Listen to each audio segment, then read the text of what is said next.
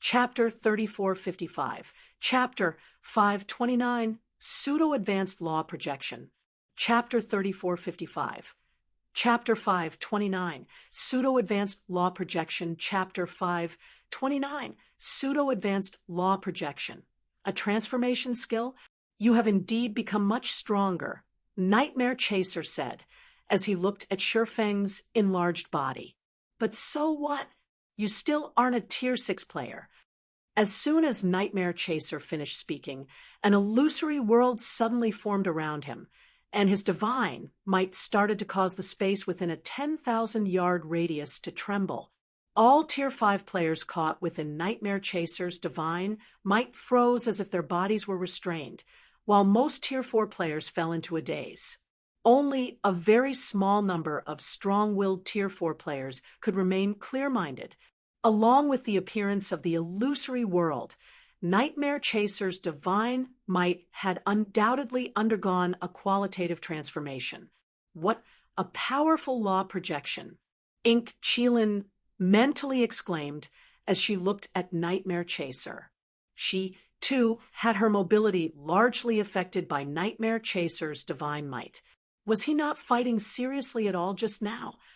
Apart from a difference in life rating and basic attributes, another major factor that set Tier 5 and Tier 6 players apart was the ability of Tier 6 players to use law projection via their divine bodies. A law projection was like the mana domain of a Tier 4 player, only a law projection was formed with a divine body as its core, and it could rewrite the operating laws of a specific area with its own unique laws. So, a law projection was vastly stronger than a mana domain. Even a Tier 5 player capable of using world creation could only mitigate some of the effects of a Tier 6 player's law projection. Of course, not all Tier 6 players' law projection was of the same strength. Weaker law projections could be completely neutralized by a Tier 5 player's world creation, while a strong and complete law projection could make it so that Tier 5 players couldn't even use world creation. Meanwhile, Nightmare Chaser's law projection was clearly very strong. This was because Ink Qilin could only mitigate a small portion of its suppressing effects with her world creation, and her combat power was reduced by over 70%. A pseudo-advanced law projection. As expected of Nightmare Chaser, Wraith Saint couldn't help but be in awe when he felt the suppression coming from the formless laws around him. He has probably already mastered 3 basic laws to create such a powerful law projection. If he can perfectly combine all 3, he'll have a true advanced law projection in his hands. As a veteran Tier 6 expert in the greater God's domain, Wraith Saint knew much more about law projections than Tier 5 and Tier 6 players of the younger generation. Not only did he know about the strength categories surrounding law projections, but he also had a detailed understanding of how players could develop their law projections. A pseudo-advanced law projection? Shifeng also couldn't help but look at Nightmare Chaser, feeling a little surprised when he felt the frightening pressure coming from his surroundings. When players advanced to Tier 6, the law projections they could form would differ depending on the laws they had learned. Over 90% of newly promoted Tier 6 players wouldn't have even one basic law mastered, so their law projections would be naturally formed by their divine bodies and considered the weakest variety. Such law projections could be completely neutralized by the world creations of Tier 5 players. As for Saints, they were individuals who had fully mastered the operating principles of at least one basic law.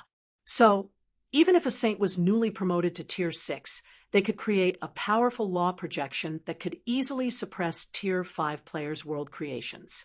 As for pseudo-advanced law projections, their formation required complete mastery over 3 basic laws. The Saint-ranked experts who could accomplish such a feat were few and far between. Moreover, so long as these players could combine the 3 basic laws they mastered, they could form an advanced law projection. At that time, they could even suppress the formation of newly promoted Tier 6 players' naturally occurring law projections, let alone Tier 5 players' world creations. Advanced law projections were so powerful that a Tier 6 player with an advanced law projection and a legendary weapon could kill a Tier 6 god by themselves. Although Nightmare Chaser's law projection had yet to reach the advanced standard, his achievement of reaching the pseudo-advanced standard was still one that many Tier 6 saint-ranked experts could only dream of attaining. "It seems you know quite a lot about law projections," Nightmare Chaser commented when he heard Shi Feng accurately identify his law projection's rank. Then he proudly continued, "That's right. I mastered my third basic law only a few years ago. You are the first person in this miniature world to have forced me to reveal this card, so you can die with pride." After saying so, Nightmare Chaser disappeared from everyone's vision before reappearing behind Shi Feng, the revenant blade in his hand transforming into a streak of light as it targeted the back of Shi Feng's neck. Nightmare Chaser's speed was so fast that most of the Tier 5 players present couldn't even react to his attack. Boom! A loud explosion echoed throughout Abyssal Star City, and the resulting shockwaves reduced the city's sturdy walls into rubble. In the direction of the Revenant Blade's advance, a large fissure had also appeared on the ground several thousand yards away, the fissure causing the island that Abyssal Star City sat on to lose a small corner. Amidst everyone's shock, though, the Revenant Blade could be seen scraping against a sword, their friction causing sparks to fly in all directions. He blocked it. How is this possible? Everyone's eyes bulged when they saw Shi Feng successfully stopping the Revenant Blade without taking any damage. Wraith Saint, in particular, couldn't help but gawk at this sight. Did I hold back too much? Nightmare Chaser was a little confused when he saw how easily Shi Feng had blocked his attack. However, he didn't fuss over it too much as he hadn't been serious with his attack just now. After all, in his opinion, no Tier 5 player should be able to stop his attack when suppressed by his law projection. Immediately, Nightmare Chaser began raining a series of attacks on Shi Feng with his Revenant Blade. Boom, boom, boom. Countless explosions echoed throughout the entire island, the shockwaves of the explosions annihilating the Tier 4 players caught within a few thousand yards of the explosion's epicenter. For a time, it looked like the apocalypse had come for Abyssal Star City. However, despite Nightmare Chaser's rampant attacks, he failed to do a single point of damage to Shi Feng. The only thing he managed to accomplish was deforming the surrounding terrain and awe the surviving players down below. What did you do? Nightmare Chaser's emotions quickly went from calm to bewilderment after seeing Shi Feng block dozens of his moves without taking any damage. Why aren't you affected by my law projection? If both of them had similar basic attributes, it would be understandable for their clash to yield no results. However, he had a pseudo-advanced law projection empowering him.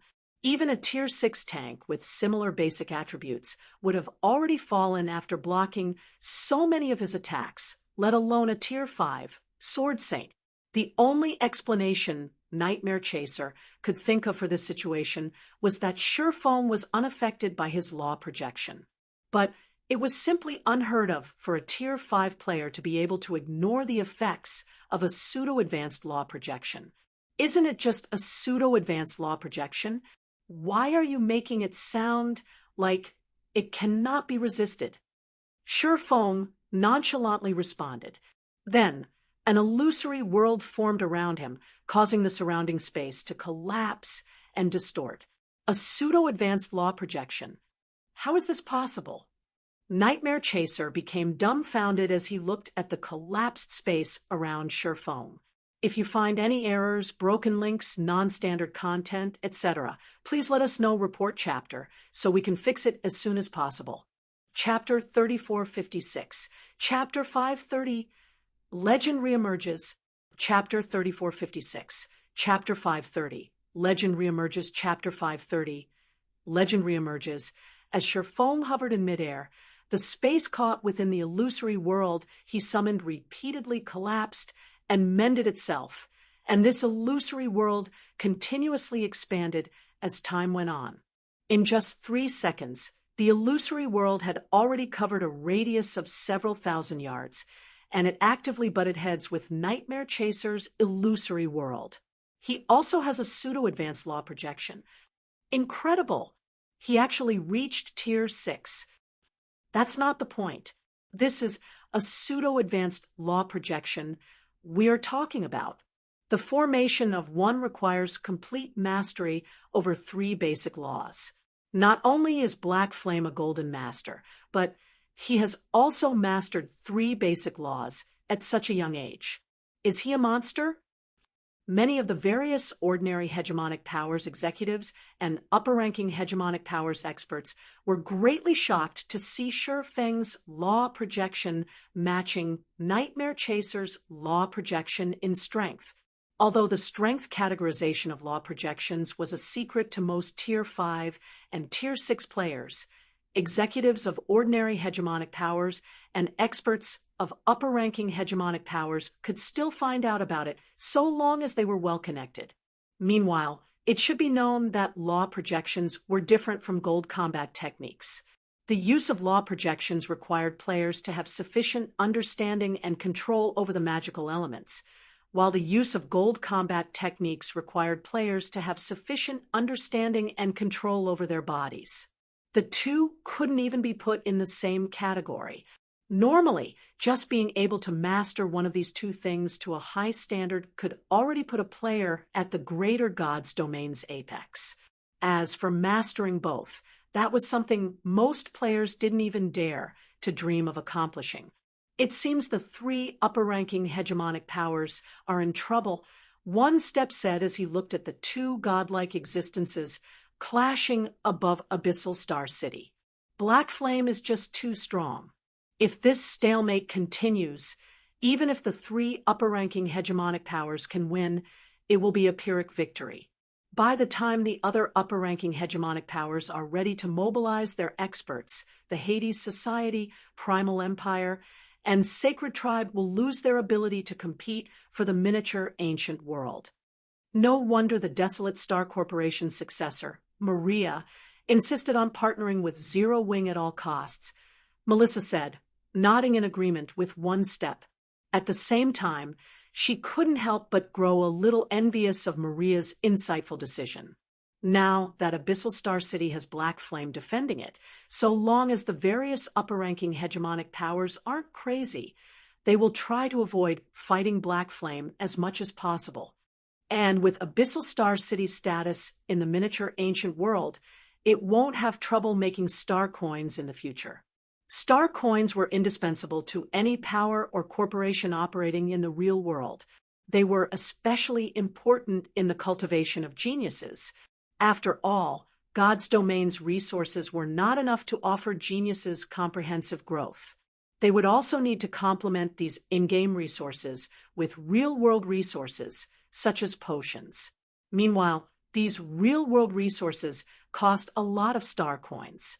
Without sufficient star coins, no matter how powerful a power was in God's domain, its future achievements would be limited. There were even many examples of promising powers with meteoric rises disappearing from God's domain because they lacked the channels to earn star coins. Now that the miniature ancient world had become a rest stop in the Void Sea for multiple realms, any player operating nearby would definitely choose to enter the miniature ancient world and rest in its cities. After all, there were very few places for players to rest in the Void Sea, and fortresses in the Void Sea were always overcrowded.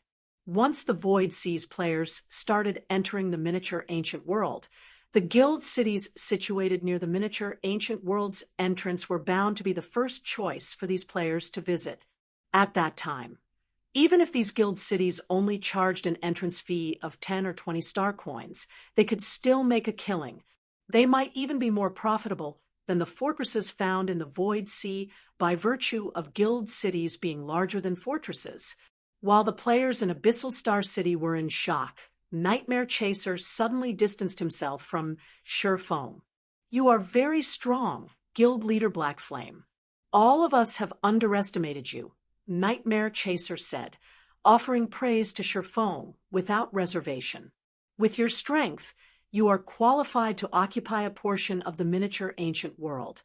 If you are willing to cooperate with us, I can promise you on behalf of the Hades Society, Primal Empire, and Sacred Tribe that we will not only have a truce, but also return Withered Sea City to you.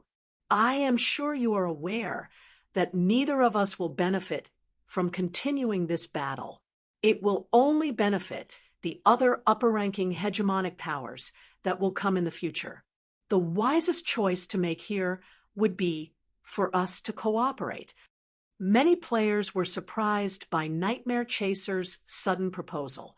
Both sides had already fought to such an extent, yet Nightmare Chaser was now taking the initiative to offer not only a ceasefire but also a partnership.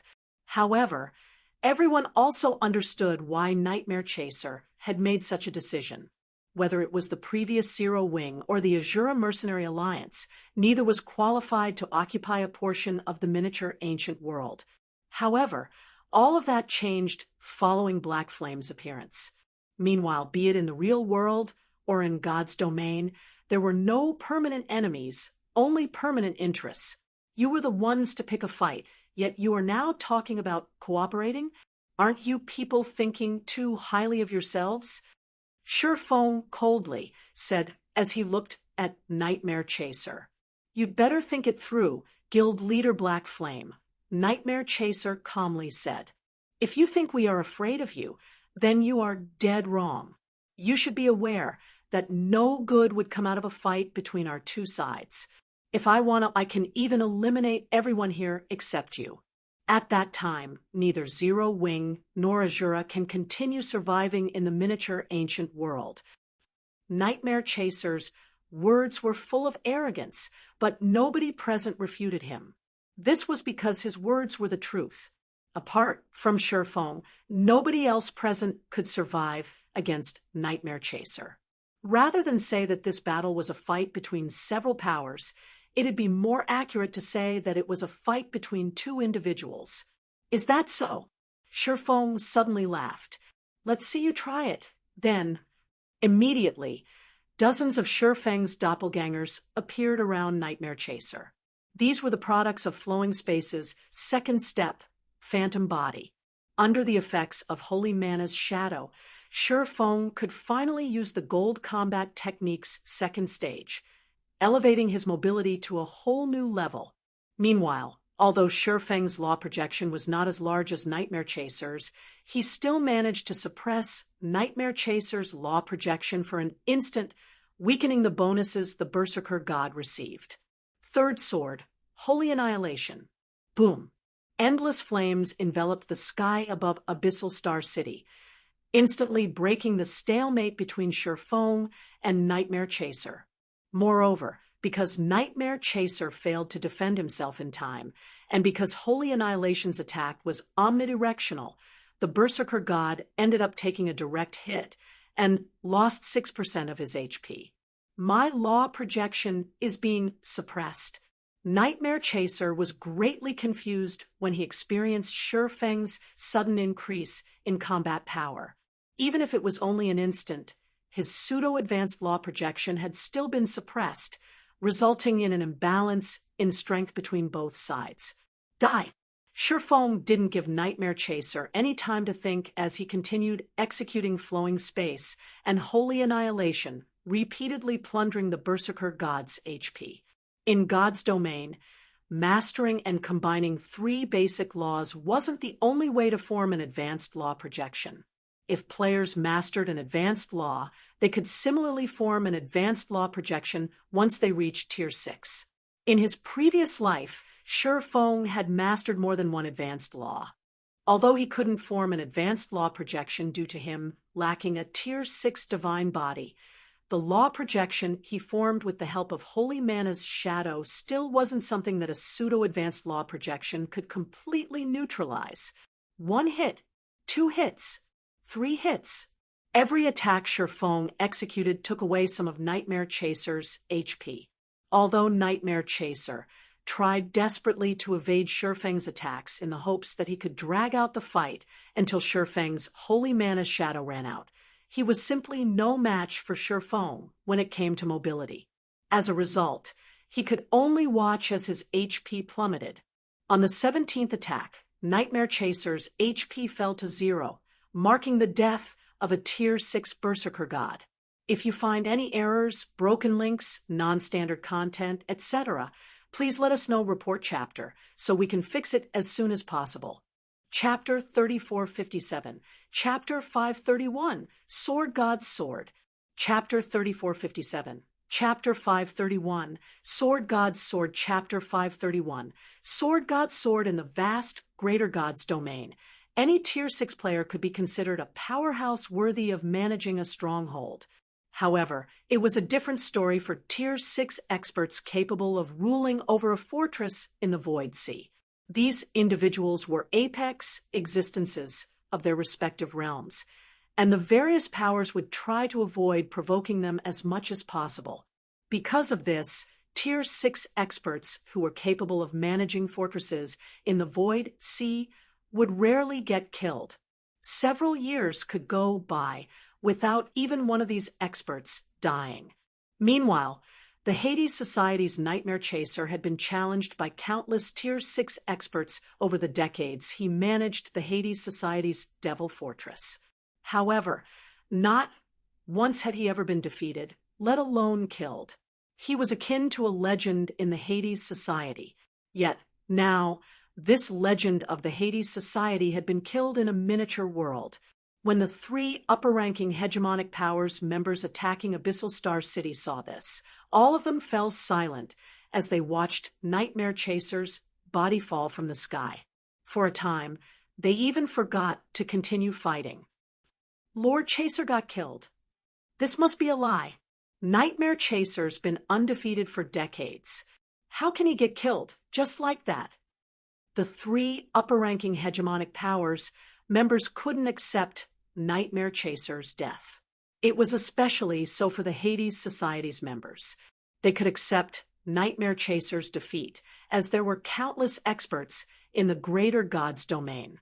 Not to mention situations where the younger generations surpassed the older generations often occurred. However, what they couldn't accept was Nightmare Chaser getting killed by someone of a lower tier. He transcended tiers to kill Nightmare Chaser. Did I just bear witness to the birth of a legend? River Light of Scarecrow Fox was greatly shocked when he saw Nightmare Chaser's corpse hitting the ground. It could already be considered a legendary feat for a Tier 5 player to kill a Tier 6 player, let alone a Tier 6 player of Nightmare Chaser's caliber. What Sure Fong just accomplished was already beyond legendary. At this time, even Ink Chilin was at a loss for words. Previously, Ink Chilin had only thought of getting closer to Sure Fong because of his ability to summon a Tier 6 war goddess. After all, a Tier 6 war goddess was an opponent that even pseudo-apex powers would not dare to provoke. The assistance of a Tier 6 war goddess could also yield incredible results in the exploration of the underground Crystal Palace. Moreover, apart from having the ability to summon a Tier 6 war goddess, Sure Fong also seemed to be more knowledgeable about the underground Crystal Palace than even pseudo-apex powers.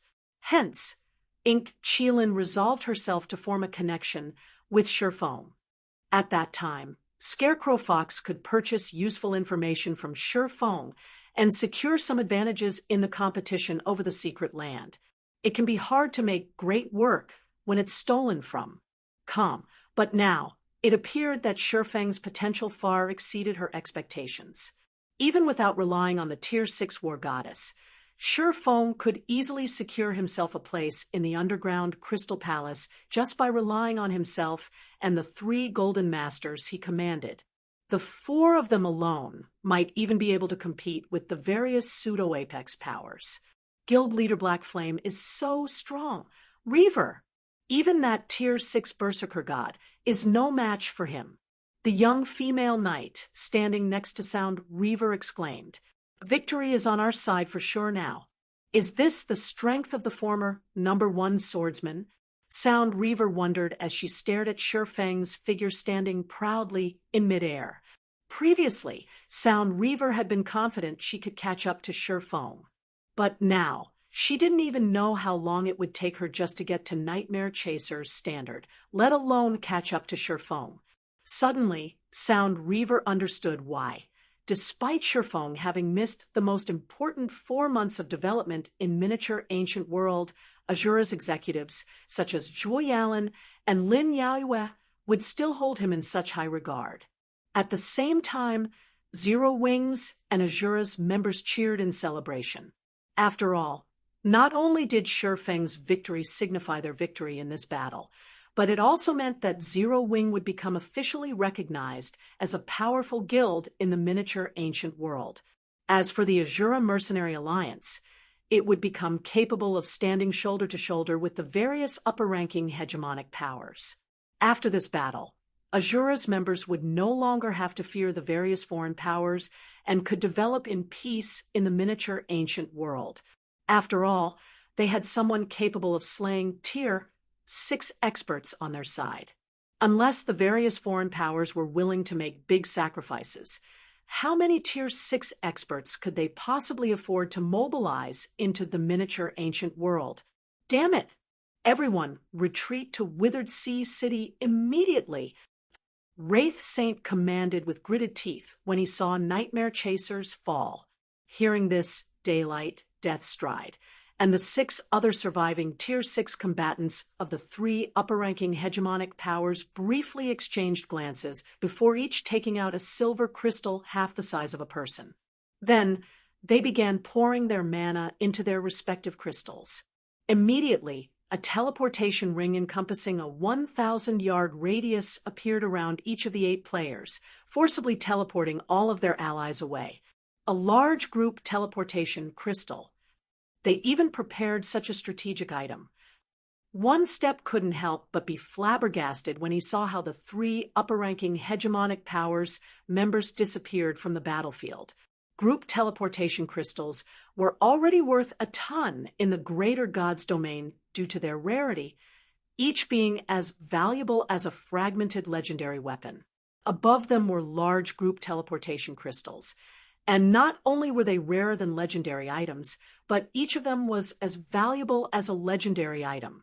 Normally, a veteran hegemonic power would only have several large group teleportation crystals in storage, and they would never use them unless their continued existence was threatened. Yet, now, the 3 upper-ranking hegemonic powers had used a combined total of 8 large group teleportation crystals. How wealthy of these people! Ink Chilin was also astonished by the 3 upper-ranking hegemonic powers' extravagance. After all, large group teleportation crystals were consumable items.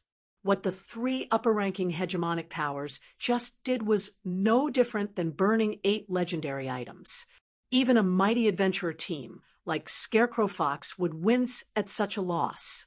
Of course, Ink Chilin could understand why the 3 upper-ranking hegemonic powers made such a costly decision. If the Hades Society, Primal Empire, and Sacred Tribe were to lose all of their Tier 5 experts in this battle, the losses they would suffer would be far greater than just 8 legendary items. It was one thing to lose tens of thousands of fragmented legendary items. It was a whole other matter to lose their qualifications to compete over the miniature ancient world. That was a loss the 3 powers could never accept. Escape? When Sherfong saw the army of Tier 5 players disappear, he focused his gaze on the 8 fading teleportation arrays in the sky. Do you think you can escape in front of a great Grandmaster Magician? After taking a deep breath, Sherfong raised the Winter of Eternal Night and swung it at the 8 fading teleportation arrays. Radiant Night. Sword's Orbit. Immediately, hundreds of sword lights as dark as night surged into the teleportation arrays. Then, they merged with the teleportation arrays and vanished without a trace. If you find any errors, broken links, non-standard content, etc., please let us know. Report chapter so we can fix it as soon as possible. Chapter 3458, Chapter 532, Frightened, Withered Sea City, Chapter 3458, Chapter 532, Frightened, Withered Sea City Chapter 532. Frightened Withered Sea City Dead. Ash Sea, Withered Sea City. Amidst the glow of the setting sun, flying mounts could be seen flying across the blue sky above Withered Sea City, and hundreds of ships could be seen coming and going from the city's port at every given moment. Many of the players riding on these flying mounts and ships were foreign players visiting the miniature ancient world to rest, and their arrival brought life and laughter to the extremely dangerous dead, Ash Sea. The Hades Society sure lucked out. Not only were they the first to discover this miniature world, but their fortress in the Void Sea is even located near this place. So long as they're willing to invest some mana stones and 7 luminaries crystals, they can quickly mobilize a large number of Tier 5 players here. The Myriad Forest Empire's Silent Saintess, who was now a level 158, Tier 5 player, said enviously as she looked at the crowded port. The fee to enter Withered Sea City is 30 star coins. There are a minimum of 300,000 players coming here to rest from the Void Sea every day, so that's nearly 10 million star coins of pure profit every day. If I can make that much money every day for 10 days, I can already retire and enjoy life. 100 million star coins? Are you living in a dream? Glorious Mantra, who was now a level 157, Tier 5 player, said with a look of disdain. With our standards, unless we advance to Tier 6, the most we can make within our lifetimes is 20 or 30 million. It's a pity we got eliminated from the rookie competition by Black Flame, Silent Saintess said with a sigh. Otherwise, we would have similarly had a chance to enter the Eternal Realm. If we can get a head start there, we can easily make a couple 100 million. We wouldn't have to explore the dangerous Void Sea in search of ruins and treasures. We also wouldn't have to get exploited by the various upper-ranking hegemonic powers. Because of her failure to secure a spot in the Galaxy Corporation's invitational competition, she had no choice but advance to Tier 5 and team up with the Red Star Kingdom's Glorious Mantra and the Iron Lion Kingdom's Martial Quadbeast to explore the Void Sea. Stop bringing it up. We can only consider ourselves unlucky for coming across a luminous glory expert, Martial Quadbeast said, sighing. Rather than reopening old wounds, we should focus on recovering our stamina and concentration as soon as possible. More and more experts are migrating to our part of the Void Sea because of this miniature ancient world, so we should hurry up and explore our region. That way, we can explore even farther areas before those other Tier 5 experts arrive. Silent Saintess and Glorious Mantra nodded. Then, the trio made their way to Withered Sea City's central district. While the 3 of them might be titled experts, their strength only held significance in the various kingdoms and empires.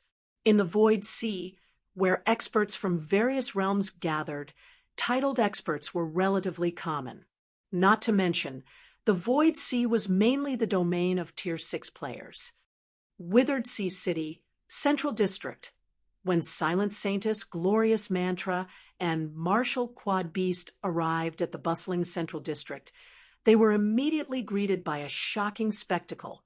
At this moment, tens of thousands of radiant lights suddenly descended upon the central plaza, the descent of every streak of light bringing with it a frightening aura. Evidently, all of these players who had just teleported into the city were Tier 5 players. Moreover, many of these Tier 5 players were 4th floor experts and titled experts. They also wore the guild emblems of the Hades Society, Primal Empire, or Sacred Tribe. When these tens of thousands of Tier 5 experts appeared together, the terrifying aura they emanated caused Silent Saintess's group of 3 to shudder in fear. What's going on? Why did so many Tier 5 experts suddenly appear together? All of these players are from the Hades Society, Primal Empire, and Sacred Tribe. Could the 3 powers have banded together? What? Did you just find out about it now? I heard that the 3 powers had joined forces to attack Abyssal Star City, and are planning to thoroughly exterminate the Azura Mercenary Alliance, the alliance created by the Azura Sword Emperor Black Flame. I also heard that Black Flame has recently returned, so it must have been a battle of epic proportions. They went to exterminate Azura. Why are they back? Then, when the players resting in the restaurants surrounding the central plaza saw the sudden arrival of the 3 upper-ranking hegemonic powers experts, they couldn't help but grow curious and start a discussion among themselves. Black Flame, Silent Saintus's group of 3, also had their interests piqued when they overheard the discussions of the players around them. That person actually comes from this miniature world. Black Flame, the Azura Sword Emperor, had already become a legendary figure in the ancient River Kingdom and its surrounding countries. He had appeared very suddenly in the ancient River Kingdom and proceeded to defeat numerous paragons in the kingdom's rookie competition. But after becoming the rookie competition's champion, he disappeared just as suddenly as he appeared. Then, just when everyone thought Black Flame had been eliminated by some power targeting him, his name suddenly appeared on the 7 Luminaries Alliance's Luminous Glory list, exciting countless players in the ancient River Kingdom and the players who had fought Black Flame in the past.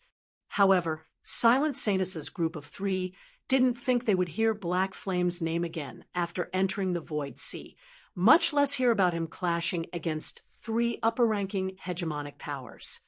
Withered Sea City, Central Plaza, thank goodness Black Flame didn't react in time.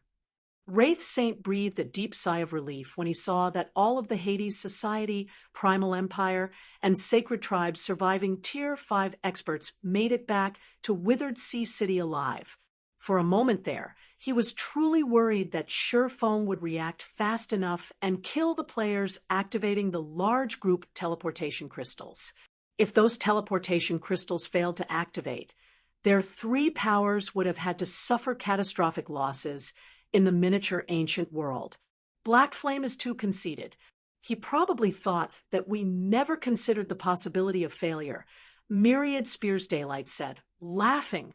Now that we managed to conserve over 70% of our Tier 5 players, we just need to wait for more Tier 6 players to appear. Then we can go back and take care of Zero Wing and Azura. Death Stride, the Unsleeping Death, and the other Tier 6 combatants of the 3 powers also laughed and nodded. The miniature Ancient World's World Passage had only opened not long ago, so foreign powers such as the Hades Society, Primal Empire, and Sacred Tribe had yet to start exerting their strength. Once more of their Tier 5 paragons got promoted to Tier 6, it wouldn't matter how heaven-defying Surefoam was. Zero Wing and the Azura Mercenary Alliance would still be doomed. After all, their 3 powers had far more resources to create Tier 6 players than Zero Wing and Azura did. The 3 upper-ranking hegemonic powers were defeated. Silent Saintus, Glorious Mantra, and Martial Quad Beast were stunned when they overheard Daylight's words. Upper-ranking hegemonic powers were apex existences in the Starlight realm. They were vastly superior to ordinary hegemonic powers, and each of them controlled over a dozen empires and dozens of kingdoms. If 3 upper-ranking hegemonic powers banded together, even conglomerates would have to tread carefully around them. Yet now, they were defeated by the alliance created by Black Flame. However, just as the members of the 3 upper-ranking hegemonic powers were joyfully deriding Zero Wing and the Azura Mercenary Alliance, the sky above Withered Sea City suddenly changed. The next moment, hundreds of dark sword lights suddenly descended from the teleportation passage situated within the city's defensive magic array, each one carrying irresistible might. Even Tier 5 players standing thousands of yards away felt an instinctive fear when they felt the power coming from these sword lights. Before anyone could react, the hundreds of sword lights fell onto the crowded central plaza and transformed into a brilliant river of stars that was encompassed by a dark void. Then, the miniature galaxy disappeared, leaving behind a desolate wasteland. What just happened? Where did everyone go? Tens of thousands of Tier 5 experts are gone, just like that. What is up with those sword lights? Those are definitely the attacks of a Tier 6 existence. And how did those attacks come through the teleportation passage? Did a Tier 6 NPC make a move? Apart from fear, the players resting around the central plaza were also filled with confusion. The central plaza had been fine just a moment ago. Yet, not only was it suddenly attacked, but the attack had come through a teleportation passage, directly bypassing Withered Sea City's defensive magic array. Such a situation was simply unheard of. Meanwhile, in a corner of the central plaza, Silent Saintess, Glorious Mantra, and Martial Quad Beast felt shivers crawl down their spines. This was because they were incredibly familiar with the attack that had just annihilated the 3 upper-ranking hegemonic powers' Tier 5 army. Is the system playing a joke on us? Silent Saintess dazedly muttered as she stared at the fading sword lights. She would never mistake those sword lights. Those were the sword lights of the Azura Sword Emperor, and they were the product of the combat technique that previously killed her in the rookie competition. If you find any errors, broken links, non-standard content, etc., please let us know. Report chapter so we can fix it as soon as possible. Chapter 3459, Chapter 533, Updated Sacred Glory List. Chapter 3459, Chapter 533, Updated Sacred Glory List. Chapter 533, Updated Sacred Glory List. Boundary C, Abyssal Star City. A day had passed since the defensive siege took place in Abyssal Star City. By now, most of the city's infrastructure had been restored, and many shops, hotels, and restaurants had resumed operating normally. Not only did Abyssal Star City not fall into depression, but it had become even more bustling than before. Originally, Abyssal Star City would only see daily traffic of about 10 million players. Moreover, most of it would consist of native players. Now, though, not only did the city's player traffic increase multiple times, but most of it also consisted of foreign players.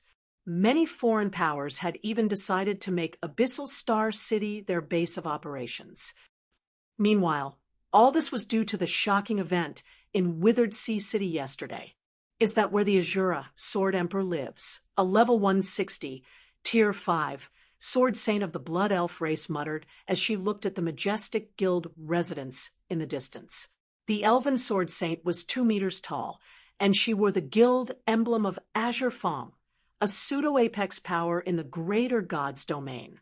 When this Elven Sword Saint walked down the street, many foreign experts would take the initiative to make way for her.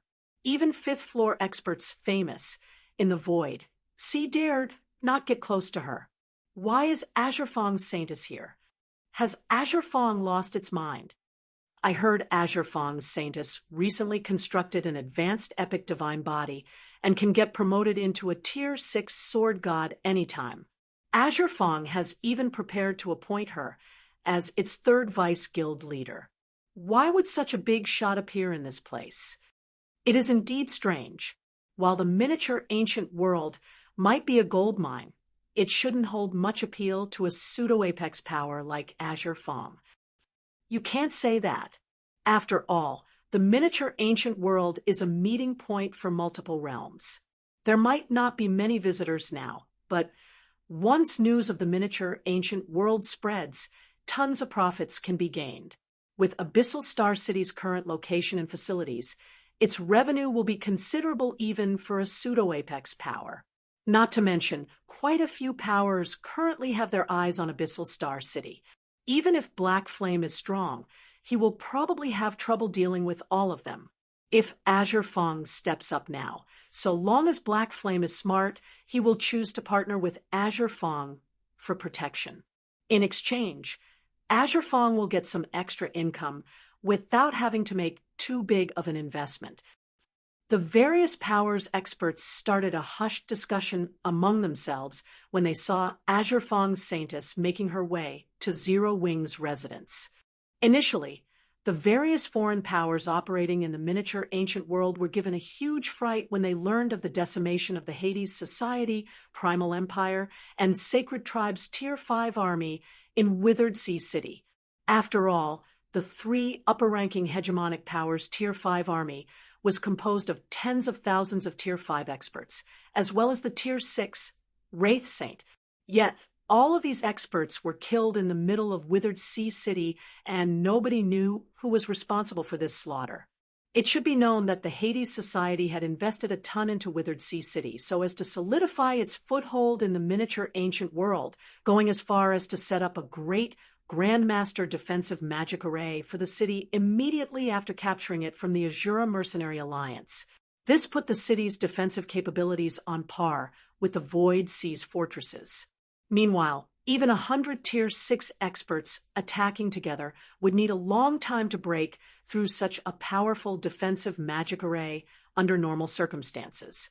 Yet, someone had managed to bypass the defensive magic array and annihilate tens of thousands of Tier 5 experts, all within an instant.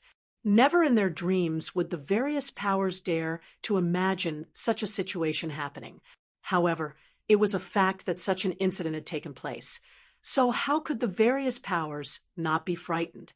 But after the various powers probed around, they discovered something even more frightening.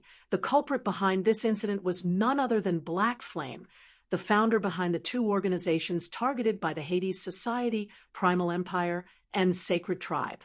Despite being only a Tier 5 Sword Saint, Black Flame had transcended tiers to slay the Tier 6 Nightmare Chaser. After that, he even utilized the teleportation arrays of the large group teleportation crystals used by the three upper-ranking hegemonic powers to escape to annihilate the three powers' Tier 5 army. Both achievements sounded like they came straight out of a fantasy. As a result of these achievements, Black Flame had thoroughly become a thorn in the eyes of the various upper-ranking hegemonic powers. The various upper-ranking hegemonic powers had even secretly joined forces with the intention of eliminating Black Flame first before competing for the miniature ancient world. Inside a high-class bar in Abyssal Star City, many executives of ordinary hegemonic powers were currently gathered here to exchange information and form alliances. They were doing so to resist the various upper-ranking hegemonic powers and survive in the miniature ancient world. One step, Melissa. Aren't your guilds a little too crazy? Why did you decide to join Azura at this critical juncture? Are you not afraid of those upper-ranking hegemonic powers' retaliation?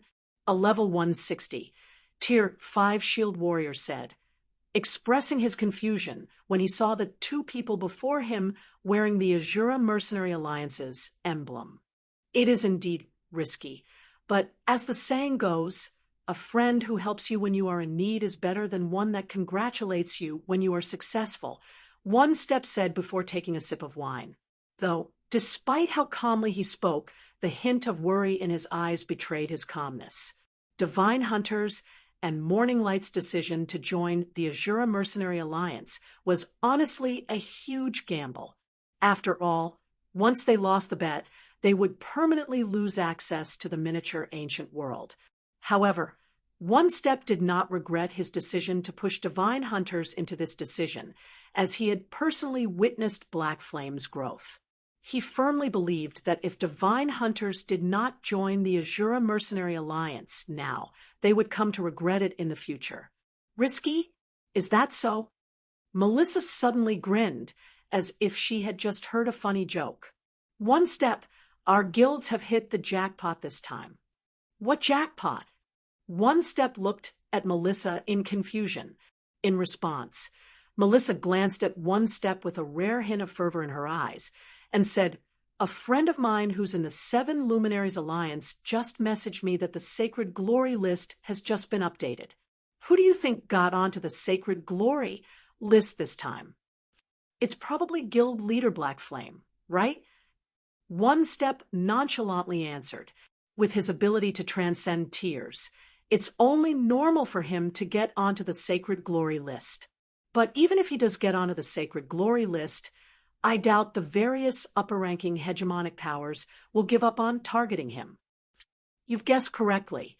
Guild leader Black Flame did make it into the Sacred Glory list this time, Melissa said, smiling at One Step's nonchalance.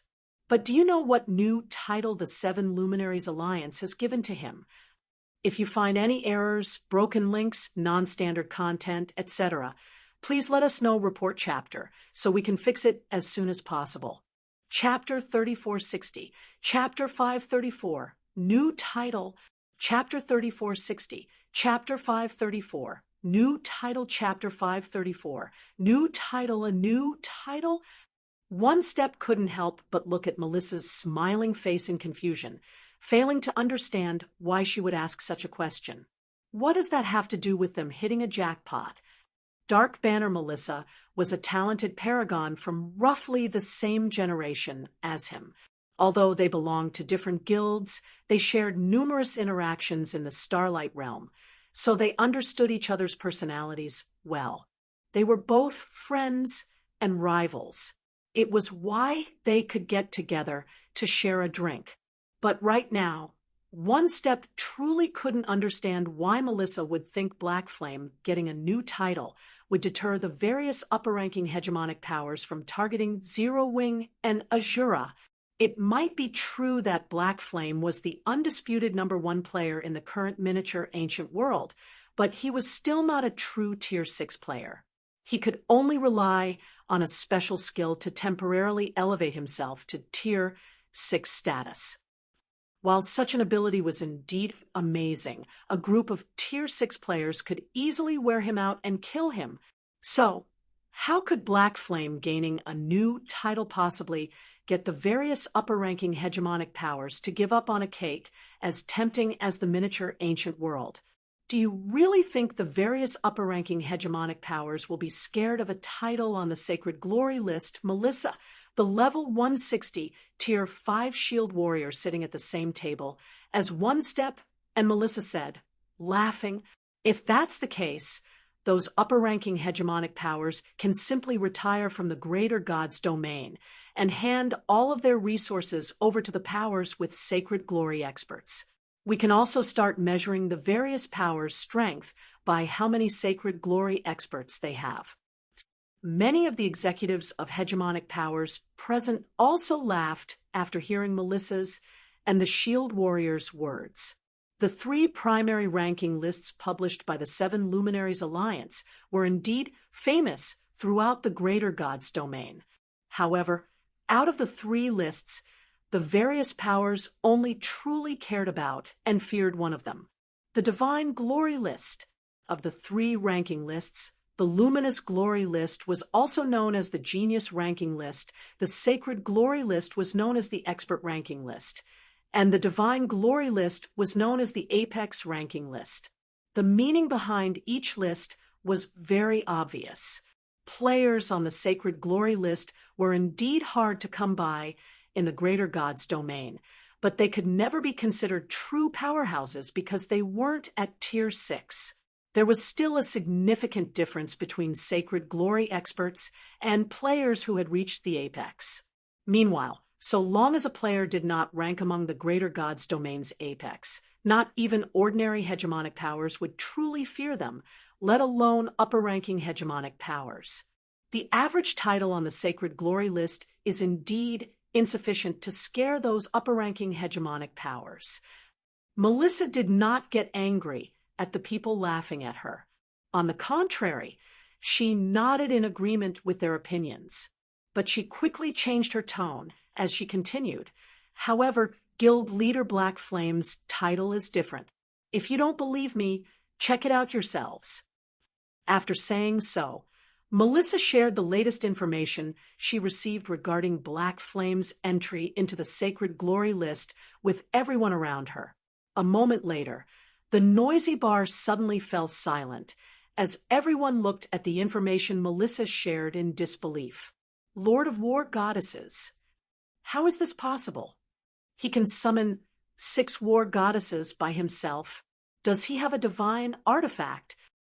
The information Melissa shared on Black Flame wasn't detailed, It only had a brief introduction of Black Flame's capabilities. If they wanted more details, they would need to purchase the latest edition of the sacred glory list sold by the Seven Luminaries Alliance. Even so, the limited information was already enough to leave everyone amazed and shocked. War goddesses were one of the apex combatants of the greater god's domain's human NPCs. They were one of the main factors keeping players in check and deterring the various player powers from causing chaos in the various human kingdoms and empires. Meanwhile, this deterrence was deeply ingrained in the souls of the greater god's domain's various powers. In the distant past, many guilds behaved wantonly after gaining power. One particular guild had started rapidly expanding its territory across the greater god's domain after accumulating sufficient apex combatants. It even tried to conquer kingdoms and empires without going through the normal channels. While those kingdoms and empires had Tier 6 NPCs defending them, there was no way they could win against Tier 6 apex combatants. So, the hegemonic powers managing those kingdoms and empires were annihilated, and the fall of those countries was imminent. But just when everyone thought everything was set in stone, the human NPCs of the targeted kingdoms and empires sought help from the war god's temple. Then, what happened next shocked the entire greater god's domain. Less than a day after those kingdoms and empires asked for help, the powerful guild, which commanded apex combatants and could challenge apex powers, disappeared overnight. Indeed, all of the guild's members, from the guild leader to the normal members, vanished from God's domain overnight. Not many details were known about what had happened, but there was one thing everyone was certain of. The war god's temple had mobilized an NPC legion composed of 20 individuals, and every one of them was a human NPC bearing the title of war goddess. Even though the 20 war goddesses were severely outnumbered, they had annihilated the lawless guild's several thousand Tier 6 experts, including the 6 old monsters wielding apex combat power. All of these Tier 6 players were deprived of their qualifications to enter God's domain. Meanwhile, after that battle, as many as 7 of the mobilized war goddesses had reported back to the war god's temple. From that moment on, the greater god's domain's players realized that simply having apex combat power didn't necessarily mean they would become invincible. They could still be killed, nonetheless. Meanwhile, after that incident, the 7 surviving war goddesses were labeled by players as the original war goddesses. In the long years that followed, although many up-and-coming guilds would still occasionally cause trouble, every one of them was wiped out by the war god's temple's war goddess legion, without exception. Because of these examples, it became common knowledge in the greater god's domain that even apex powers should not provoke the war goddess legion. Now that it was revealed that Black Flame could summon 6 war goddesses by himself, even if he could only summon 6 Tier 5 war goddesses, he was still an opponent to be feared. After all, in the miniature ancient world, where foreign Tier 6 players could not exhibit their full strength, Tier 5 war goddesses who had developed their techniques to the extremes could easily reign supreme over a region. Dead Ash Sea, Withered Sea City. After more than a day had passed, Withered Sea City's central plaza had been fully restored. The city looked like it had never been attacked, and the Hades Society, Primal Empire, and Sacred Tribes members continued patrolling the city as usual.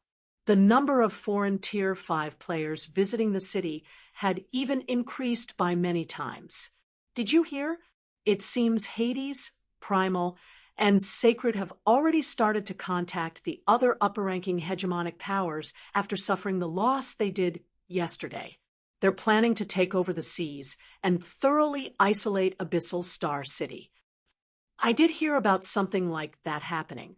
I even saw some of the other upper-ranking hegemonic powers members entering the Hades Society's residence a while ago.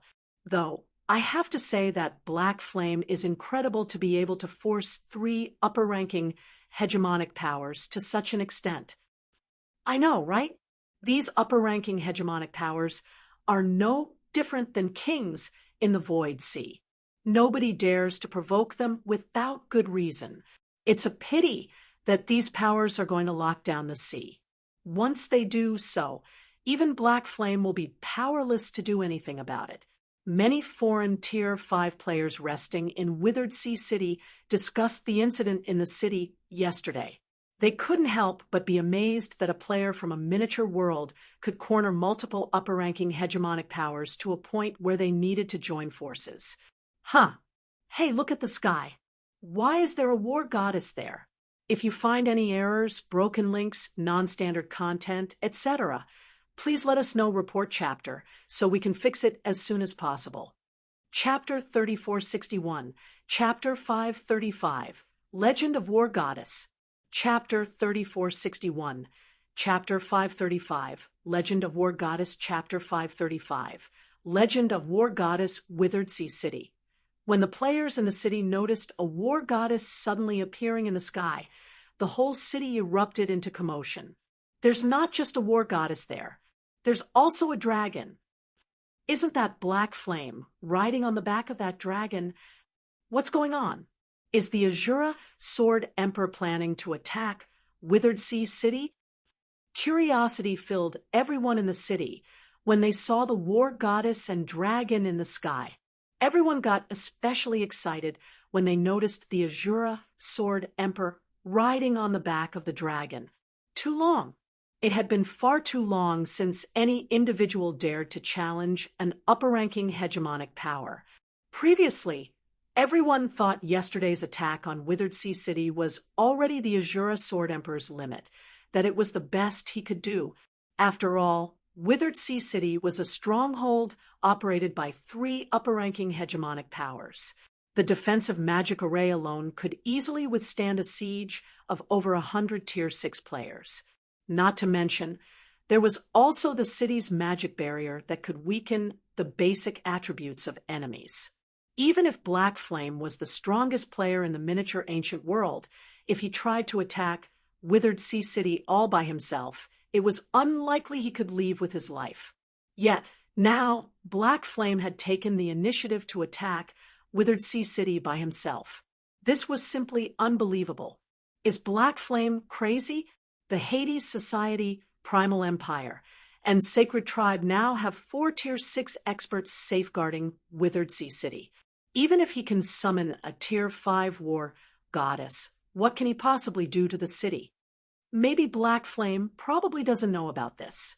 After all, Hades, Primal, and Sacred had secretly shown us the additional forces they mobilized to assure us. There's a chance news of the 3 powers' strength has yet to reach Zero Wing and the Azura Mercenary Alliance. Regardless, this is going to be interesting. Even at Tier 5, a war goddess can still pose a significant threat in the miniature ancient world. We can use this opportunity to see how powerful this Tier 5 war goddess can be and come up with the appropriate countermeasures.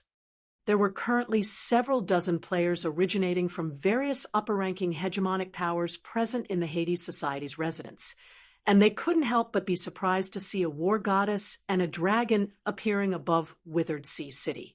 The Lord of War Goddesses. This was the new title the 7 Luminaries Alliance had given to Black Flame. Even if Black Flame was only a Tier 5 player, they still had no choice but to take him seriously. After all, there were many examples of powerful guilds facing destruction at the hands of war goddesses in the greater gods domain. Now that Black Flame had come to attack Withered Sea City with a Tier 5 war goddess, this was an excellent opportunity for them to gather information. If Black Flame's war goddess could not deal with the Hades Society, Primal Empire, and Sacred Tribe, they could band together without worry. And if the war goddess caused significant losses to the 3 powers, they would remain neutral. That way, no matter who won or lost, they wouldn't lose. Are we really going to do this, Guild Leader? Standing atop the mutated Frostflame Phantom Dragon, Su Qianlu couldn't help but grow worried as she looked at the city beneath her.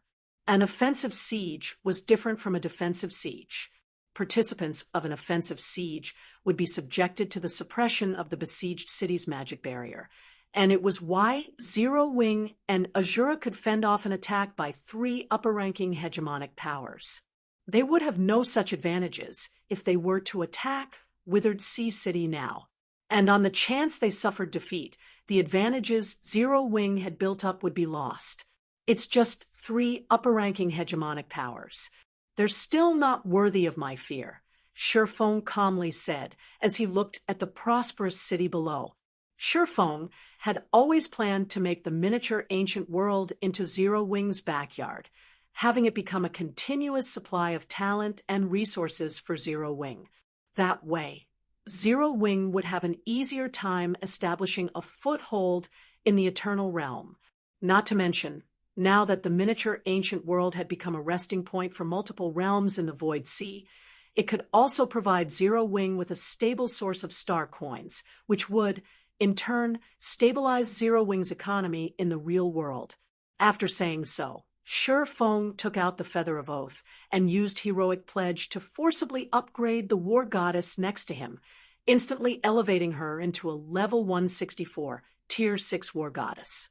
At the same time, the War Goddess began radiating a terrifying divine might that covered a radius of tens of thousands of yards. Go on, it's time to let them know despair. Without hesitation, Shifeng commanded the War Goddess to execute her strongest move, the Tier 6 unique skill Void Blast, against Withered Sea City. In response, the War Goddess, clad in silver armor, aimed her longbow at Withered Sea City and drew it into a full moon, a large 4-fold magic array forming in front of the arrowhead. Then, divine patterns started to form around the magic array, the appearance of every divine pattern enhancing the magic array's power by a notch. Thousands of divine patterns simultaneously strengthened the magic array, causing it to become so powerful that its mere presence shattered the surrounding space. Tier 6. That's a Tier 6 War Goddess. Meanwhile, following the War Goddess's promotion to Tier 6, all players in Withered Sea City fell into bewilderment. It was not unheard of for players and powers to summon War Goddesses in the Greater Gods domain. Aside from special items, they could also be summoned using summoning arrays. However, the best these items and summoning arrays could do was summon a Tier 5 War Goddess. As for players summoning Tier 6 War Goddesses, that was unheard of. After all, Tier 6 War Goddesses were legends and apex combatants in the Greater Gods domain. They were existences that would only appear in realm wars or battles of that scale. However, before anyone in Withered Sea City could return to their senses, the War Goddess let loose the silver arrow nocked in her longbow, and the arrow transformed into a dazzling star that descended onto the city. Boom! For a moment, it was as if the sun had appeared in Withered Sea City. Players standing several kilometers away from the city could clearly see and feel the intensity of the light and heat coming from the miniature star. After some time passed, the radiance that enveloped the city disappeared, revealing a sight that dumbfounded Su Qianlu. Gone. The entire Withered City was gone. A main city that was populated by over 30 million players was erased from existence. Just like that. We can go back now. While looking at the tattered remains of Withered Sea City's walls, Shifeng instructed, have Blackie and the others come to take over and rebuild the city. Then, proceed with the plans we previously discussed. Before this, Shifeng didn't wish to publicize that he could summon a Tier 6 War Goddess. This was because a Tier 6 War Goddess's influence was so significant that it might lead to many pseudo-apex powers taking extreme measures. However, to let Zero Wing gain more benefits from the miniature ancient world, he decided it was no longer necessary to hide this information. He couldn't stay in the miniature ancient world long term. He would even take many capable individuals to the Eternal Realm with him. If Zero Wing lacked sufficient deterrence, it wouldn't be able to retain its portion of benefits in the miniature ancient world. Okay, Su Qianlu instinctively replied, her mind still having yet to return to its senses. Subsequently, following Shifeng returned to Abyssal Star City with Su Qianlu and had Blackie bring some members over to Withered Sea City by ship to capture and rebuild it. It was impossible to destroy a city in God's domain fully. So long as the City Lord's token remained, a city could be rebuilt, even if it was thoroughly demolished. The possibility of the City Lord's token not being within Withered Sea City was also zero.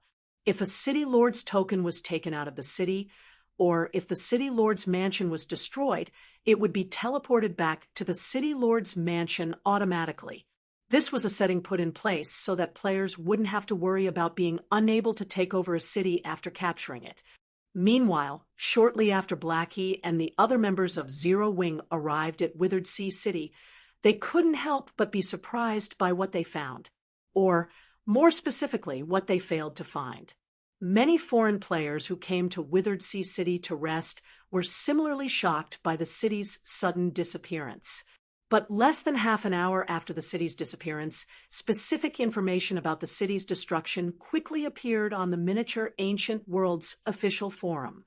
For a time, the entire Miniature Ancient World fell into silence. Now that Black Flame had come to attack Withered Sea City with a Tier 5 war goddess, this was an excellent opportunity for them to gather information. If Black Flame's war goddess could not deal with the Hades Society, Primal Empire, and Sacred Tribe, they could band together without worry. And if the war goddess caused significant losses to the three powers, they would remain neutral. That way, no matter who won or lost, they wouldn't lose. Are we really going to do this, Guild Leader? Standing atop the mutated Frostflame Phantom Dragon, Su Qianlu couldn't help but grow worried as she looked at the city beneath her. An offensive siege was different from a defensive siege. Participants of an offensive siege would be subjected to the suppression of the besieged city's magic barrier, and it was why Zero Wing and Azura could fend off an attack by three upper-ranking hegemonic powers. They would have no such advantages if they were to attack Withered Sea City now. And on the chance they suffered defeat, the advantages Zero Wing had built up would be lost. It's just three upper-ranking hegemonic powers. They're still not worthy of my fear, Shifeng calmly said, as he looked at the prosperous city below. Shifeng had always planned to make the Miniature Ancient World into Zero Wing's backyard, having it become a continuous supply of talent and resources for Zero Wing. That way, Zero Wing would have an easier time establishing a foothold in the Eternal Realm. Not to mention, now that the Miniature Ancient World had become a resting point for multiple realms in the Void Sea, it could also provide Zero Wing with a stable source of star coins, which would, in turn, stabilize Zero Wing's economy in the real world. If you find any errors, broken links, non-standard content, etc., please let us know. Report chapter so we can fix it as soon as possible. Chapter 3462, Chapter 536, 3 Absolutes. Chapter 3462, Chapter 536, 3 Absolutes. Chapter 536, 3 Absolutes. I went to Withered Sea City, but it was gone. Can someone tell me what happened? Are you sleep-talking? Or are you trying to pull a trick on us? That's Withered Sea City. We are talking about a city operated by 3 upper-ranking hegemonic powers. You must have gone to the wrong place. I have a picture of my map and my current location.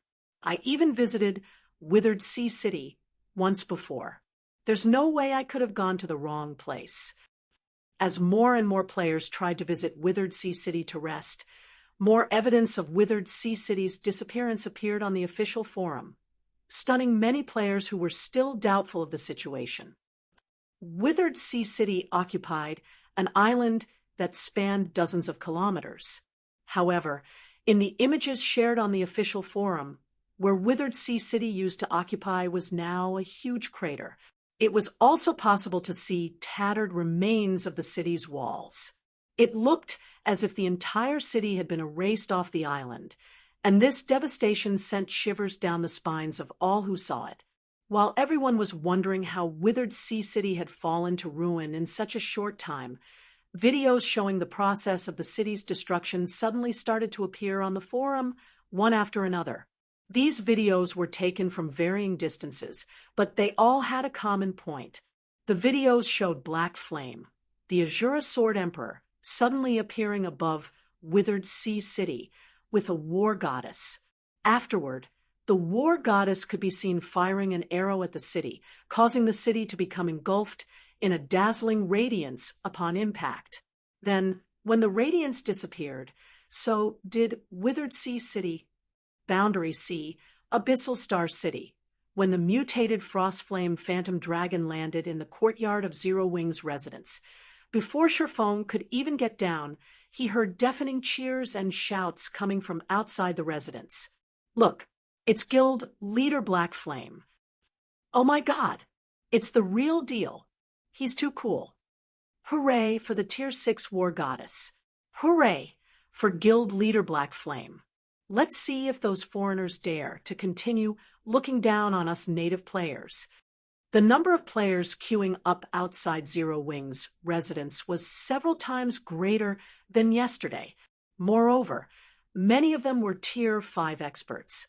And when these players saw Sherfone appearing in the courtyard, they couldn't help but get the urge to charge into the residence. Fortunately, the Zero Wing members on duty were prepared for this situation, as they had long erected a magic barrier at the entrance, prohibiting those without permission from entering.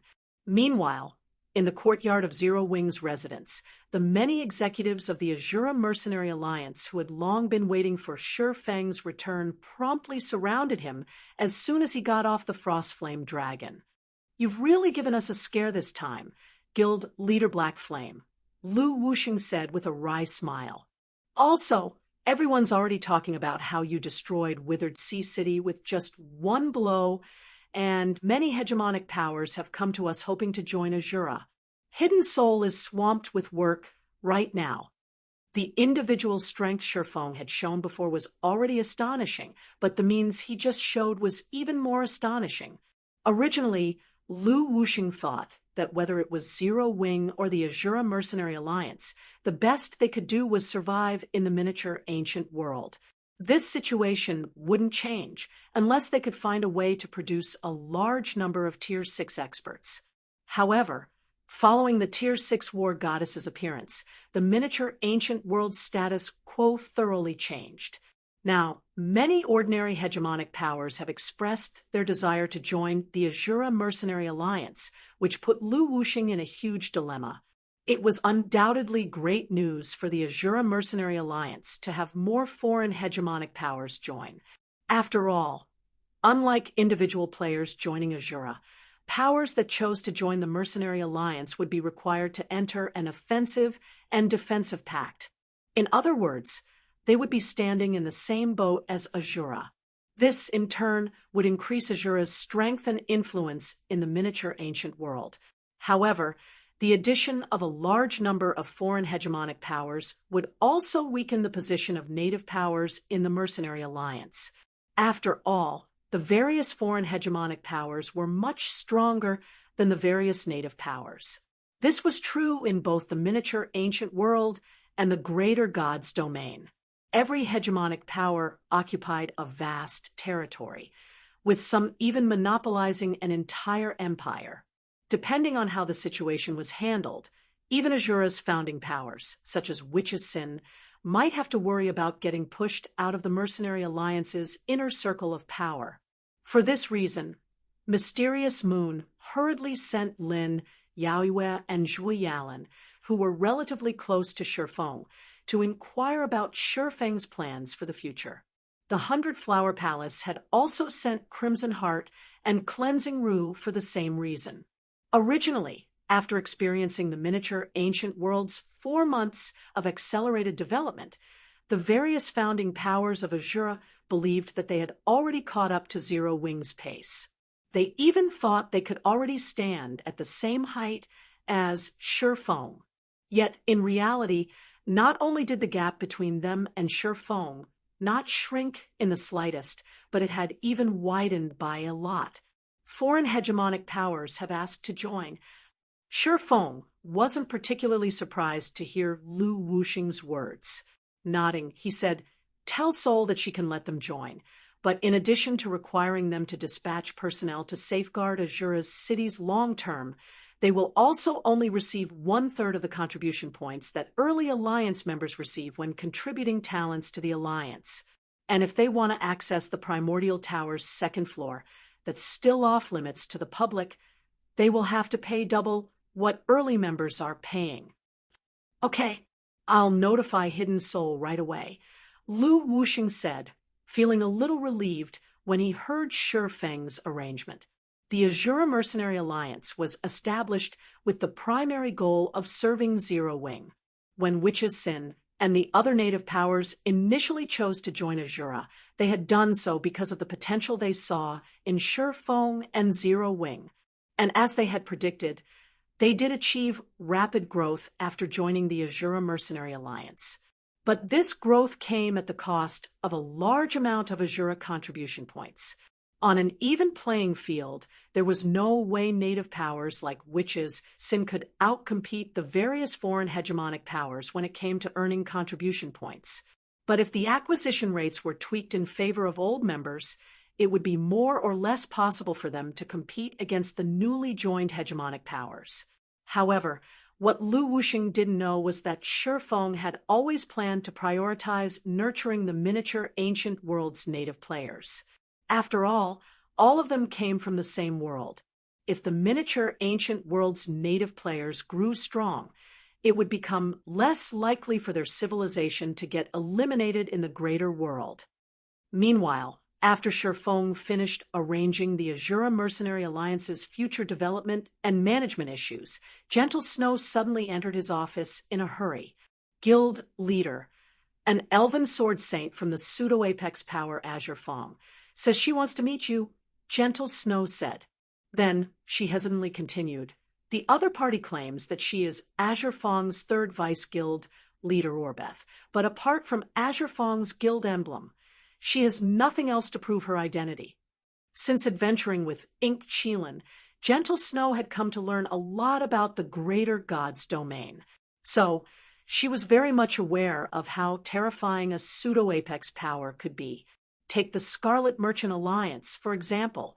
Even in a place such as the Crystal City of Secrets, where titled experts occupied the lowest level of the city's social hierarchy, the players operating in the city would still actively make way when encountering the Scarlet Merchant Alliance's members. Now that someone claiming to be a vice guild leader of Azure Feng had come knocking on Zero Wing's doors, if the situation wasn't handled correctly, Zero Wing might find itself with another powerful foe, an elven sword saint named Orbeth. When Shi Feng heard the name Gentle Snow mentioned, he couldn't help but feel as if he had heard it from somewhere before. Yet, he couldn't remember where he had heard it from. Do you have her picture? Here is a video clip I recorded, Gentle Snow said, as she shared a short clip with Shi Feng. In the recording, a 2-meter-tall elven woman with gray hair could be seen standing in the lobby of Zero Wing's guild hall. The woman looked young, no more than 21 or 22 years old. Even though the video had clearly captured the woman, one would fail to notice her presence if one wasn't paying attention. It was as if the woman did not exist in this world. Meanwhile, Shi Feng couldn't help but be stunned when he saw this gray-haired elven woman. Why is one of the 3 absolutes here? If you find any errors, broken links, non-standard content, etc., please let us know. Report chapter so we can fix it as soon as possible. Chapter 3463. Chapter 537. Goddess Law. Chapter 3463. Chapter 537. Goddess Law. Chapter 537. Goddess Law, one of the 3 absolutes. Gentle Snow ran Shi Feng's words through her mind when she saw the look of surprise on his face. However, she couldn't recall ever hearing about the title Shi Feng mentioned.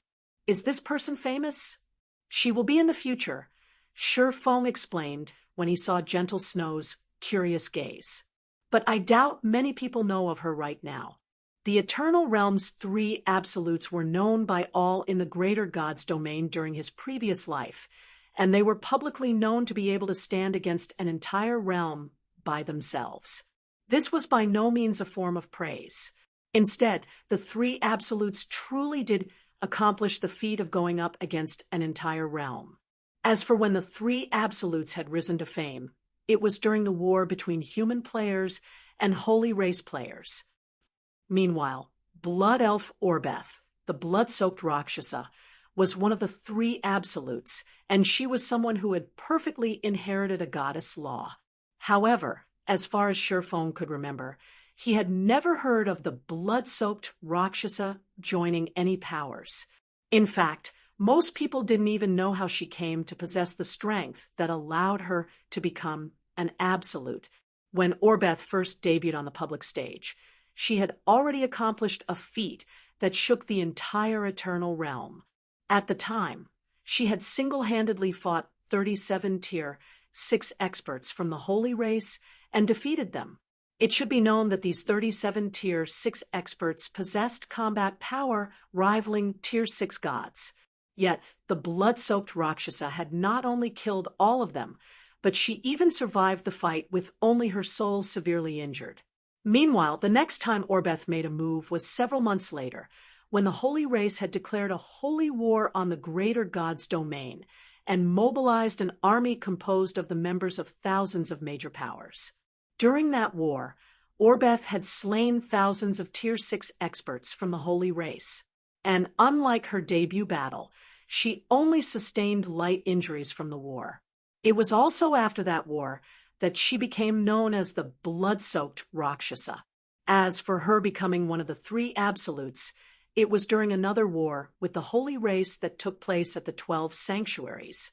At the time, Orbeth had single-handedly defended an entire fortress from one of the Holy Race's apex powers. Even after continuously trying for 2 months, the enemy apex power failed to bring down the fortress. Yet, now, the blood-soaked Rakshasa had suddenly become a member of the pseudo-apex power Azure Fong. Moreover, she wasn't even in the Eternal Realm. This situation was wildly different from the information Shurfong knew. "Do you want to meet her?" Gentle Snow asked. Yes, of course. Shurfong nodded. The three absolutes were legendary individuals in the greater God's domain. Even the various apex powers would do everything they could to recruit them, let alone him. Orbeth was someone who had fully mastered a goddess law. Once she progressed to Tier 6, the law projection she could form would be vastly superior to the average advanced law projection. Even though Shurfong had multiple advanced laws during his previous life, his law projection would still be suppressed if it went up against Orbeth's law projection. Now that there was an opportunity to meet with one of the three absolutes, Shurfong naturally wouldn't let go of it. Zero Wing's guild leader's office. Gentle Snow walked into the office with Orbeth. The instant Orbeth stepped through the door, Shurfong could feel an indescribable pressure weighing down on him. Her mana affinity is at an even higher level than mine. Shurfong couldn't help but be astonished as he looked at Orub's. It wasn't an exaggeration to say that his Tier 5 advanced legendary mana body was unprecedented in the greater God's domain. Yet his mana had lost to Orbeth's despite this. Meanwhile, Orbeth also noticed something when she stepped into the room, but she didn't seem to mind it much as she sat down on the sofa Gentle Snow had led her to. "Hello, Guild Leader Black Flame. Thank you for taking the time to meet me," Orbeth greeted. Despite looking rather young, she had a mature and intellectual voice. "You jest, Vice Guild Leader Orbeth. It is Zero Wing's honor to have a Vice Guild Leader of Azure Fong visit," Shurfong responded politely. "May I know why you have asked to meet me, Vice Guild Leader Orbeth?" It brings me shame to say this, but looking a little embarrassed, Orbeth said, "I am very keen to enter the Eternal Realm, but I lack the means. Even Azure Fong doesn't have any way to help me. However, while resting in a fortress in the Void Sea, I was fortunate enough to learn that you have previously appeared in the Eternal Realm, Guild Leader Black Flame. But now, here you are in the miniature ancient world. Are you asking me to take you to the Eternal Realm, Vice Guild Leader Orbeth? Shurfeng asked, not feeling particularly surprised by Orbeth's revelation. The moment he returned to the miniature ancient world, anyone with a keen mind would have guessed that he had a means of traveling between realms. I know traveling between realms is not an easy feat and must come at a great cost, Guild Leader Black Flame. Confidently, Orbeth said, I am willing to foot the cost, and I guarantee you'll be satisfied by my payment. You'll guarantee my satisfaction? Shurfeng chuckled. With his previous life's experiences, few things could catch his eye in the greater god's domain. May I know what is the payment you speak of? As if waiting for this question, Orbeth promptly said, an entry slot to the upper level of the Eternal Realm's Golden Spire. As to what the Golden Spire is, I'm sure you should be more familiar with it than I am. A slot to the Golden Spire's upper level? Shurfeng was quite surprised by Orbeth's offer. The Eternal Realm had the 7 cities, 4 towers, and 3 absolutes. Among them, the Golden Spire was one of the 4 towers. The Golden Spire contained countless treasures belonging to gods. There were even fragmented divine artifacts available inside. However, if players wished to obtain these treasures, they would first have to pass the Golden Spire's trials. The Golden Spire's trials were split into 2 levels, the lower level and the upper level. Players required a key to enter and challenge the Golden Spire's trials, and each key only allowed 2 players to enter the spire. The Golden Spire's keys were incredibly hard to come by. They were scattered across the Eternal Realm, and even upper-ranking hegemonic powers might not come across a key for the lower level after a month of searching. The chances of finding a key for the upper level were even lower, with only 1 upper-level key being found for every 100 or so lower-level keys. They were so rare that even apex powers might not find one after a year of searching. Because of this, whenever an upper-level key was found, the various powers would do everything they could to secure it. Apex powers even offered 3 legendary weapons to purchase an upper-level key. During his previous life, Shurfeng had never obtained an upper-level key. Through 0 wing strength, he only managed to obtain a few lower-level keys. Meanwhile, the reward for passing the upper-level trial was a gold ancient tome. This gold ancient tome could provide detailed information on all worldly items, but players only had one opportunity to look up the item they wanted. The ancient tome would become useless after one use. In the past, many experts who had passed the upper-level trial had relied on the gold ancient tome they acquired to obtain a fragmented divine artifact. Currently, Shurfeng had a headache finding the 7 Luminaries' Codex's fragments. If he could obtain a gold ancient tome, it would undoubtedly alleviate some of his problems. Not even apex powers can necessarily get their hands on one of the Golden Spire's upper-level keys right now, Orbeth explained. If you enter the Golden Spire's upper level, even obtaining a fragmented divine artifact might not be out of the question, Guild Leader Black Flame.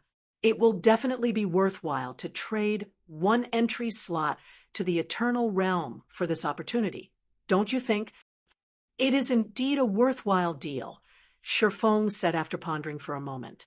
But if you wish to enter the Eternal Realm, I need you to agree to a condition, Vice Guild Leader Orbeth. If you find any errors, broken links, non-standard content, etc., please let us know report chapter so we can fix it as soon as possible. Chapter 3464, Chapter 538, Meeting Aqua Rose Again. Chapter 3464, Chapter 538, Meeting Aqua Rose Again. Chapter 538, Meeting Aqua Rose Again. What condition? Orbeth asked, frowning a little when she heard Shurfeng's words. She felt that Shurfeng was asking for too much. The entry slot for the Golden Spire's upper level was exceedingly rare and precious. After all, According to her investigations, players could potentially obtain a fragmented divine artifact if they were strong enough. Meanwhile, a fragmented divine artifact was something that could grant Tier 5 players the strength to fight against Tier 6 players. Hence, simply the opportunity to obtain a fragmented divine artifact was easily worth much more than an entry slot for the Eternal Realm. Shifeng noticed the unhappy expression on Orbeth's face, and he couldn't help but chuckle as he said, "Don't misunderstand me, Vice Guild Leader Orbeth. I'm not asking for more payment. I just need you to keep quiet about the exact method you use to enter the Eternal Realm." An opportunity to enter the Golden Spire's upper level was tempting, but the Abyss Workshop certification wasn't an ordinary item worth exposing for such an opportunity. Its ability to transport multiple people across realms at a relatively affordable cost was especially valuable. Now that he had returned to the miniature ancient world, it would only be a matter of time before others noticed something. And if he helped Orbeth, others would notice it even sooner. However, exactly how he traveled between realms was a crucial point he wished to keep secret. Plenty of people were trying to get into the Eternal Realm right now. If even an expert such as Orbeth was willing to make such a lucrative offer to enter the Eternal Realm, it went without saying other experts would be in a similar situation. In that case, he would have plenty of business opportunities in the future, and having his methods remain unknown would give him a bigger advantage during negotiations. You can rest assured on this point, Guild Leader Black Flame. I can sign a God's Domain contract promising this, Orbeth said, expressing her understanding. If others ask how I entered the Eternal Realm, I will say that I arrived there after accidentally entering a space-time passage.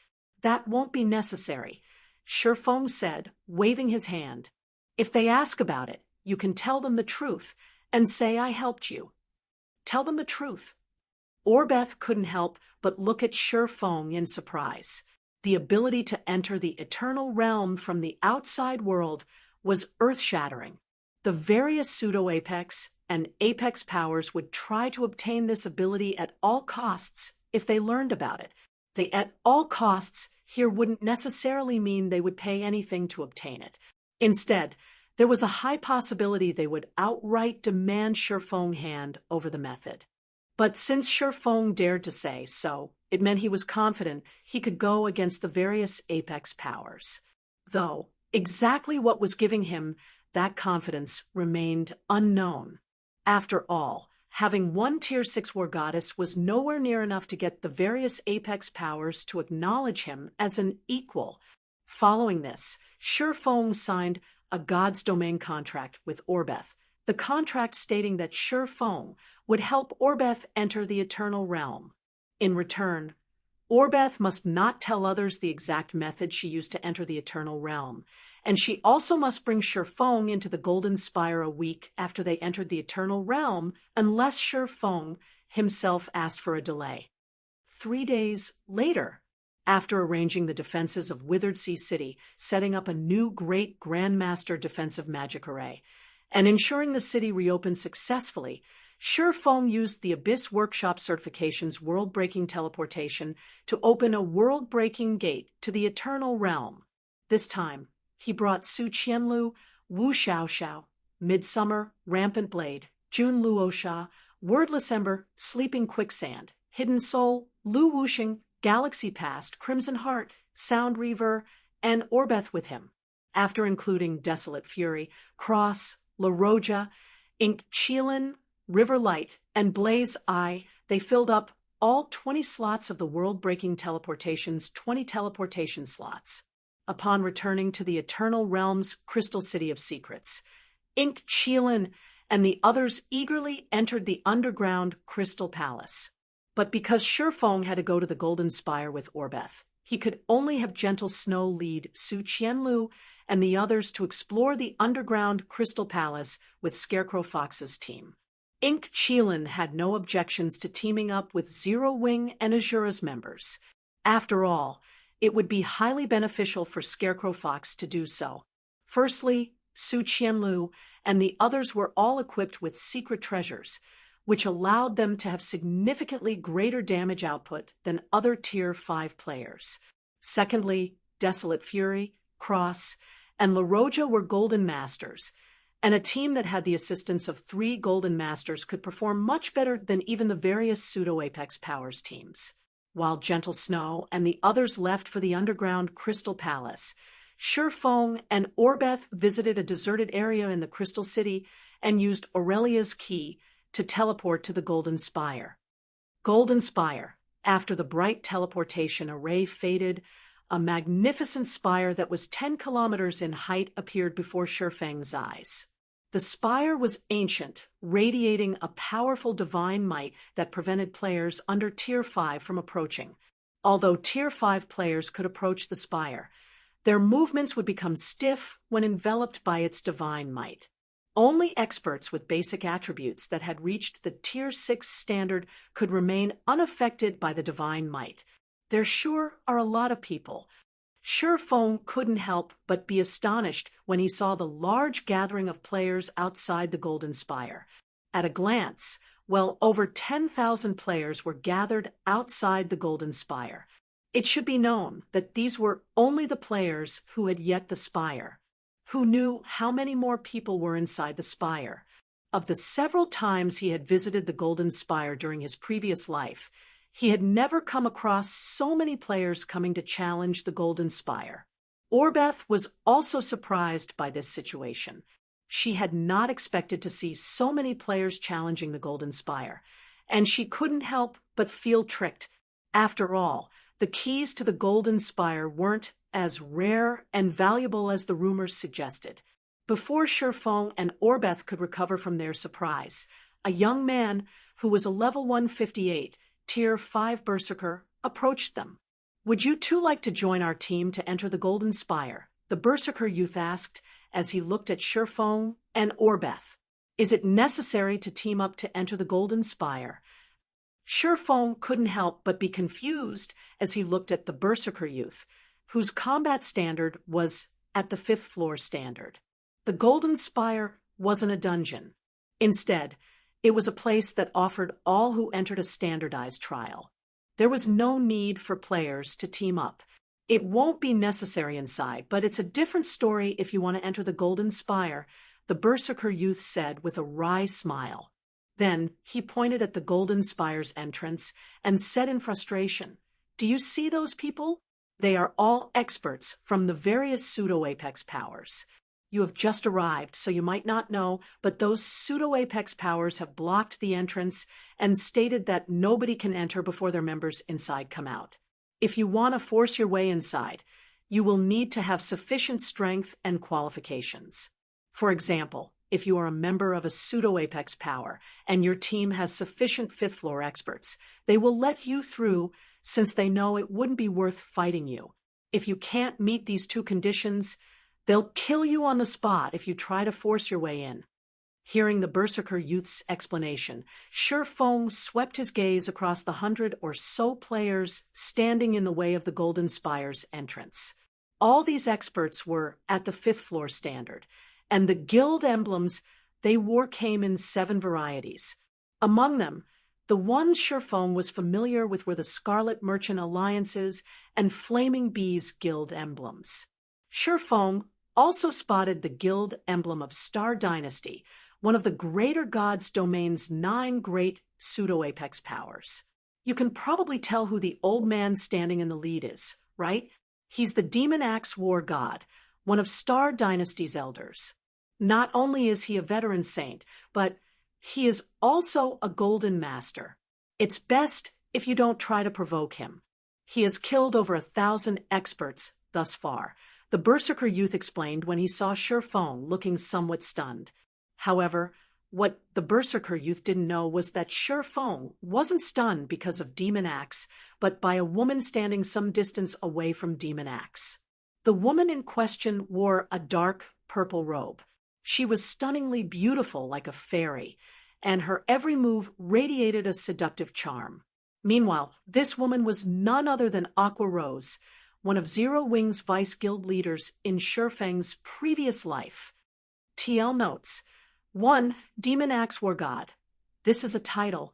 It is based off of his trademark move, Demon Axe Spoilers. I will refer to him as Demon Axe in subsequent chapters, as I do not know his actual ID, and it sounds long-winded to keep repeating Demon Axe War God. If you find any errors, broken links, non-standard content, etc., please let us know report chapter so we can fix it as soon as possible. Chapter 3465, Chapter 539, Black Flame. Chapter 3465, Chapter 539, Black Flame. Chapter 539, Black Flame. Why is she here? Sherfong was genuinely surprised when he saw Aqua Rose standing outside the Golden Spire's entrance. During his previous life, Aqua Rose's life trajectory experienced massive changes due to his intervention. Firstly, she no longer worked for Twilight Echo. Instead, she chose to join Zero Wing and became Zero Wing's Vice Guild leader. Later on, she got promoted to Tier 6 and supervised Zero Wing's rapid development across multiple realms simultaneously. Eventually, she even became one of the key figures who spearheaded Zero Wing's entry into the 12 sanctuaries and led Zero Wing's fight against the various Apex powers. Meanwhile, as one of Zero Wing's 5 great experts, Aqua Rose not only mastered 2 gold combat techniques, but she even acquired a fragmented divine artifact, and became capable of fighting primordial gods of the same level. In this life, though, Aqua Rose should have experienced a similar situation as other Tier 6 experts from their homeworld and entered the greater god's domain through some special means. Only, Sherfong didn't think he would meet Aqua Rose in the eternal realm of all places. Moreover, the current Aqua Rose differed greatly from the Aqua Rose in Sherfang's previous life. The Aqua Rose in Sherfang's previous life was always brimming with vitality and fighting spirit, but the current Aqua Rose was inexplicably calm, like a lone wanderer who had experienced countless crises. And although the current Aqua Rose was not as strong as the Aqua Rose in Sherfang's previous life, she was still a bona fide 5th floor expert. She could undoubtedly be considered one of the strongest experts in their homeworld. In addition, as if determined by fate, the current Aqua Rose wielded the same fragmented divine staff, she used in Sherfang's previous life. Breath of the Deep Sea. With the assistance of Breath of the Deep Sea, even if Aqua Rose was currently only a level 158, Tier 5 expert, she had a great chance of defeating Tier 5 saints wielding legendary weapons. Is that beauty an acquaintance of yours? Orbeth asked out of curiosity when she saw Sherfong staring at Aqua Rose. Something like that, Sherfong said in an uncertain tone. They were indeed very familiar with each other during his previous life. After all, Zero Wing's daily operations largely depended on Aqua Rose, with Gentle Snow and Blackie acting as her assistants. However, in this life, he had spent the first 10 years of God's domain working as the guild leader of some no-name guild, whereas Aqua Rose held the position of honorary elder of Twilight Echo, a top-tier first-rate guild. They had 0 interactions with each other. Even now, this remained true.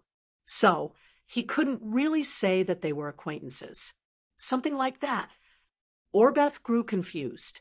She couldn't understand how someone could be something like an acquaintance. Regardless, after taking another look at Aqua Rose in the distance, she softly said, "I don't know what your relationship is with her, but I can tell you that she's not some random nobody. Based on my sources, one of the Scarlet Merchant Alliance's taboos has taken a liking to her and signed a blood contract with her. So long as she joins Scarlet in the future, she'll easily become one of the greats there." A blood contract. Realization dawned upon Sherfong when he heard Orbeth's explanation. Blood contracts weren't uncommon in God's domain. It could be considered a way for players to grant other players strength. Or, more specifically, a blood contract could grant the contractee the combat experiences of the contractor, letting them personally experience the battles the contractor had experienced. However, The creation of a blood contract was not a simple task. Firstly, the contractor had to reach the 2-star Great Grandmaster standard in their mental strength development. Secondly, the contractor needed the materials to create a blood contract. Meanwhile, most of the materials needed were at the inferior divine rank. Lastly, the contractor had to invest roughly 2 to 5 years of their time and energy into creating the blood contract. Throughout this period, the only thing the contractor could do was immerse their combat experiences into the blood contract. Because of these 3 stringent factors, typically only pseudo-apex powers and apex powers could create blood contracts. Weaker powers had neither the resources nor the ability to create one. Outside the Golden Spire's entrance, I'm afraid I'll have to trouble you after we enter the spire. Aqua, a level 157, Tier 5 cleric dressed in a holy white robe, said apologetically as she walked up to Aqua Rose. Big Brother Dragon, Soul had to go ahead and enter the spire first. Otherwise, he wouldn't be able to pass the trial before the other powers' chosen ones and obtain the best reward. Though, if we had Big Brother Dragon Soul here to help us, none of the other pseudo-apex powers would have dared to lay a hand on us, nor would the Star Dynasty's demon axe be pointing fingers at us now. I understand, Melody. You don't have to apologize. Helping you is also something I should do, Aqua Rose said, as she looked at the cleric named Seven Melody. Then she glanced at the stalwart berserker standing in front of the Golden Spire's entrance and inwardly sighed as she thought to herself, the strength gap truly is huge.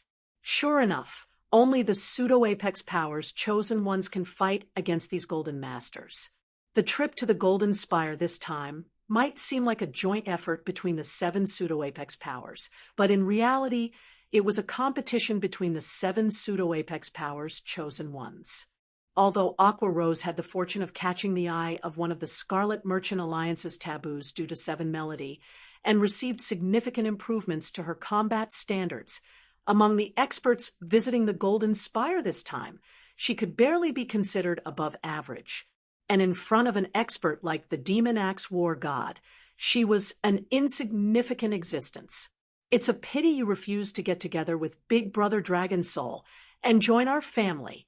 Otherwise, with your talent, you would have definitely received a slot to enter the Golden Spire's upper level first. Seven Melody said, as she looked at Aqua Rose with a hint of pity. If you could secure the upper level's rewards, you can definitely become a powerhouse in the Eternal Realm in the future. At that time, you and your family can move into a special tier city, and even people from Demon's Gate would be helpless against you. Become a powerhouse in the Eternal Realm. Aqua Rose smiled and shook her head. How can it be that easy?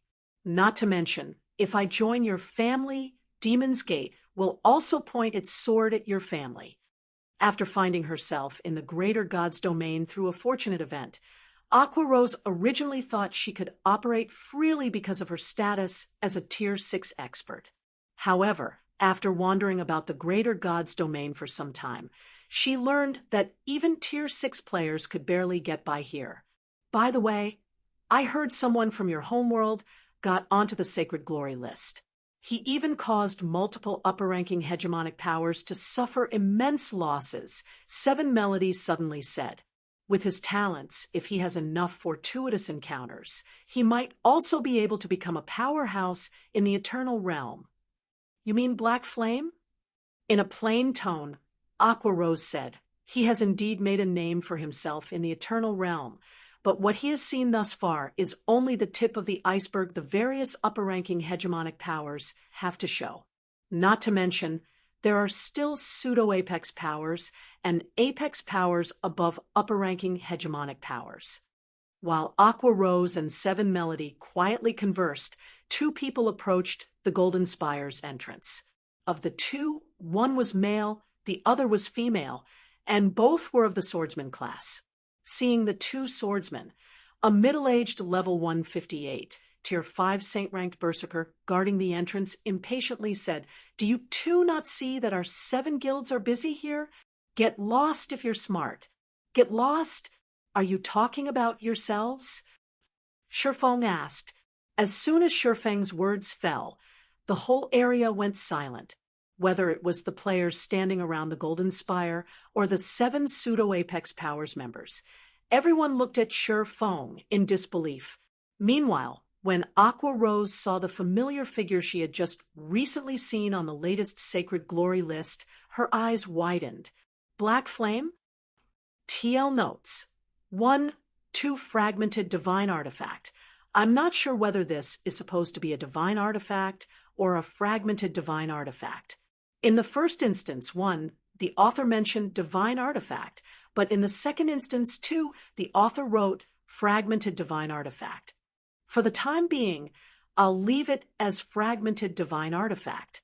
It could also be possible that Breath of the Deep Sea is a fragmented divine artifact that could be upgraded/repaired into a divine artifact. If you find any errors, broken links, non-standard content, etc., please let us know. Report chapter so we can fix it as soon as possible. Chapter 3466. Chapter 540, Slaying a God with One Hand. Chapter 3466. Chapter 540, Slaying a God with One Hand. Chapter 540, Slaying a God with One Hand. What a crazy bastard. What gave him the courage to provoke the 7 Pseudo-Apex Powers people? That guy's suicidal. Does he not see all the death drops scattered around the entrance? Everyone was shocked by Shifeng's blatant provocation. Shifeng wasn't the first person to have tried to get past the 7 Pseudo-Apex Powers blockade and enter the Golden Spire, but everyone who previously tried had done so with a negotiating attitude. None dared to even speak loudly to the 7 Pseudo-Apex Powers members. Even so, the 7 Pseudo-Apex Powers members still killed those people to set an example. But now that Shifeng had taken the initiative to provoke the 7 Pseudo-Apex Powers, nobody could imagine what the 7 powers would do to Shifeng and his companion. Kid, you have guts, I'll give you that. But do you really think you can talk big in front of us just because you too are wearing Azure Fong's emblem? The middle-aged berserker laughed. Or do you think we will back away because of Azure Fong? The other 7 Pseudo-Apex Powers members laughed along with the middle-aged berserker. It was true that Azure Fong was a Pseudo-Apex Power, but which of their 7 guilds wasn't one? Not to mention, leading their group was Star Dynasty, one of the 9 great Pseudo-Apex Powers. With their lineup, not even Azure Fong's guild leader would dare to behave so arrogantly in front of them. At this time, because of the commotion Shifeng caused, even Demon Axe, who had been resting his eyes, had turned to look at Shifeng. Azure Fong! Turning to the middle-aged berserker, Shifeng calmly said, Since when have I said I was a member of Azure Fong? You're not from Azure Fong? The middle-aged berserker looked at Shifeng in confusion. Then, upon taking a closer look, he found that Shifeng, indeed, wasn't wearing Azure Fong's guild emblem. Only the blood elf standing next to him was, and at this discovery, he couldn't help but ask, Which guild are you from? Then, it was true that Azure Fong didn't have the qualifications to behave arrogantly before them, but it would be a different story if Shifeng were a member of one of the 9 great Pseudo-Apex Powers or an Apex Power. At this time, the other 7 Pseudo-Apex Powers members also grew serious, none daring to laugh at Shifeng anymore. It might still be fine if Shifeng was only a member of the 9 great Pseudo-Apex Powers, but they would be in deep trouble if he were from an Apex Power. Not even the 9 great Pseudo-Apex Powers would dare to offend an Apex Power. The Golden Spire was crucial for the various powers' development, and everyone had to pay a great price to come here.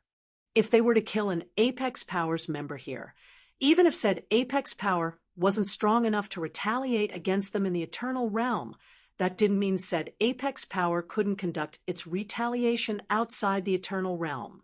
Meanwhile, under everyone's anxious gaze, Shifeng proudly said, Zero Wing. Zero Wing.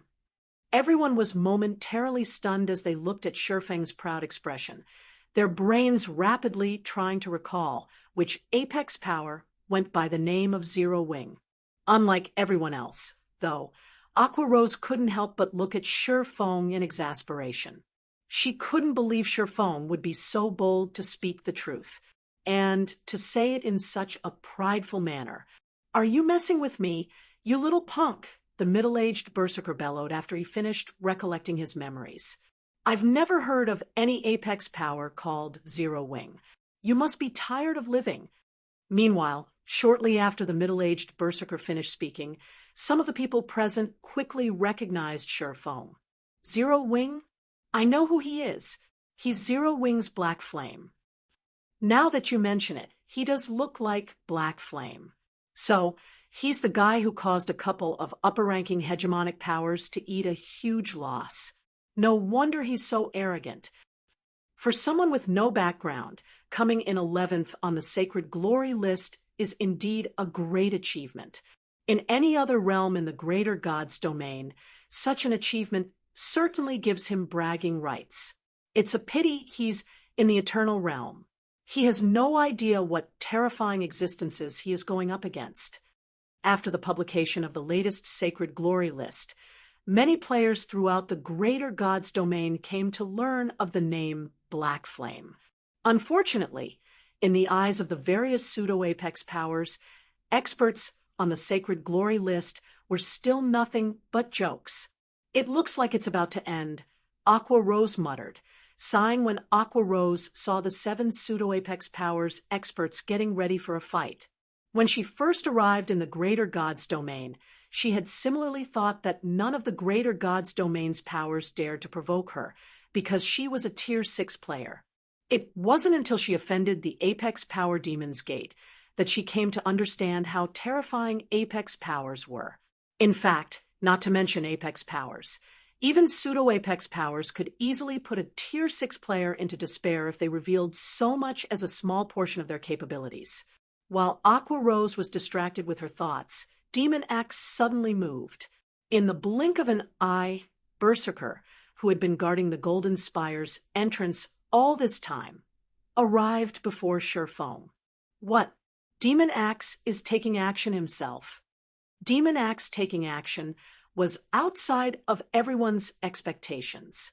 Even the middle-aged berserker, who was about to teach Shifeng a lesson, was shocked by this development. After all, Demon Axe had only ever taken action against groups of experts thus far. He had never bothered to move against individual players. He's using his trademark move. When Aqua Rose saw the Demon Axe War God's movements, she instantly knew that the other party was using his trademark move, and she couldn't help but be shocked by this development. The Demon Axe War God was titled as such because of his mastery over the gold combat technique Demon Axe. It was with this technique that the Demon Axe War God spread his fame across the greater God's domain. Although Demon Axe wasn't at Tier 6 right now, the combination of his gold combat technique and legendary axe allowed him to exhibit power on par with a Tier 6 player's full-powered attack. If Aqua Rose were to face this attack herself, even if she had a fragmented divine artifact in hand, she would have to use an invulnerability skill to keep herself alive. None of her other means would let her survive Demon Axe's attack. But just when Demon Axe's pitch black axe was about to connect with its target, Shifeng suddenly appeared above Demon Axe, the blue longsword in his hand already descending toward the Tier 5 Berserker. Radiant Night, Holy Annihilation, PTCH Black Flames emerged from the winter of Eternal Night as it closed in on Demon Axe. Though it did not land on Demon Axe directly, as the latter had redirected his weapon's trajectory and used his attack to defend himself. Boom! When axe and longsword collided, pitch-black flames rose into the air. When the flames dissipated, Demon Axe could be seen kneeling on the ground and looking up at Shifeng in disbelief, a long gash running from his shoulder to his chest. Then, whilst confusion filled his mind, Demon Axe collapsed to the ground, becoming deader than dead. If you find any errors, broken links, non-standard content, etc., Please let us know report chapter, so we can fix it as soon as possible. Chapter 3467. Chapter 541, Golden Spire's Trial. Chapter 3467. Chapter 541, Golden Spire's Trial. Chapter 541, Golden Spire's Trial. Demon Axe's fall plunged the surrounding players into an unprecedented shock. Demon Axe was not only a veteran Tier 6 Berserker god, but also someone who had mastered a gold combat technique. Even if he was currently at Tier 5, few players of the same tier could block his trademark move and live to tell the tale. Even the various pseudo-Apex Powers chosen ones, individuals who had received priority nurturing and mastered gold combat techniques, could only match Demon Axe in a frontal clash. Yet now, the mighty Demon Axe War God had failed to survive even a move against Sure Feng. Moreover, this was after he had blocked Sure Feng's attack with his own. This was beyond inconceivable. More importantly, if even the Demon Axe War God had faced such a conclusive demise, who else present could possibly survive more than a move against Sure Feng? When the middle-aged Berserker saw Sure Feng slaying Demon Axe in one move, he couldn't help but wipe the sweat coating his forehead. At the same time, he celebrated the fact that he was slower than Demon Axe to make a move against Sure Feng.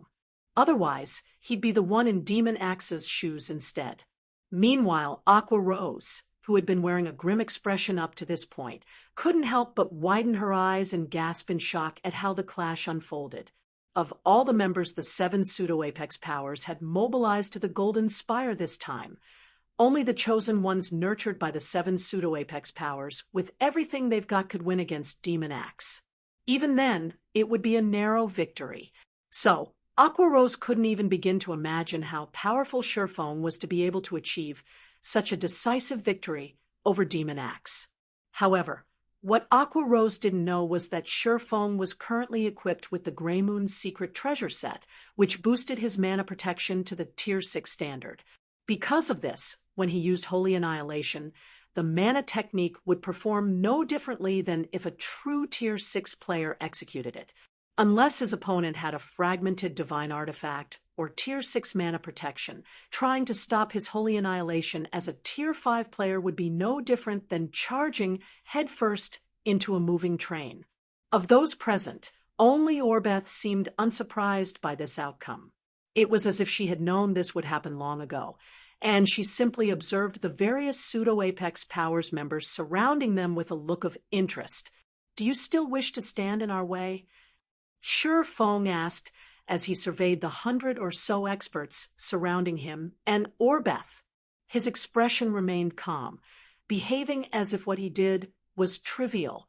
If this fight had happened before he grasped the gold combat technique Flowing Space, he would have indeed had difficulty killing Demon Axe.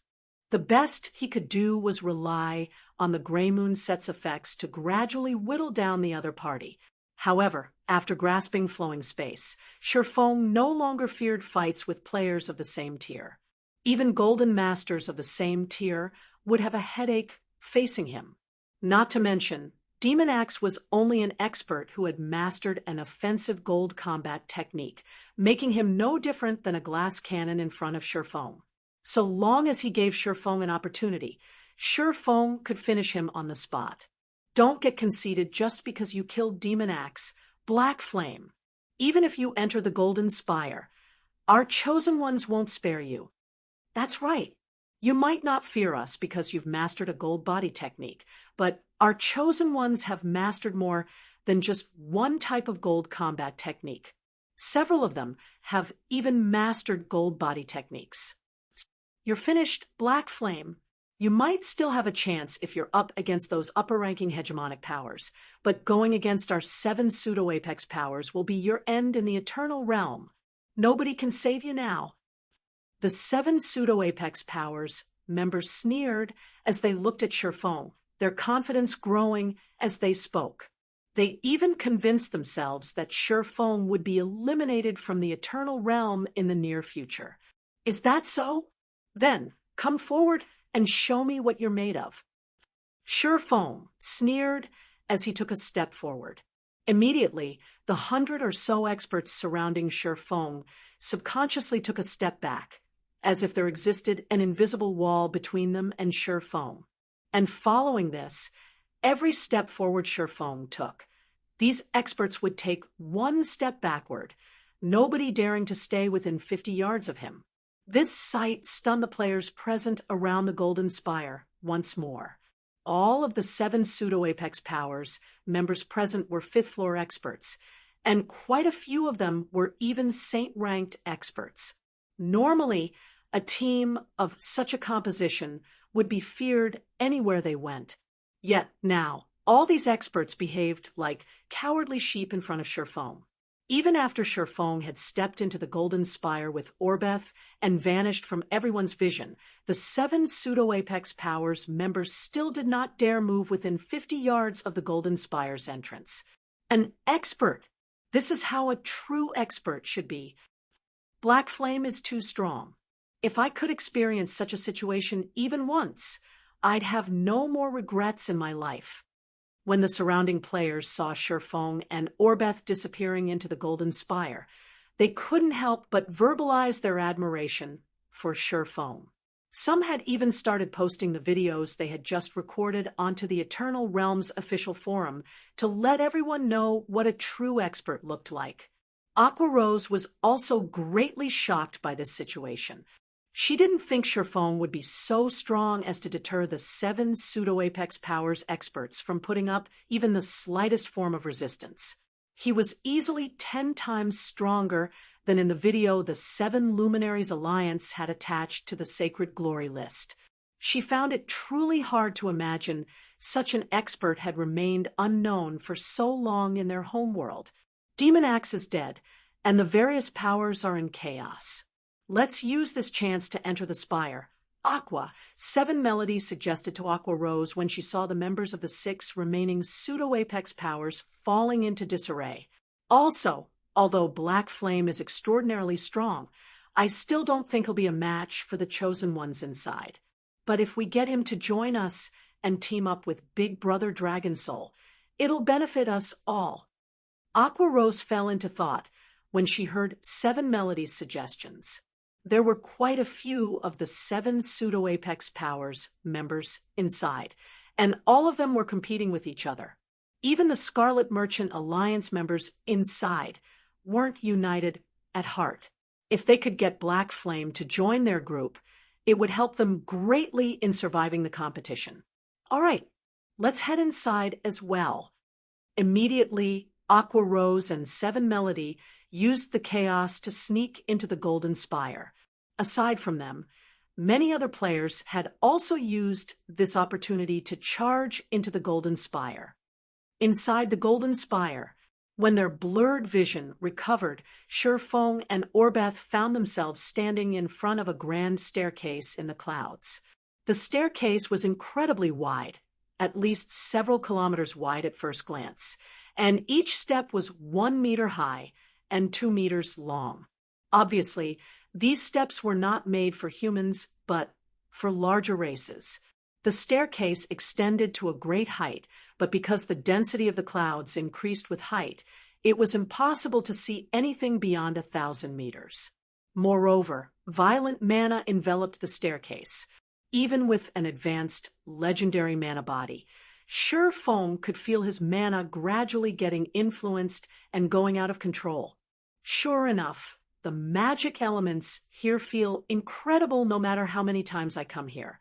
When Shi Feng sensed the dense magic elements around him and felt his mana being affected, he couldn't help but be astonished.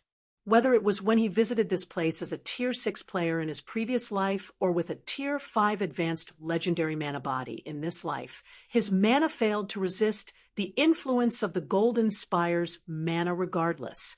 Even Orbeth was not an exception to this phenomenon. Just as Shi Feng was about to start climbing the staircase, a system notification suddenly rang in his ears.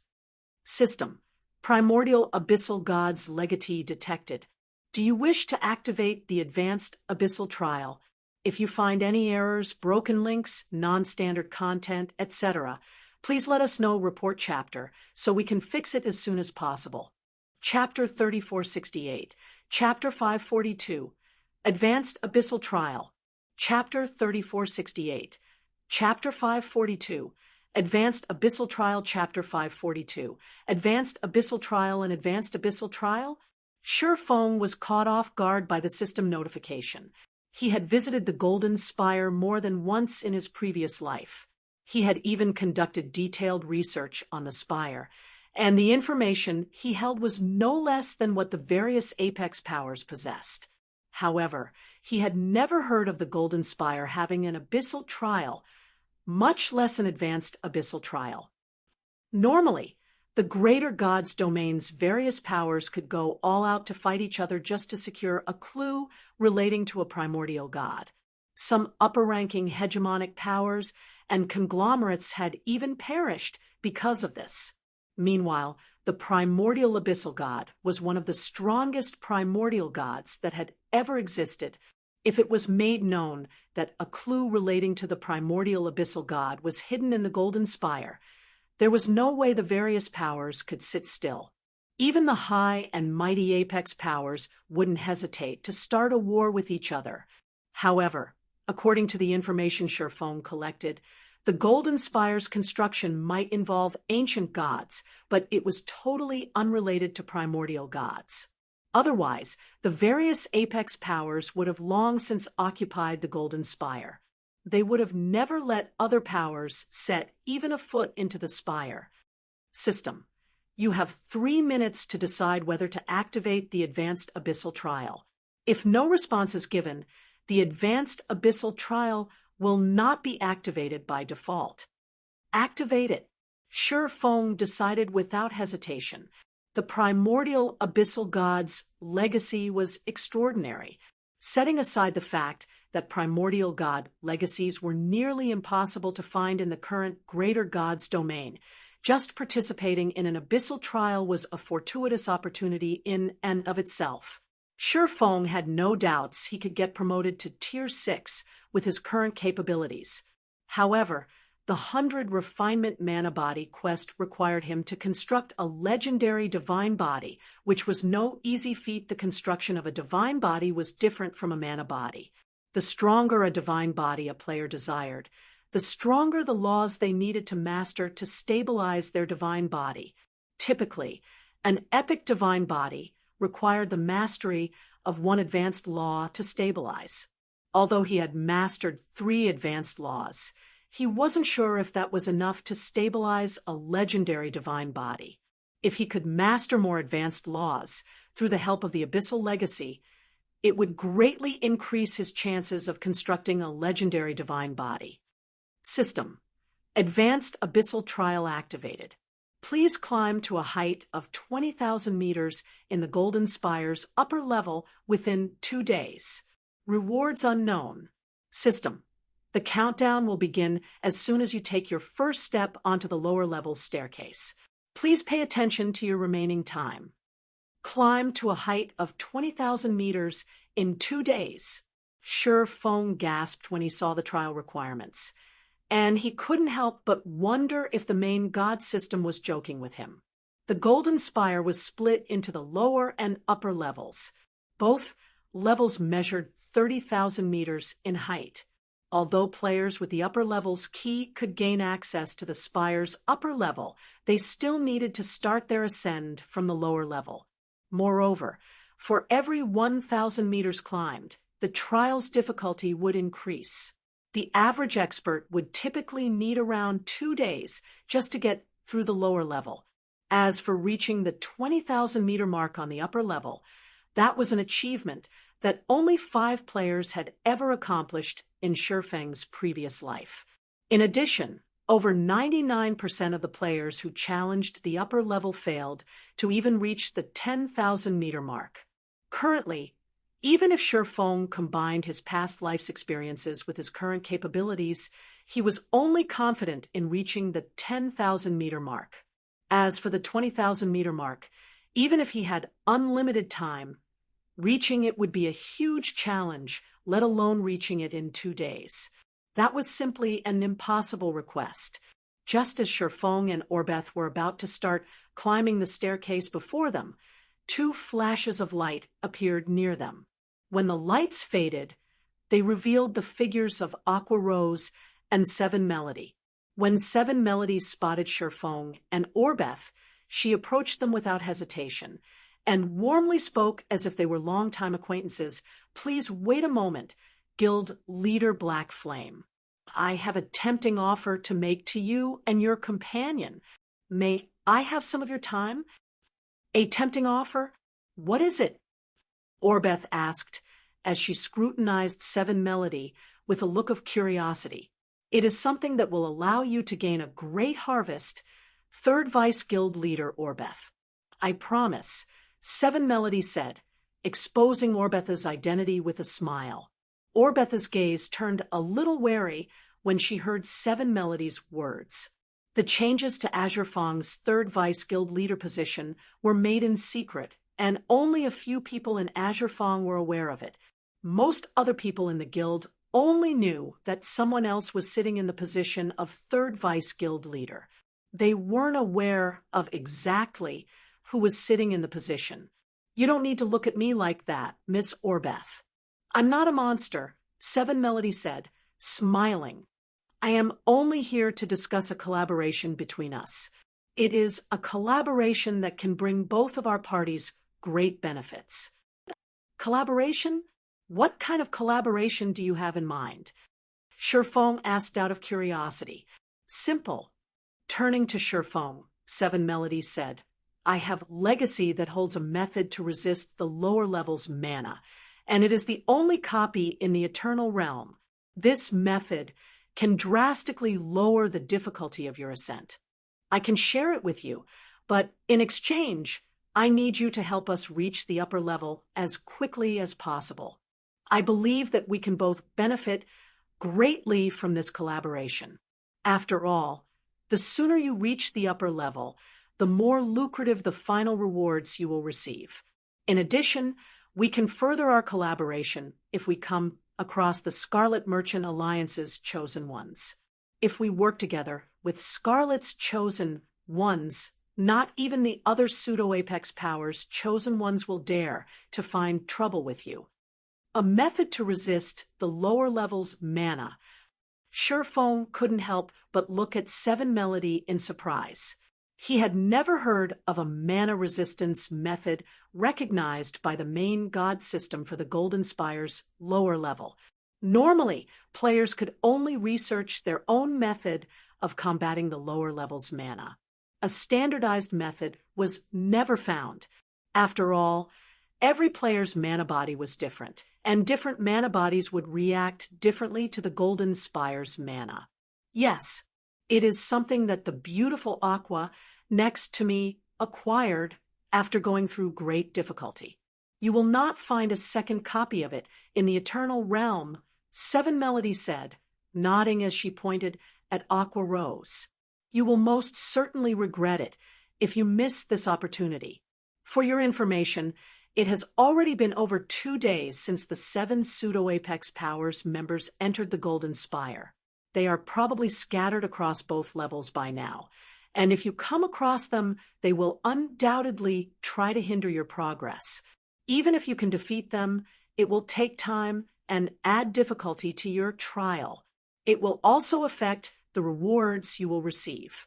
But with our mana resistance method, you can at least reduce some of the difficulties you will face and save yourself a lot of time. All right, I can agree to your conditions, Sherfong answered. Personally, he was quite intrigued by Seven Melody's suggestion. He was curious to see what kind of mana resistance method could be universally applied to all players. Not to mention, accepting Seven Melody's offer would allow him to help and get acquainted with Aqua Rose. I'm fine with it, too, Orbeth said, nodding. Great, let's have a happy collaboration. Then, Seven Melody happily said before taking out an ancient stone tablet. Then she continued, try to learn the method on this tablet as quickly as possible. There are going to be more people coming in a moment. When Seven Melody took out the stone tablet, the corners of Shifeng's mouth immediately twitched after just taking a casual glance at it. The shock he currently experienced no less intense than when he triggered the advanced abyssal trial. A primordial god tablet. If you find any errors, broken links, non-standard content, etc., please let us know. Report chapter so we can fix it as soon as possible. Chapter 3469. Chapter 543. Primordial God-Ranked Mana Technique. Chapter 3469. Chapter 543. Primordial God-Ranked Mana Technique. Chapter 543. Primordial God-Ranked Mana Technique. Well, are you too done learning it? Seven Melody urgingly asked as she looked at Shifeng and Orbeth. There is limited space in the trial area, and many more people will be entering soon. If we have to resist the trial's attacks within a limited space, the difficulty we have to face will increase, so we need to move quickly. However, despite Seven Melody's urging, Shifeng dared not rush himself and completely immersed himself in the information conveyed by the stone tablet. After all, this was a primordial god tablet they were talking about, and there were only a very small number of these tablets in the current greater god's domain. Before the holy race's invasion, those who got their hands on a primordial god tablet were deceived by the tablet's unremarkable appearance. At first glance, the tablets looked like nothing more than records casually left behind by the myriad ancient gods. However, sometime after the holy race's invasion began, players began to discover the uniqueness of the primordial god tablets. Typically, a stone tablet left behind by an ancient god would only contain one mana interpretation method, or more specifically, these ancient god tablets could only be interpreted using one method, and they would also only yield one outcome. However, primordial god tablets were different in that they could be interpreted using numerous mana interpretation methods, and every different method used would yield a different result. After only glancing at the tablet Seven Melody took out, Shifeng had already discerned over 10 methods to interpret it, which yielded him over 10 different methods of resisting mana. This situation allowed Shifeng to understand why Seven Melody had determined that her stone tablet held a mana resistance method everyone could use. Of course, the numerous mana resistance methods recorded in the primordial god tablet were only one of its multiple aspects. What made a primordial god tablet truly incredible was the mana techniques they contained. Every primordial god tablet would have a mana technique legacy hidden in it. As for whether players could obtain this mana technique legacy, it all depended on whether they could find the corresponding mana interpretation method for it, and whether they had the necessary talent and capabilities to learn the mana technique. The passing down of primordial god-ranked mana techniques had ceased during the mythical era. Although saints of future generations would later develop saint-ranked mana techniques, they were merely crude imitations of primordial god-ranked mana techniques. They weren't even 10% as powerful or effective. This was also why primordial gods were extremely powerful.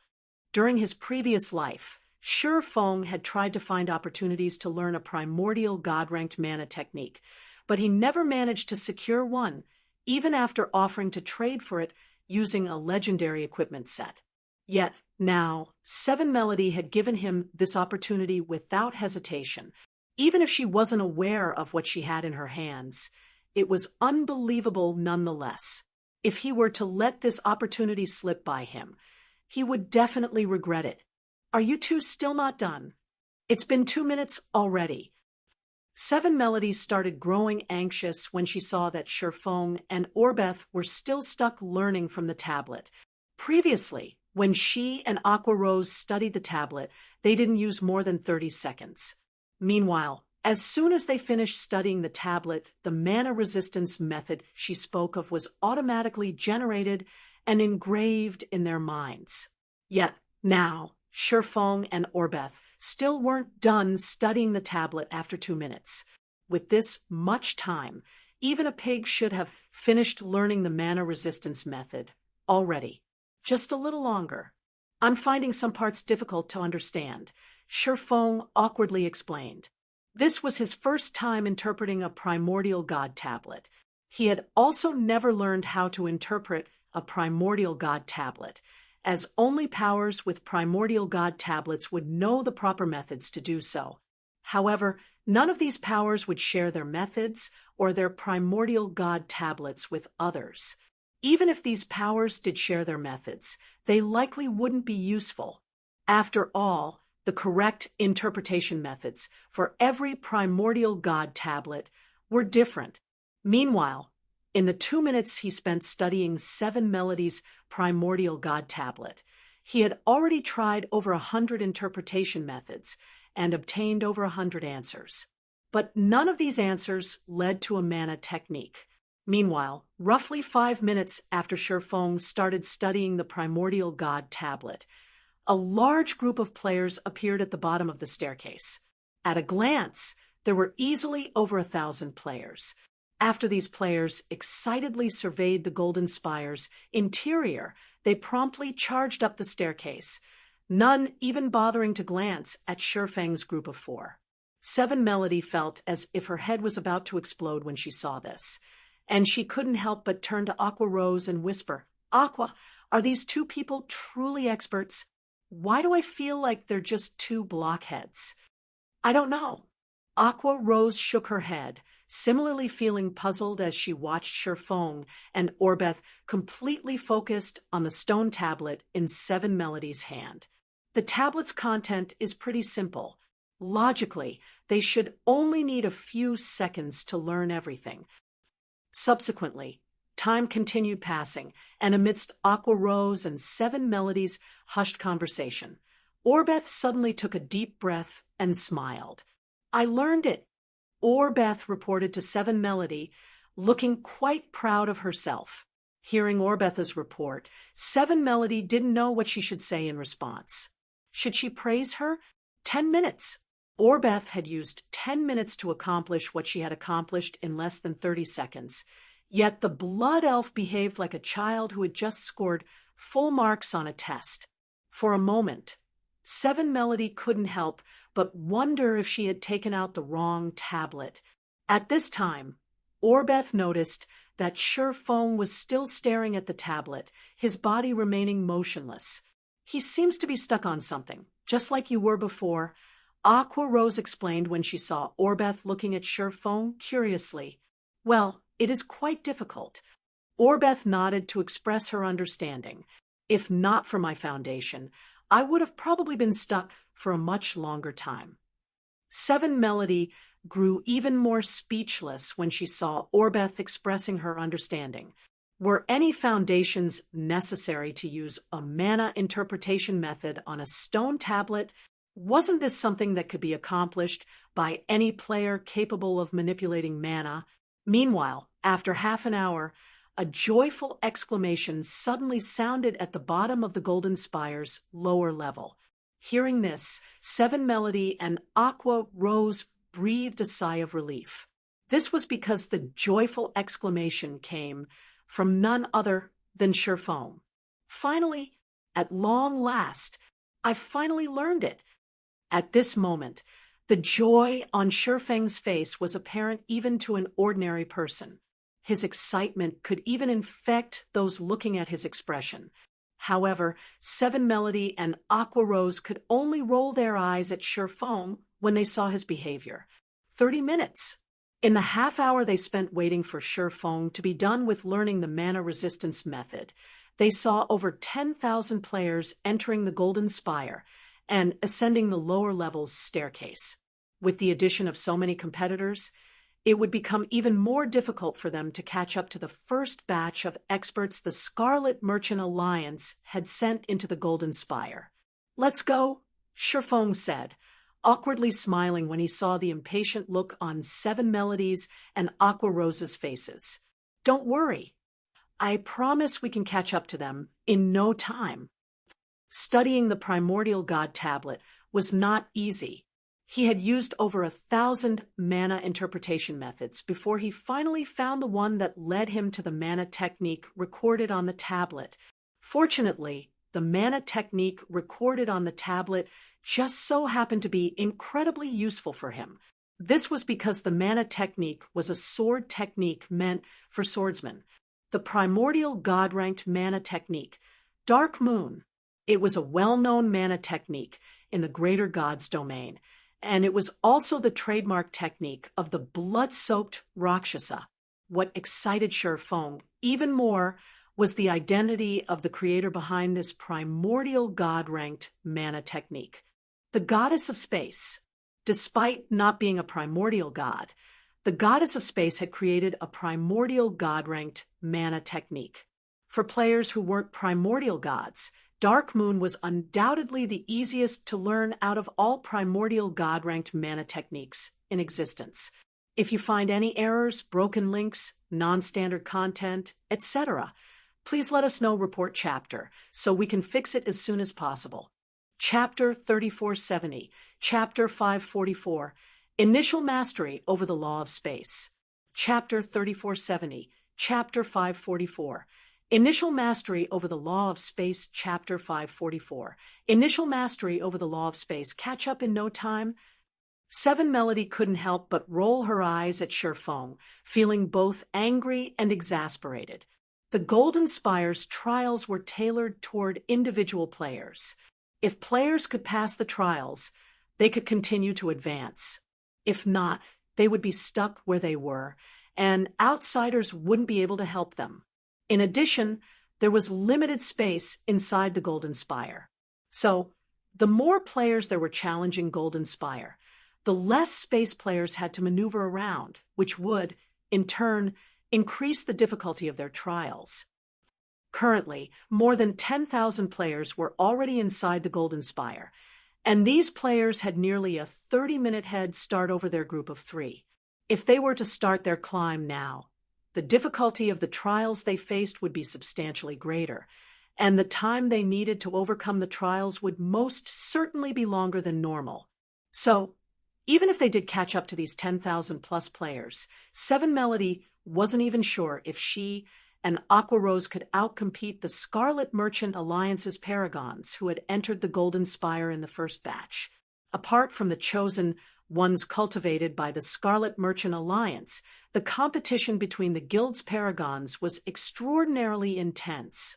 While she might have an upper-level key for the Golden Spire in her possession, she couldn't use it to enter the upper level at her discretion. Whether she could use it to enter the upper level still depended on the time she used to complete the lower level. After all, upper-level keys were hard to come by. The Scarlet Merchant Alliance naturally wouldn't waste such a precious resource on individuals who took too much time to complete the lower level. However, Shi Feng didn't bother to explain himself. He simply smiled and stepped onto the staircase before him. Dark Moon, the goddess of space's legacy, was incredibly profound. The mana technique was split into 7 moves: the Sword of Earth, the Sword of Water, the Sword of Wind, the Sword of Fire, the Sword of Time, the Sword of Illusion, and the Sword of Space. The 7 moves were an advanced application of the 4 major elements and the 3 supreme elements. There were no differences in strength between the 7 moves. Each move had its strengths. Meanwhile, Dark Moon utilized the element of space as its core, and the element allowed for the continuous integration of other magic elements. When all 7 elements were merged into one, the user of Dark Moon could fight primordial gods of the same tier. Although Shi Feng had yet to master any of the 7 moves through the information he gained from the goddess's legacy, he had already gained initial mastery over the law of space, which could be considered as him having learned the Dark Moon mana technique.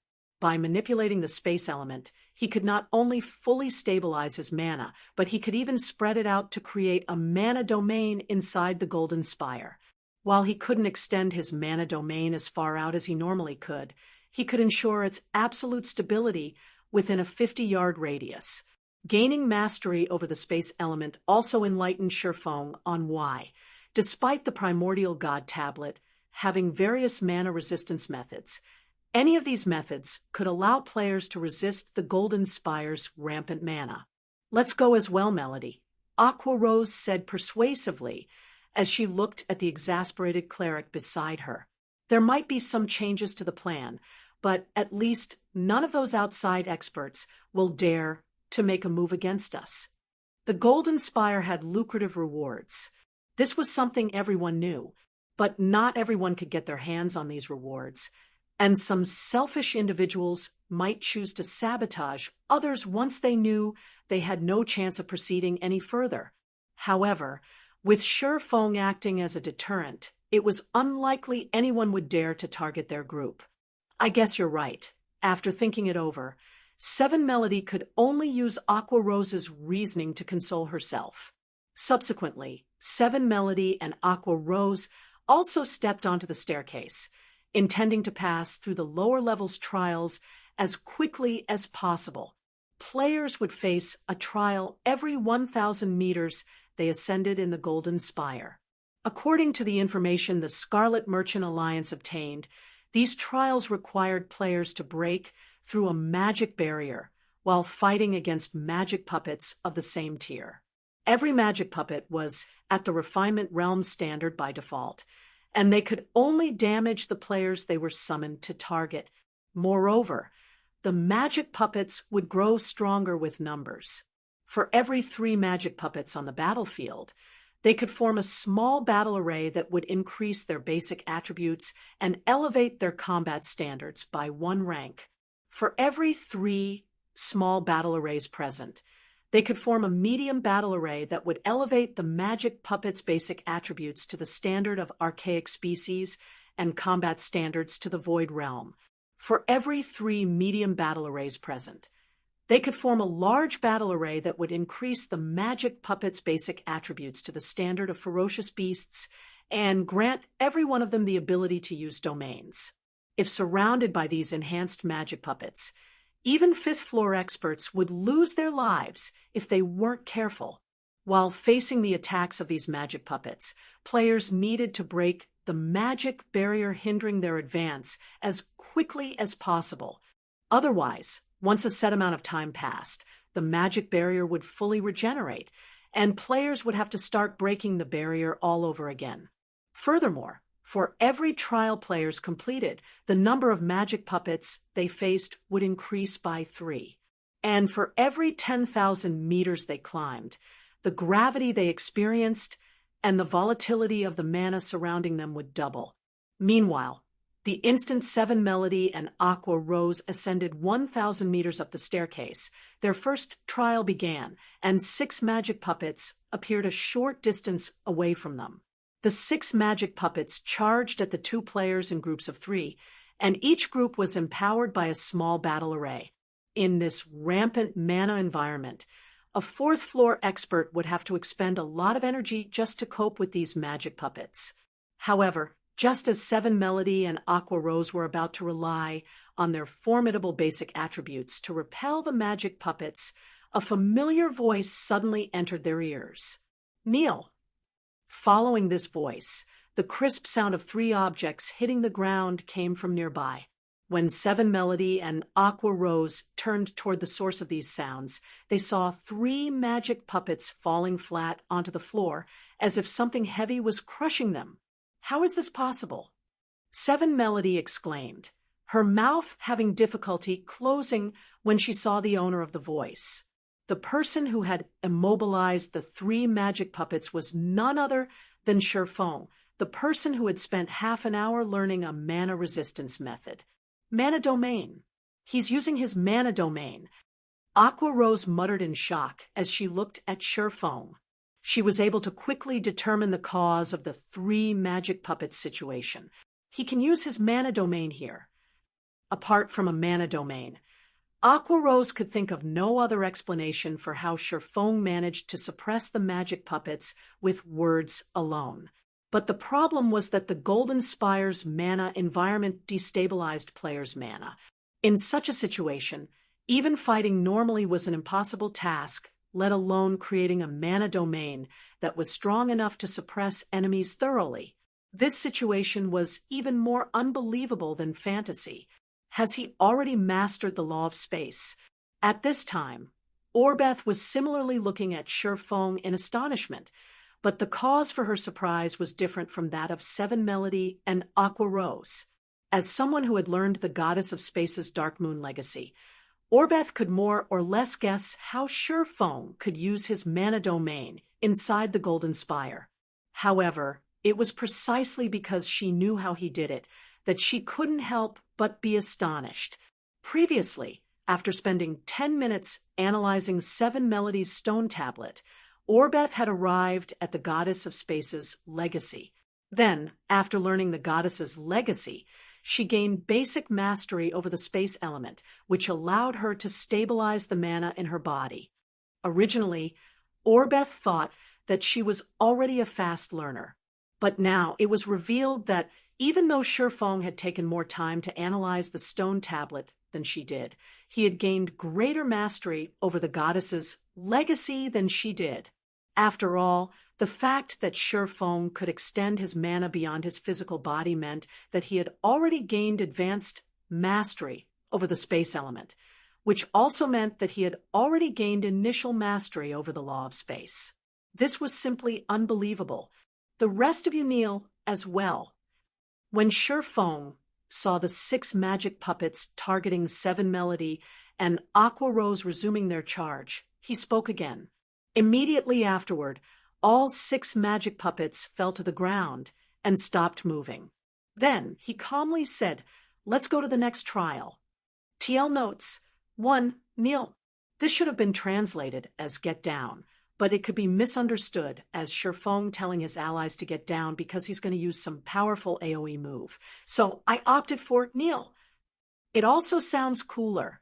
If you find any errors, broken links, non-standard content, etc., please let us know report chapter so we can fix it as soon as possible.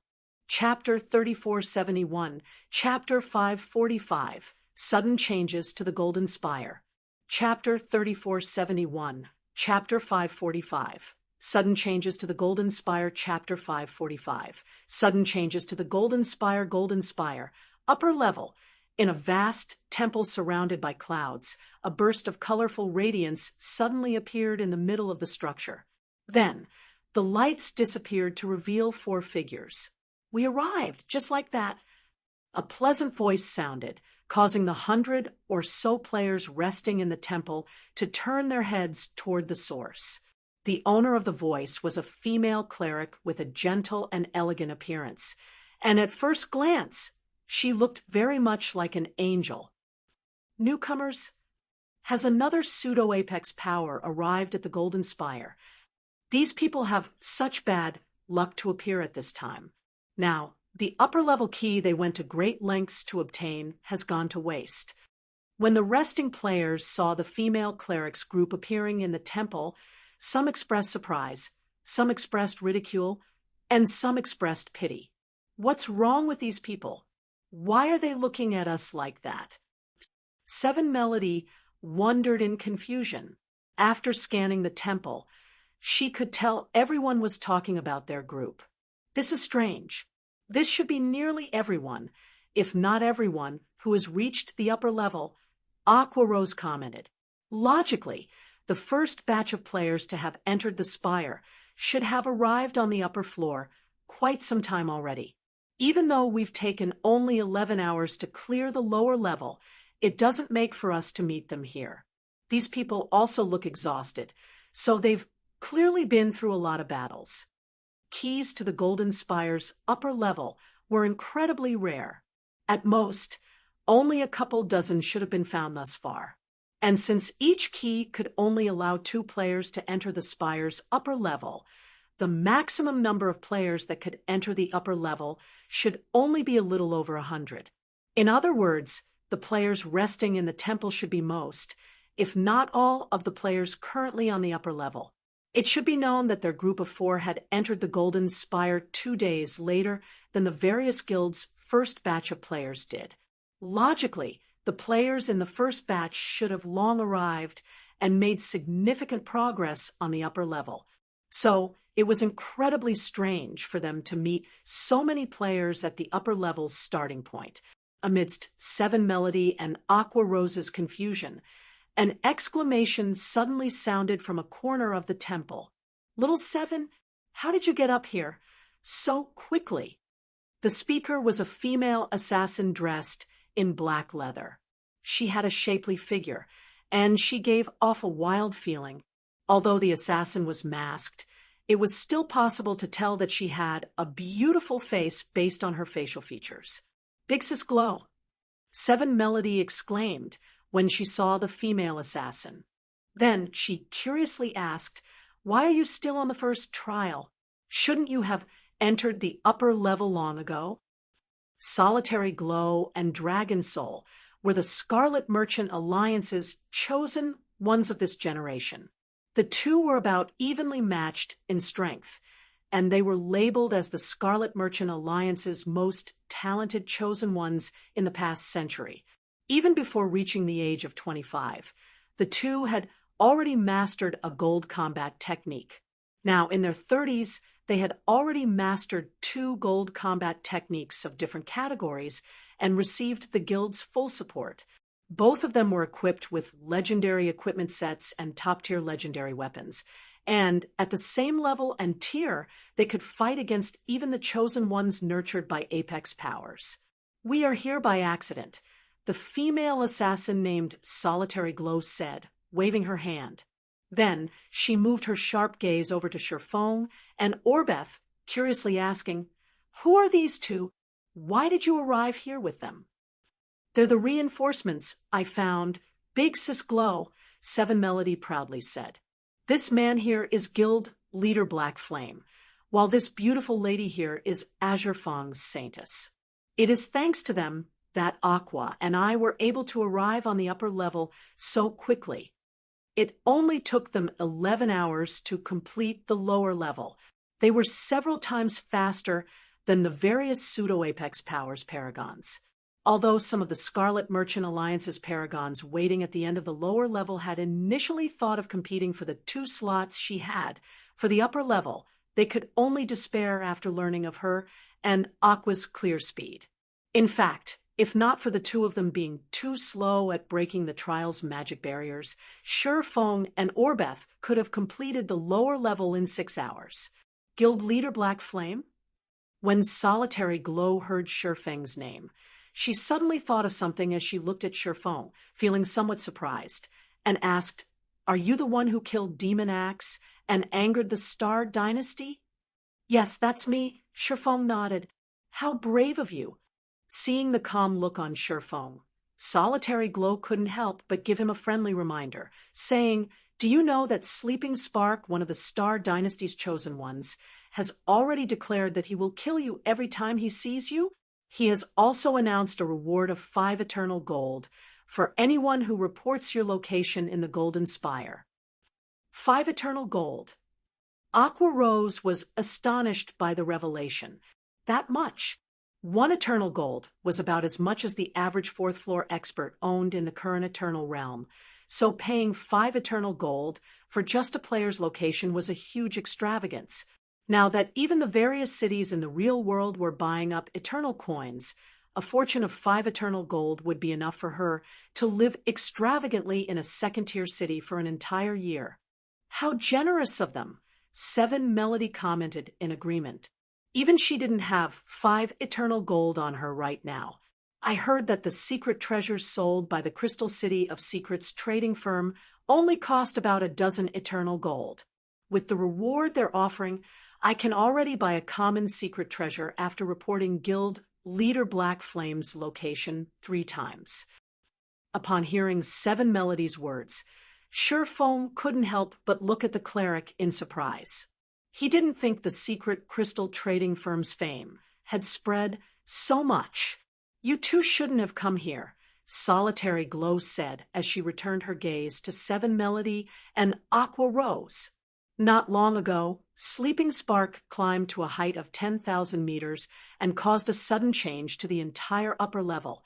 Aside from him, everyone else was teleported back to the starting point.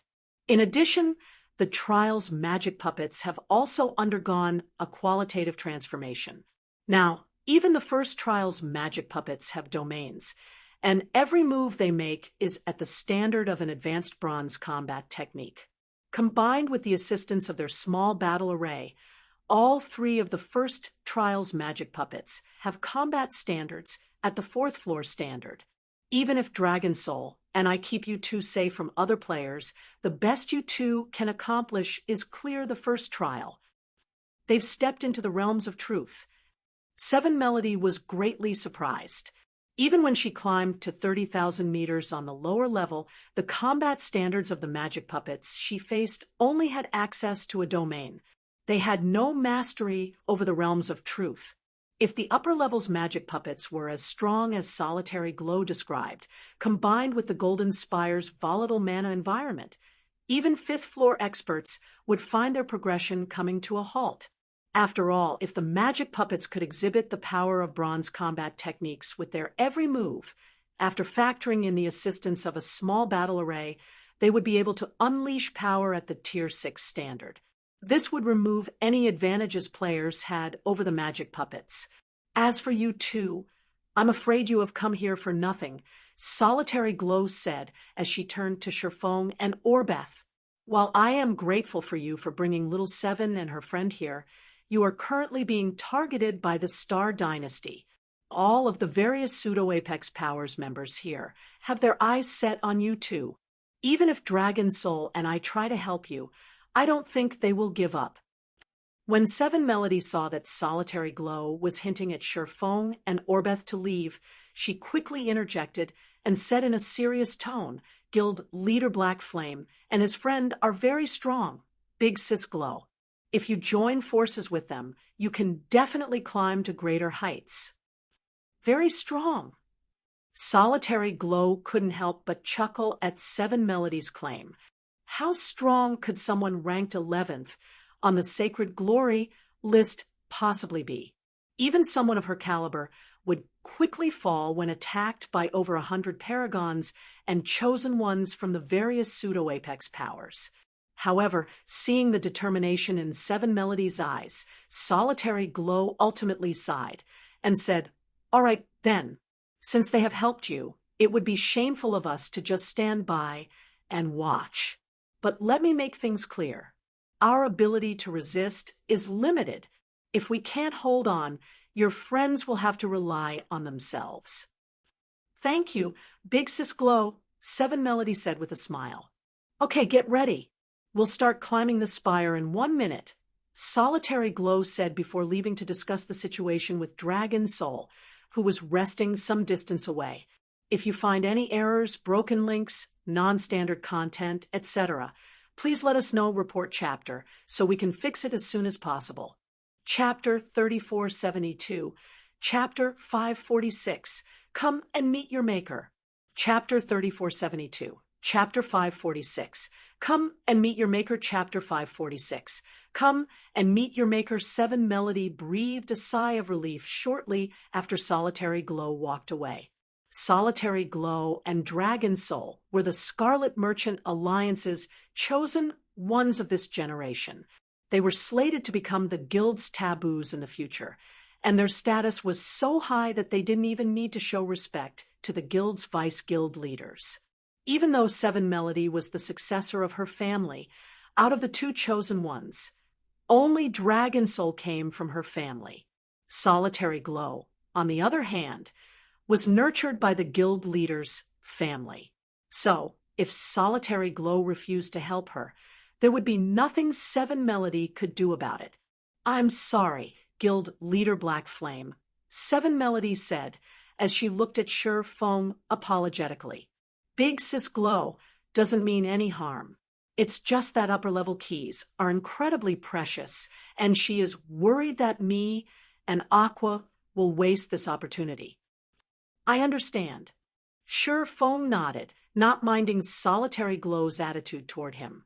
"If I were in her position, I wouldn't dare to recklessly help an outsider in the Golden Spire either."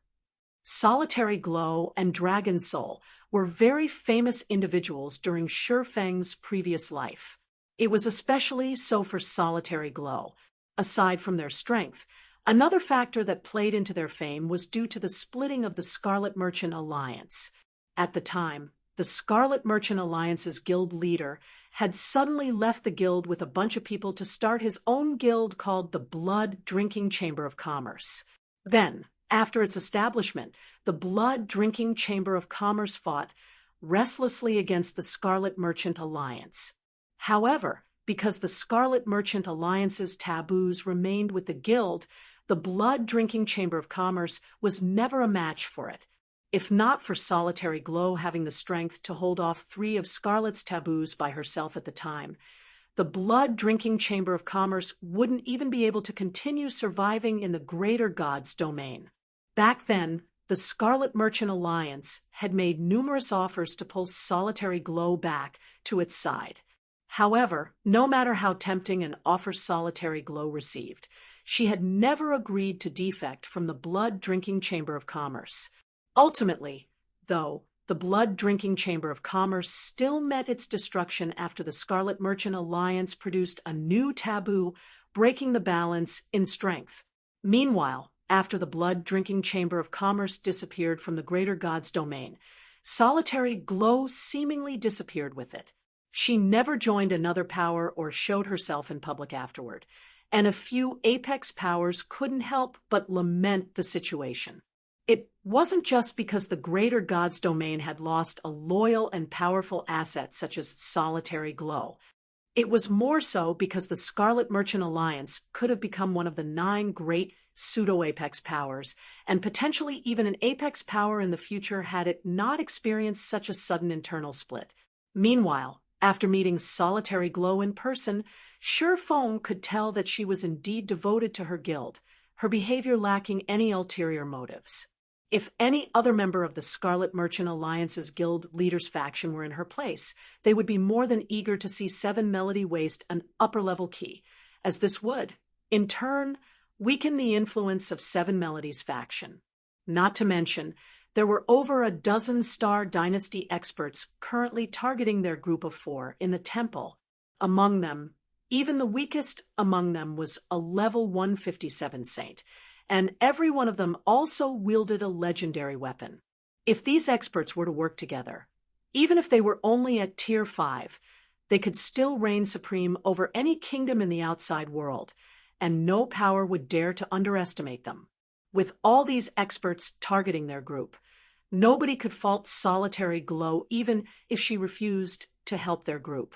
Honestly, if Zero Wing wasn't in the middle of clashing with multiple apex powers in his previous life, Feng would have tried to recruit Solitary Glow into Zero Wing. Meanwhile, shortly after the exchange between Feng and 7 Melody, Solitary Glow and Dragon Soul approached their group. Dragon Soul was a giant of a man, his height coming in at 6 meters. He carried a large hammer made of white bones on his back, and every step he took shook the ground around him. Even though he was only a level 158 tier 5 berserker, he gave off the feeling of a bona fide tier 6 berserker god. "Let's go." After sweeping an indifferent glance at Feng and Orbeth, Dragon Soul said, "When the Star Dynasty's people come for us later, Glow, and I will stop their 2 chosen ones. As for the others, you will have to deal with them yourselves." "What arrogant words you have there, Dragon Soul. Do you really dare protect the people the Star Dynasty is targeting?" As soon as Dragon Soul finished speaking, a young male demi-dragon clad in black armor and wielding a large saber suddenly spoke up. "Do you think you are invincible in the Golden Spire just because you managed to survive a fight with Sleeping Spark? So, are you saying you can win against me, Black Tiger?" Dragon Soul said as he glanced at the demi-dragon with disdain. "If I say I'm going to protect them, nobody can touch them." The Star Dynasty had 4 chosen ones. However, apart from Sleeping Spark, Dragon Soul did not consider any of the other 3 chosen ones as worthy of his attention. If not for the interference of the Golden Spire's magic puppets, he and Solitary Glow could easily trample over the 2 other Star Dynasty chosen ones on the upper level. "I would like to see you try." Then, suddenly, a low and crisp laugh sounded in the temple, and the nonchalant expressions of Dragon Soul and Solitary Glow immediately grew serious as they turned to look at the person who just spoke. The person who just spoke was a gorgeous woman in a red dress. She had long, fiery red hair that cascaded down her back, and she was akin to a fire elemental as her mere presence caused the surrounding space to heat up. Evidently, the woman had already surpassed the standard of saints when it came to the use of the fire element. "Are you planning to help the Star Dynasty, Scarlet?"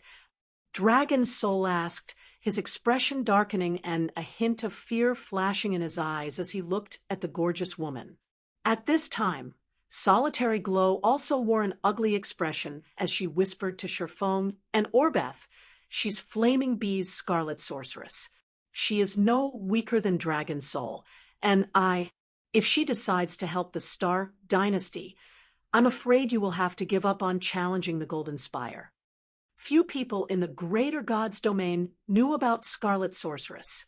Firstly, it was because Flaming Bee had secretly nurtured Scarlet Sorceress as one of its chosen ones, and rarely would she take action in the greater God's domain. Secondly, most of those who had fought Scarlet Sorceress in actual battle had their existences immolated, with even their immortal souls being burnt to nothing. If not for Scarlet Sorceress taking action on the Golden Spire's upper level, none of them present would have known that Flaming Bee had been hiding such a chosen one. "I have no intentions of helping the Star Dynasty," Scarlet Sorceress said, shaking her head. Then she turned to Sherfone and continued, "I simply have some accounts to settle with Guild Leader Black Flame." "With me?" Sherfone couldn't help but grow confused. He failed to recall ever having provoked Flaming Bee's Scarlet Sorceress. "What a forgetful person you are, Guild Leader Black Flame." Smiling faintly at Sherfone, Scarlet Sorceress said, "Have you forgotten about Eternal's auction already? Thanks to you allying with the Blaze conglomerate, Flaming Bee lost its head start in the underground Crystal Palace. I was present at the auction and watched as you happily outbid us. I bet you never thought about today, right?" Following Scarlet Sorceress's words, Solitary Glow, Seven Melody, and Aqua Rose couldn't help but grow speechless at Sherfang's ability to offend pseudo-apex powers. Meanwhile, Sherfone laughed in response to Scarlet Sorceress's words. Then, after stepping onto the staircase connected to the temple, he nonchalantly glanced at Scarlet Sorceress and the Star Dynasty's members and said, "Do you think I need to?" As soon as Sherfone finished speaking, dense mana spread from his body, instantly causing the three magic puppets that had appeared before him to kneel on the ground. Even though all three magic puppets were at the fourth floor standard, none could move an inch from where they stood, let alone get close to Sherfone. If you find any errors, broken links, non-standard content, etc., please let us know. Report chapter so we can fix it as soon as possible. Chapter 3473, Chapter 547, Distinguished Results. Chapter 3473, Chapter 547, Distinguished Results. Chapter 547, Distinguished Results. A mana domain? He can use his mana domain in the Golden Spire. How is this possible? How is he unaffected by the Spire's rampant mana? The players resting in the temple couldn't believe their eyes when they saw the magic puppets kneeling to Sherfone as if he were their ruler.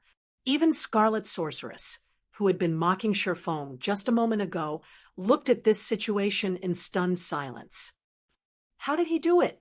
Shouldn't it be impossible to control the Golden Spire's volatile mana?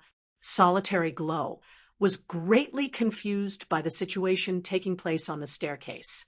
She even suspected that her eyes were currently playing a trick on her, and the three magic puppets weren't actually kneeling before Sherfone. The biggest difference separating high-tiered players from low-tiered players was the ability to use mana domains. During the initial launch of a God's Domain, there was even a saying that players beneath Tier 4 were no different than ants. This saying existed because of the ability for Tier 4 players to use mana domains. With the assistance of a mana domain, A Tier 4 player could exert absolute suppression over players beneath Tier 4 and turn Zerg tactics into jokes. Although everyone present was currently at Tier 5, the difference between having and not having the ability to use a mana domain would result in a massive gap in combat power. At this time, Dragon Soul also started to take Shifeng seriously. He no longer dared to treat him as merely a friend of Seven Melody and someone needing protection. Even though Shifeng's equipment was inferior to everyone present, his ability to unleash his mana domain in the Golden Spire's environment would ensure he was not at a disadvantage. He would even be at an advantage when fighting on the staircase. Once in a trial area, players would have to constantly face the attacks of magic puppets. If players were to fight other players in this situation, they would have to defend themselves against the attacks of both players and magic puppets. However, the trial's magic puppets were nothing but jokes in front of Shifeng. If anyone were to fight Shifeng in a trial area, they would not only have to fight the magic puppets and Shifeng together, but they would also have to do so while being suppressed by Shifeng's mana domain. In such a situation, even 10 chosen ones working together would not be a match for Shifeng. Seeing the various Pseudo-Apex Powers members falling into a daze, Seven Melody and Aqua Rose couldn't help but be amazed. It was especially so for Aqua Rose. Aqua Rose could never imagine herself going against the chosen ones of 2 Pseudo-Apex Powers. Yet, Shifeng, someone who came from the same world as her, had not only done so, but he had managed to deter the 2 Pseudo-Apex Powers chosen ones to a point where they didn't dare to make a move against him. "Let's go," Shifeng said to Seven Melody and Aqua Rose. Seeing as neither Scarlet Sorceress nor the Star Dynasty's members dared to escalate their aggression, he no longer wished to continue wasting his time with them. After saying so, Shifeng began making his way up the staircase. "Okay." Under the watchful eyes of the crowd in the temple, Seven Melody and Aqua Rose followed Shifeng excitedly. As for Solitary Glow and Dragon Soul, it took them a moment to process the situation, but they quickly chased after Shifeng's group once they came back to their senses. At the same time, they couldn't help but feel complicated by this unexpected development. Originally, Solitary Glow and Dragon Soul thought they would be the ones helping Shifeng progress on the upper level. But now, Shifeng was the one helping them instead. Shortly after Shifeng's group left, the upper level's starting temple went into chaos. The spectating players were especially noisy. None of them thought that a newcomer on the Sacred Glory list would be able to overwhelm the Star Dynasty, one of the 9 great Pseudo-Apex Powers, in such a leisurely manner. If news of this situation spread, it would definitely shock all the players and powers in the Greater Gods domain. "Are you just going to let them leave like this?" Scarlet, the Star Dynasty's Black Tiger, asked as he looked at Scarlet Sorceress. "Our reputation is going to take a hit after this. If you're worried about your reputation, why don't you attack him?" Scarlet Sorceress said as she looked at Black Tiger in disdain. "I would if I could beat him," Black Tiger said before laughing in embarrassment. "If we weren't in the Golden Spire, I would definitely let him know what despair is." "You don't say?" Scarlet Sorceress rolled her eyes at Black Tiger. Then she turned toward the direction that Shifeng disappeared to and sneered, saying, "But this matter won't end so easily. We might not be a match for him now, but we can simply wait for Sleeping Spark to finish challenging the Spire. If we work with him, we can easily kill Black Flame and his group." Black Tiger nodded in agreement. He was also confident in Sleeping Spark's strength. Sleeping Spark might also be one of the Star Dynasty's chosen ones, but he was much stronger and more talented than any other chosen ones. It wouldn't be an exaggeration to say they stood on completely different levels. This was evident based on their respective performances in the Golden Spire. None of the experts currently resting in the starting temple could reach the upper level's 10,000-meter mark. Yet, Sleeping Spark had done so. He had even started to challenge the 14,000-meter mark already. They also didn't have to worry about not being able to encounter sure foam again.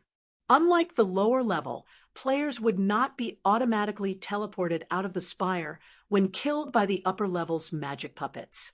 Instead, they would be teleported back to the starting temple, scored by the system based on their performance, and given a few options for their rewards. 1. Hence, they would have one more opportunity to redeem themselves later on. Subsequently, time passed by quickly. After Scarlet Sorceress and Black Tiger waited in the starting temple for nearly a day, the ranking list available next to the temple's treasury finally got updated. Immediately, they noticed several new names appearing on the stone tablet, and Sleeping Spark, who originally occupied first place on the list, falling to third place. How is this possible? Black Tiger and Scarlet Sorceress nearly lost their minds when they saw the updated ranking list. The challenge tablet was something that had appeared after the Golden Spire's upper floor had transformed. The tablet recorded the names of the players who had successfully climbed to the 10,000-meter mark, and players on the tablet were ranked based on the final height they achieved. The tablet could record the names of up to 100 players, and it was updated daily. For the various pseudo-Apex powers, Chosen Ones, and Paragons present, the challenge tablet was the ranking list they wanted to enter the most. This was because it was far more credible than any ranking list published by the Seven Luminaries Alliance, as it placed more emphasis on players' talent and potential. The Seven Luminaries Alliance's ranking lists were created based on observation and judgment, so not everyone on these ranking lists had actually fought each other before. As for the Golden Spire's challenge tablet, while it also didn't rank players based on dual performances, everyone ranked on it was subjected to the same challenges and enemies. So, it allowed players to compare their talent and strength without biases or deviations. Before this, the challenge tablet only recorded one name, Sleeping Spark. Because of this, even the Scarlet Merchant Alliance's Dragon Soul had no choice but to admit that he was inferior to Sleeping Spark. But now, several new names appear on the challenge tablet, and most were very familiar to Scarlet Sorceress and Black Tiger. 7th, Seven Melody, current record, 10,647 meters. 6th, Aqua Rose, current record, 11,745 meters. 5th, Solitary Glow, current record, 14,582 meters. 4th, Dragon Soul, current record, 14,645 meters. 3rd, Sleeping Spark, current record, 16,458 meters. 2nd, Orbeth, current record, 18,428 meters. 1st, Black Flame, current record, 19,786 meters. TL notes. 1. Just a FYI, the players resting in the starting temple were teleported back because Sleeping Spark reached the 10,000-meter mark. They weren't teleported back because they were killed, so they, particularly Solitary Glow and Dragon Soul, can still challenge the upper level. If you find any errors, broken links, non-standard content, etc., please let us know. Report chapter, so we can fix it as soon as possible. Chapter 3474. Chapter 548, Sword of Space. Chapter 3474. Chapter 548, Sword of Space. Chapter 548, Sword of Space. Sleeping Spark got overtaken? Black Flame and Orbeth? Who are these people? Am I hallucinating? This is Sleeping Spark we are talking about. Even the various Apex powers are looking to recruit him. Don't forget that the Star Dynasty has hastily confirmed Sleeping Spark's position as a future taboo to keep him from defecting. So, once he reaches Tier 6, he'll immediately get to manage a divine artifact. I know about Orbeth. She's Azure Fong's officially recognized saintess. She is considered the best talent Azure Fong has had in the past few centuries. I previously thought Azure Fong was exaggerating about this, But it seems that those claims aren't unfounded, seeing as she is 2 trials ahead of Sleeping Spark. With such a talent under its command, Azure Fong will most certainly prosper in the future. A height of 19,786 meters? Is Black Flame the successor of some apex power? The players resting in the starting temple started an excited discussion among themselves when they saw the changes to the challenge tablet. To them, this development was even more shocking than Shi Feng's accomplishment of deterring the members of the Star Dynasty and Flaming Bee. It should be known that climbing a height of 19,786 meters on the upper level wasn't something that could be accomplished with a mana domain alone. According to their research on the Golden Spire, once players climbed to a height of 10,000 meters on the upper level, the opponents they had to face would change from ordinary magic puppets into advanced magic puppets. Even without the assistance of battle arrays, these advanced magic puppets would possess basic attributes nearing that of Tier 6 divine monsters of the same level. They could also exhibit the power of an advanced silver combat technique with their every move. If these advanced magic puppets were under the effects of a large battle array, they would not only have the basic attributes of a divine monster, but they could also exhibit power nearing the standard of gold combat techniques with their every move. With such parameters, these advanced magic puppets would not fear any mana domain. At most, they would lose some of their mobility. Even a bona fide Tier 6 player would be instantly reduced to ashes if they tried to fight against 27 of such frightening advanced magic puppets. Meanwhile, at the upper level's 19,800-meter mark, boom, boom, boom. At this time, a figure could be seen moving back and forth, left and right, while continuously dodging and blocking hundreds of wind blades. These wind blades covered the entire staircase section, and every one of them possessed enough power to send even Tier 6 MTs flying off their feet. The figure going up the wind blades was massive, standing at a height of 20 meters. White holy patterns also covered this figure's body, and his every action carried the power to destroy worlds. So none of the terrifying wind blades could leave a scratch on him. Meanwhile, this giant of a person was none other than Shi Feng, with Holy Mana's shadow active. Currently, though, Shi Feng wore a pale complexion as his mental state was quickly reaching its limit. Even full-powered attacks, with Holy Mana's shadow active, can barely damage it. Shi Feng couldn't help but frown as he looked at the slightly damaged barrier in the distance. The Golden Spire tested players based on their tiers. So, the magic barriers Tier 5 and Tier 6 players faced were completely different, with the former having to face significantly weaker ones. With his current strength, once he activated Holy Mana's shadow, he could exhibit power at the Tier 6 peak standard if he went all out. This was already the strongest attack he could accomplish as a Tier 5 player. Yet, even after dishing out dozens of attacks of this caliber, he had only managed to leave some cracks on the barriers separating him from the 20,000-meter mark. Moreover, these scratches would rapidly heal over time. If he stopped attacking, the barrier would return to its original state in just 3 seconds. After trying up to this point, Shi Feng couldn't help but wonder exactly how powerful the Tier 6 players who had climbed to the upper level's 20,000-meter mark in his previous life had to be to accomplish what they did. It should be known that he was a great Grandmaster magician. Unlike other players, he could target all of his attacks on the magic barrier's weakest areas, which allowed him to achieve drastically better results at a much lower cost. However, Shi Feng didn't have much time to ponder, as the 27 magic puppets had no intentions of letting him catch his breath.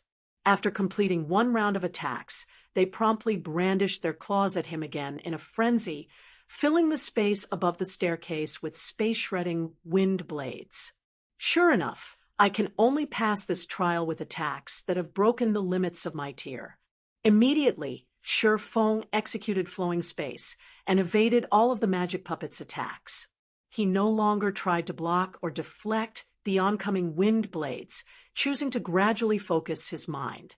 After the previous series of attacks, Shifeng had already verified that those who passed the 20,000-meter mark in his previous life must be individuals with primordial god legacies.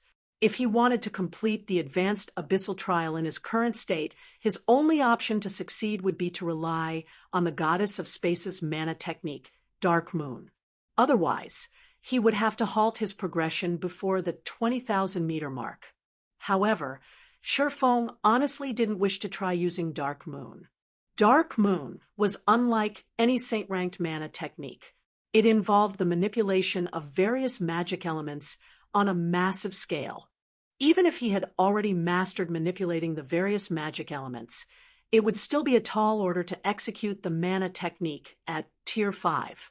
He would need to reach Tier 6, at the very least to use it normally. Should he try to use Dark Moon at Tier 5, he would have to focus all of his mental capacity on the task, rendering him unable to do anything else. In other words, it would be a do-or-die situation. Originally, he had only considered researching the mana technique after getting promoted to Tier 6. But now, he had no choice but to give it a try. Good. Now's the time. After reviewing the Sword of Space multiple times in his mind, Shifeng activated Fluctuating Law, his last resort, to create a world barrier around himself that could block all attacks. Then, he began using all of his mental capacity to construct a blade using the element of space. However, while Fluctuating Law might have a theoretical duration of 30 seconds, it was currently only a Tier 5 skill, whereas its opponents were 27 magic puppets that rivaled Tier 6 divine monsters. After blocking just one round of attacks from the magic puppets, numerous cracks appeared on the world barrier. And before the barrier could even repair itself, more attacks bombarded it again.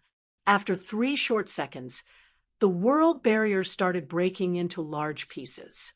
At this point, the barrier's self-recovery ability had become nothing but a joke, and there was no way the barrier could last through its full duration. Fortunately, Shifeng finished structuring the space elements, as shown in the Goddess of Space's legacy, in these 3 seconds. Then, the surrounding volatile mana began converging on the blade. He constructed, the size of the affected area rapidly growing over time. In the blink of an eye, the affected area had expanded from its initial radius of 100 yards to a radius of 1,000 yards. Even then, it showed no signs of stopping. Faster! Faster! When Shifeng saw the barrier protecting him falling into a tattered state, a sense of urgency filled his heart. At this point, he no longer had any spare energy to do anything else. All of his energy was focused on maintaining the Sword of Space's mana structure. If he tried to do anything else, the mana structure would crumble, the Sword of Space's formation would fail, and all his efforts thus far would be in vain. So, he could only pray that Fluctuating Law could hold on for a few more moments. 1/10 of a second, 2/10 of a second, 3/10 of a second. What should have been a brief moment felt like an eternity in Shifeng's mind. Several wind blades pierced through the world barrier the next moment, flying straight for Shifeng's heart. But just as the wind blades were about to hit him, Shifeng suddenly felt a tremor in space as the blade in his hands suddenly exerted a mighty suction force on the surrounding area, causing the space in a 10,000-yard radius to contract. Then, the blade in his hands transformed into a black dot. Without hesitation, Shifeng executed a slash at the oncoming wind blades. Primordial God-ranked mana technique, Sword of Space. If you find any errors, broken links, non-standard content, etc., please let us know. Report chapter so we can fix it as soon as possible. Chapter 3475, Chapter 549, Super S-Rank Evaluation. Chapter 3475, Chapter 549, Super S-Rank Evaluation, Chapter 549, Super S-Rank Evaluation. At the upper level's 16,800-meter mark, 21 advanced magic puppets that rivaled level 158, Tier 6 divine monsters in strength, were currently attacking a level 158, Tier 5 Grand Wizard. The Grand Wizard was a young man wearing a dark gray robe, and he had dark blue divine patterns marking his eyes, giving him a profound appearance. The Grand Wizard would simultaneously cast 4 Tier 5 spells of 4 different elements time, and again in retaliation against the advanced magic puppets' attacks. Though unlike the average Grand Wizard, the young man could cast his Tier 5 spells without uttering a single chant. The 4 Tier 5 spells the young man chose to cast were of the wind, fire, water, and earth elements. After casting these spells, the young man would merge them into one, drastically increasing their raw power and enabling it to send multiple advanced magic puppets flying over dozens of yards at a time. And while this wasn't enough to stop all of the advanced magic puppets from attacking him, it was enough to break the battle array that strengthened them. After sending another group of advanced magic puppets flying, the young man looked at the distant sky with a solemn gaze. How can such volatile mana be drained completely? The young man frowned in confusion as he recalled the 2 people who had overtaken him some time ago. Is there really such a large gap between me and them? The mana present on the Golden Spire's upper level was much more violent than on the lower level. Even with his standards, the young man could only ensure that the volatile mana did not negatively affect him. He couldn't even make this highly volatile mana into his own, let alone drain a 10,000-yard radius dry of this volatile mana. As the most talented chosen one to have appeared in the Star Dynasty in the past 100 years, Sleeping Spark always believed that nobody could surpass him. Even the successors of the various Apex Powers taboos were of little significance in his eyes. In fact, Sleeping Spark had even planned to challenge the various Apex Powers taboos as soon as he advanced to Tier 6 and got his hands on a divine artifact. He was just that confident in his strength and talent. Yet now 2 people had surpassed his progress in the Golden Spire. Moreover, both individuals were roughly the same age as he was, with the Blood Elf swordsman being even younger than him. No, I cannot lose to them. Even if they are faster, I will be the one to have the last laugh. Sleeping Spark thought determinedly as he looked at the distant staircase. It was indeed outside of Sleeping Spark's expectations for Shurfong and Orbeth to overtake him. However, it was also a fact that he had yet to go all out. Due to his status as the Star Dynasty's most talented chosen one, he was granted the use of the Eye of Divine Punishment, a top-tier legendary staff. If he activated the Berserk skill that came with the staff, he could become a Tier 6 player for a short period. In that state, he could even put up a fight against a Tier 6 dragon, let alone the magic puppets, which were only comparable to the average Tier 6 divine monster. But just as Sleeping Spark was preparing to advance, a loud explosion suddenly reverberated throughout the upper level. Subsequently, Sleeping Spark saw the staircase in the distance above him shattering. Then, dense and oppressive mana began falling like raindrops, staining the world around him with darkness. How is this possible? Sleeping Spark became dumbfounded as he gazed at the falling rain of darkness. A god! This is a Tier 6 god's mana. Could they be fighting against a Tier 6 god up there? Tier 6 gods. They were the apex existences of the greater god's domain. It was especially so when it came to mana. The mana of Tier 6 gods had reached a density so extraordinary that it was basically uniquely available only to them. Even if it was Sleeping Spark, he could only hope to put up a fight against a Tier 6 god after he himself had gotten promoted to Tier 6. If he tried to fight a Tier 6 god when he was at Tier 5, even with the help of the Eye of Divine Punishment, he would only be met with certain death. Before Sleeping Spark could recover from his shock, a series of system announcements sounded in his ears. Regional System Announcement. Congratulations to Black Flame for conquering the 20,000 meter mark of the Golden Spire's upper level and becoming the Golden Spire's first qualified candidate. All advanced magic puppets on the upper level will be upgraded into special magic puppets. All other players challenging the upper level will be automatically teleported back to the upper level's starting temple in 5 seconds. Regional System Announcement. All players teleported back to the upper level's starting temple may choose to settle their challenge rewards or begin a new challenge. The system announcements repeated 3 times, leaving all players climbing the Golden Spire in a stupefied state. Black Flame? Isn't he the guy who killed the Star Dynasty's demon, Axe War God?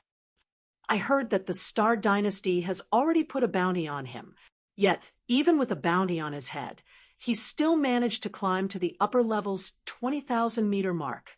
Isn't he a little too strong? Calling him strong is an understatement. Last I heard, the Star Dynasty's Sleeping Spark only reached the 10,000 meter mark after climbing the upper level for around 2 days. In comparison, even though Black Flame had such a late start, he still became the first to reach the 20,000 meter mark. I doubt even the various Apex Powers chosen ones can match his talent and strength. But isn't he only ranked 11th on the Sacred Glory list? When the players stuck on the lower level heard the system announcements, they reacted with shock and excitement. Previously, when Shurfeng had slain the Demon Axe War God outside the Golden Spire, everyone thought that Shurfeng was crazy and ignorant. After all, he was blatantly provoking a pseudo-Apex power while having no significant background. He had no idea how powerful the various pseudo-Apex powers chosen ones were. But after seeing Shurfeng surpass the various pseudo-Apex powers chosen ones, everyone quickly came to a realization. A monster would soon emerge in the Eternal Realm. Moreover, this would be a monster that would shake the entire Greater Gods domain in the future. It had been a very long time since such a thing had happened, and they were fortunate enough to witness the beginning of this legend. Compared to the players on the lower level, Solitary Glow and Dragon Soul found Shurfeng's accomplishment even more shocking. They had personally experienced the difficulty of the upper level's 10,000 meter mark. That was no longer a challenge that could be overcome with the help of a mana domain. Meanwhile, it went without saying that the trial to reach the 20,000 meter mark would only be vastly more difficult. Not to mention, apart from completing the 20,000 meter mark's trial, Shurfeng had also overtaken the almighty Sleeping Spark.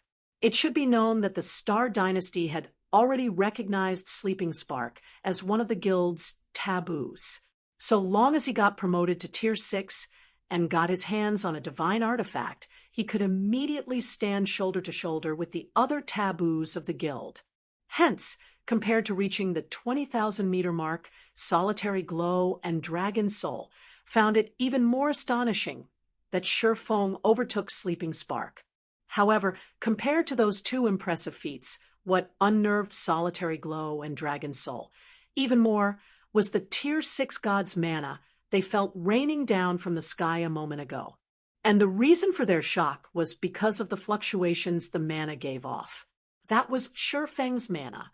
They had accompanied Shurfeng up the upper level's staircase for some time, so they would never mistake it. But what kind of monster did Shurfeng have to be to develop his mana to match the standard of Tier 6 gods? Regardless, the fact that such a monster was Seven Melody's friend left Solitary Glow and Dragon Soul with no choice but to reassess the young Miss's position in her family. Meanwhile, out of everyone in the Golden Spire, the person most surprised by Shurfeng's achievement would have to be Aqua Rose. This was because nobody knew Shurfeng's origins better than she did. As someone who came from the same god's domain, she knew their homeworld's lack of resources. It would be a miracle if their homeworld could even produce a talent rivaling chosen ones such as Solitary Glow. After today, Shurfeng, as an individual, would most likely have the qualifications to speak to a pseudo-Apex Powers guild leader as an equal. While everyone else on the upper level was teleported back to the starting area, Shi Feng stepped onto the 20,000-meter mark with a pale complexion. The instant he stepped onto the 20,000-meter mark, system notifications sounded in his ears one after another. System, congratulations! You have become the Golden Spire's first qualified candidate, rewarding levels +5 and Eternal Realm reputation +50. System, congratulations! You have completed the Advanced Abyssal Trial with a Super S-Rank evaluation. You may choose to receive an Abyssal Treasure or an Abyssal Guidance. If you find any errors, broken links, non-standard content, etc., please let us know. Report chapter so we can fix it as soon as possible. Chapter 3476, Chapter 550, Unsealing the Shadow Incinerator. Chapter 3476, Chapter 550, Unsealing the Shadow Incinerator. Chapter 550, Unsealing the Shadow Incinerator. What astonishing rewards! Shi Feng's fatigue instantly disappeared when he saw the reward options. Anything capable of being regarded as an abyssal treasure in God's domain would be a treasure once used by the primordial abyssal god. In other words, it would be a primordial god treasure, and it would be at the fragmented divine artifact rank at the very least. It was an item that could tempt even the various Apex Powers. The Abyssal Guidance was likewise extraordinarily valuable. In God's domain, countless Tier 6 players would do anything to get a Tier 6 God's Guidance to further improve themselves. While a Tier 6 God's Guidance wasn't as detailed as a God's Legacy, the guidance would be specifically targeted toward improving one aspect of the player receiving it.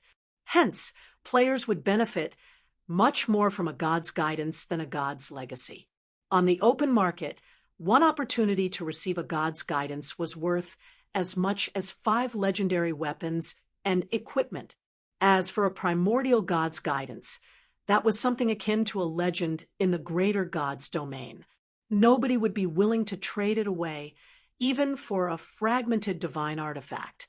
After all, while fragmented divine artifacts were exceedingly rare, quite a few could still be found throughout the greater God's domain. In contrast, even information on primordial gods was nigh impossible to find in the greater God's domain, let alone a primordial God's Guidance. After recovering from his surprise, Shi Feng chose the Abyssal Guidance as his reward without hesitation. An abyssal treasure might be precious, but there were all sorts of abyssal treasures in existence. If he happened to obtain an abyssal treasure that he couldn't use, it would be a massive loss to him. The Abyssal Guidance, on the other hand, would give him a guaranteed opportunity to improve one aspect of himself. Shi Feng experienced an unimaginably massive concentration expenditure when using the Sword of Space. The expenditure was so great that he nearly lost consciousness as soon as he finished using the mana technique. But this also allowed Shi Feng to understand the might of the Goddess of Space's Dark Moon mana technique. Even if he had used only one part of the mana technique, it still allowed him to exhibit power rivaling Tier 6 gods as a Tier 5 player. If he could reduce the Sword of Space's concentration expenditure, making it more practical to use at Tier 5, he would have a fighting chance even if he came across the various pseudo-Apex Powers Tier 6 experts in the future. Currently, the average level of the Eternal Realm's frontline experts was 158, with a few having already reached level 159. At this point, it wouldn't be long before the various pseudo-Apex Powers and upper-ranking hegemonic powers experts completed the final sprint and reached level 160. By then, these powers would quickly gain a batch of Tier 6 players to command in the Eternal Realm. Meanwhile, although Shi Feng had also reached level 159 due to the Golden Spire's reward, he couldn't advance to Tier 6 as soon as he reached level 160. This was because he needed to construct a legendary divine body before he could get promoted to Tier 6, which was by no means an easy task to accomplish. At that time, he would have to face a bunch of Tier 6 players while being stuck at Tier 5. If he could receive the primordial abyssal god's guidance and improve his mastery over Dark Moon, it would greatly help in the development of his personal strength and the construction of his future divine body. This, in turn, would increase his survivability and reduce the time he needed to construct a legendary divine body. You have made a wise decision, young heaven-blessed. As soon as Shifeng decided, an illusory figure several hundred meters tall appeared on the staircase before him and spoke in a voice of commendation. At the same time, Shifeng could feel a terrifying divine might descending upon him, instantly rendering him immobile. Well, which aspect do you wish to receive my guidance on? You have used the last strand of power I have left in this spire, so this will be the last time I will appear here. Looking at Shifeng with a hint of surprise in his eyes, the illusory figure pointed at one of the swords hanging by Shifeng's waist and asked, "Do you want to receive my guidance on that goddess's legacy? Or do you want help with that sword that shouldn't exist?" Sword that shouldn't exist? Shifeng couldn't help but turn to look at the shadow incinerator. Then, pointing at the shadow incinerator, he asked, "Almighty being, do you mean you can help me unseal this sword?" Generally, guidance involved the guide, providing pointers to players in technical aspects. Meanwhile, the shadow incinerator was a weapon, so guidance shouldn't have anything to do with it normally. But if the primordial abyssal god could indeed help him unseal the shadow incinerator, he would naturally be more than happy to go with that option. It should be known that Ife, the Crimson Wing, had slain 8 ancient gods with the shadow incinerator in his previous life. After that accomplishment, the shadow incinerator was even ranked 5th on the 7 Luminaries Alliance's divine weapon list. Not to mention, the shadow incinerator currently in his possession wasn't just a divine artifact, but a godly relic instead. Unseal it for you. The primordial abyssal god shook his head and laughed. You have a wonderful imagination. Unfortunately, only you, the wielder, can undo the seals on this sword. Nobody else can do it for you. I can only teach you the way to unseal it. As for what extent you can unseal it to, it all depends on your abilities. Teach me how to unseal it. Shifeng couldn't help but feel a bit of disdain toward the primordial abyssal god. He already knew how to unseal the shadow incinerator. Why would he need anybody to guide him in doing so? Your current concentration has reached the Tier 6 intermediate standard, so you are already qualified to undo the first seal. Failing to notice the disdain in Shifeng's heart, the primordial abyssal god continued speaking. Of course, if you wish to rely only on yourself, you will most likely have to wait until your concentration reaches the Tier 6 advanced standard, or possibly even the Tier 6 peak standard. I can undo the first seal right away? Shifeng was shocked. It was as the primordial abyssal god had said. According to his estimates, he would have to develop his concentration to the Tier 6 advanced standard before he could break the mental nodes in the shadow incinerator. Before then, he could do nothing about them. However, developing his concentration any further than he already had would be difficult to accomplish. After all, a strong body was required to nurture a strong mind. Achieving a Tier 6 advanced concentration simply wasn't feasible with a Tier 5 body.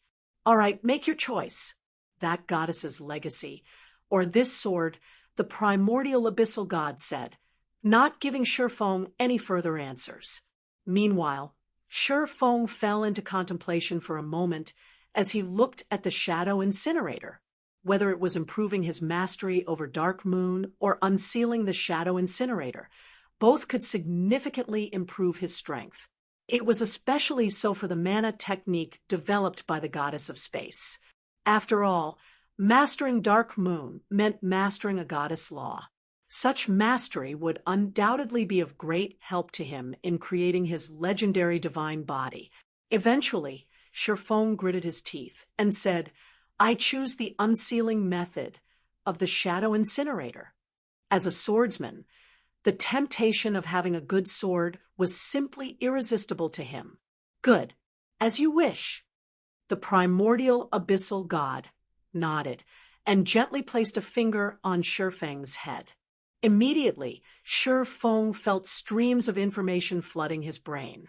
These pieces of information were not very complicated. They simply described a special way of utilizing his mind. The technique was named mental condensation, and it allowed the user to increase their mind's tenacity. What an incredible mental application method!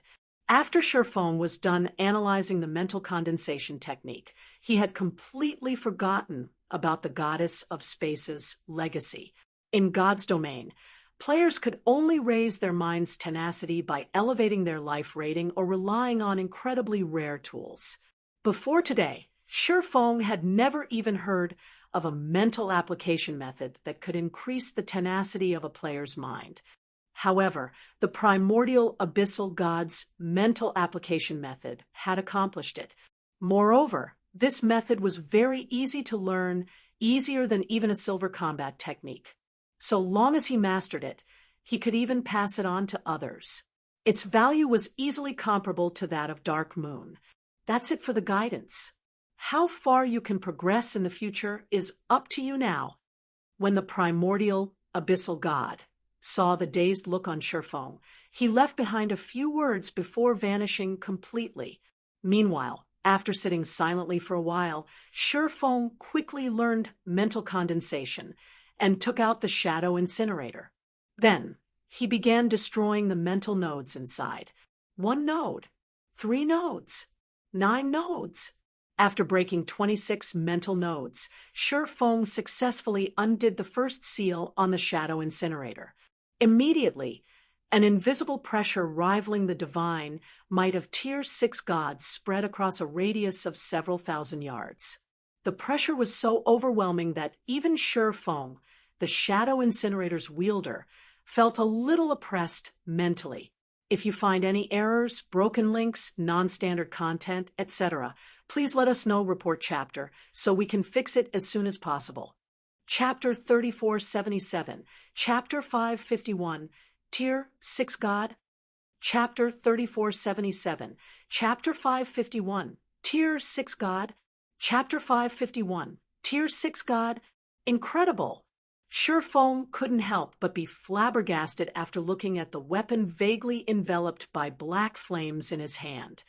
Shadow Incinerator, Dark Soul, one-handed sword, sealed godly relic. Equipment requirement: soul-bound attack power, 490% of strength, attack speed 3% of strength and agility. All attributes increases according to the user's level. When equipped, attacks ignore 100% of all defensive effects. Attacks have a 30% chance of triggering the Soul Devour effect. Attacks have a 40% chance of being elevated by 1 rank and dealing 500% damage. Attacks cause an additional 100% damage to all creatures below Tier 6. Ignore levels plus 60. All attributes increased by 170%. Physique increased by 100%. Reaction speed increased by 60%. Effects of all attacks increased by 2 ranks, up to Tier 6 peak. The strength of mana increased by 1 rank. Concentration increased by 1 rank. Additional passive skill: Incinerator's Body.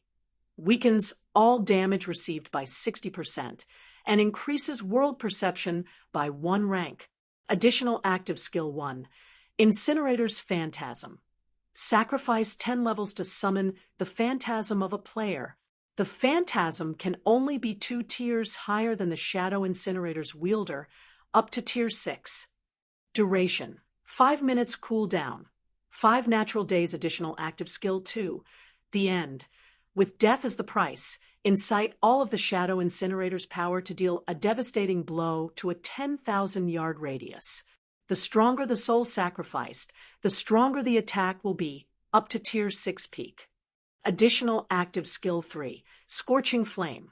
Sacrifice 1 level to attach the Flames of Shadow to the Shadow Incinerator. The Flames of Shadow can damage and destroy all weapons and equipment below the legendary rank. Duration: 3 minutes cooldown. 1 natural day. The myriad ancient gods have placed 4 seals on the Shadow Incinerator. One of the seals has been lifted thus far.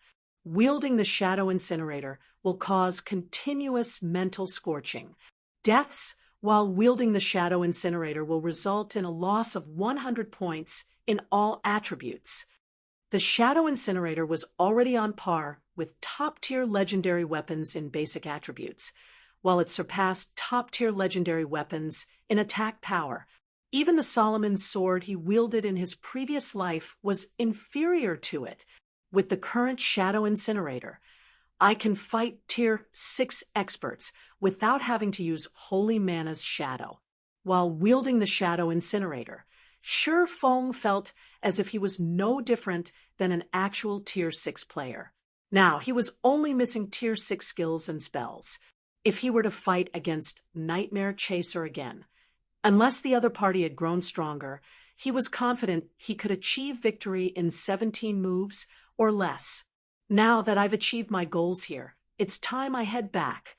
After glancing at the staircase leading to the top of the Golden Spire, Shi Feng opened the system interface and chose to give up on his challenge.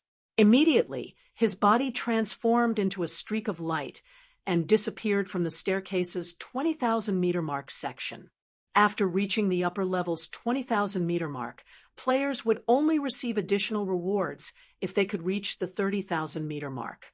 If they couldn't do that, they would simply be investing their time and energy into honing their skills. However, as far as Shi Feng could recall, nobody in his previous life had ever climbed to the upper level's 30,000-meter mark. Not even the blood-soaked Rakshasa managed to do it. Currently, Shi Feng was only at Tier 5. Although he had undone one of the Shadow Incinerator's seals, he had yet to master Dark Moon. He was still nowhere near comparable to the blood-soaked Rakshasa in his previous life, so he would simply be biting off more than he could chew by trying to challenge the upper level's 30,000-meter mark now.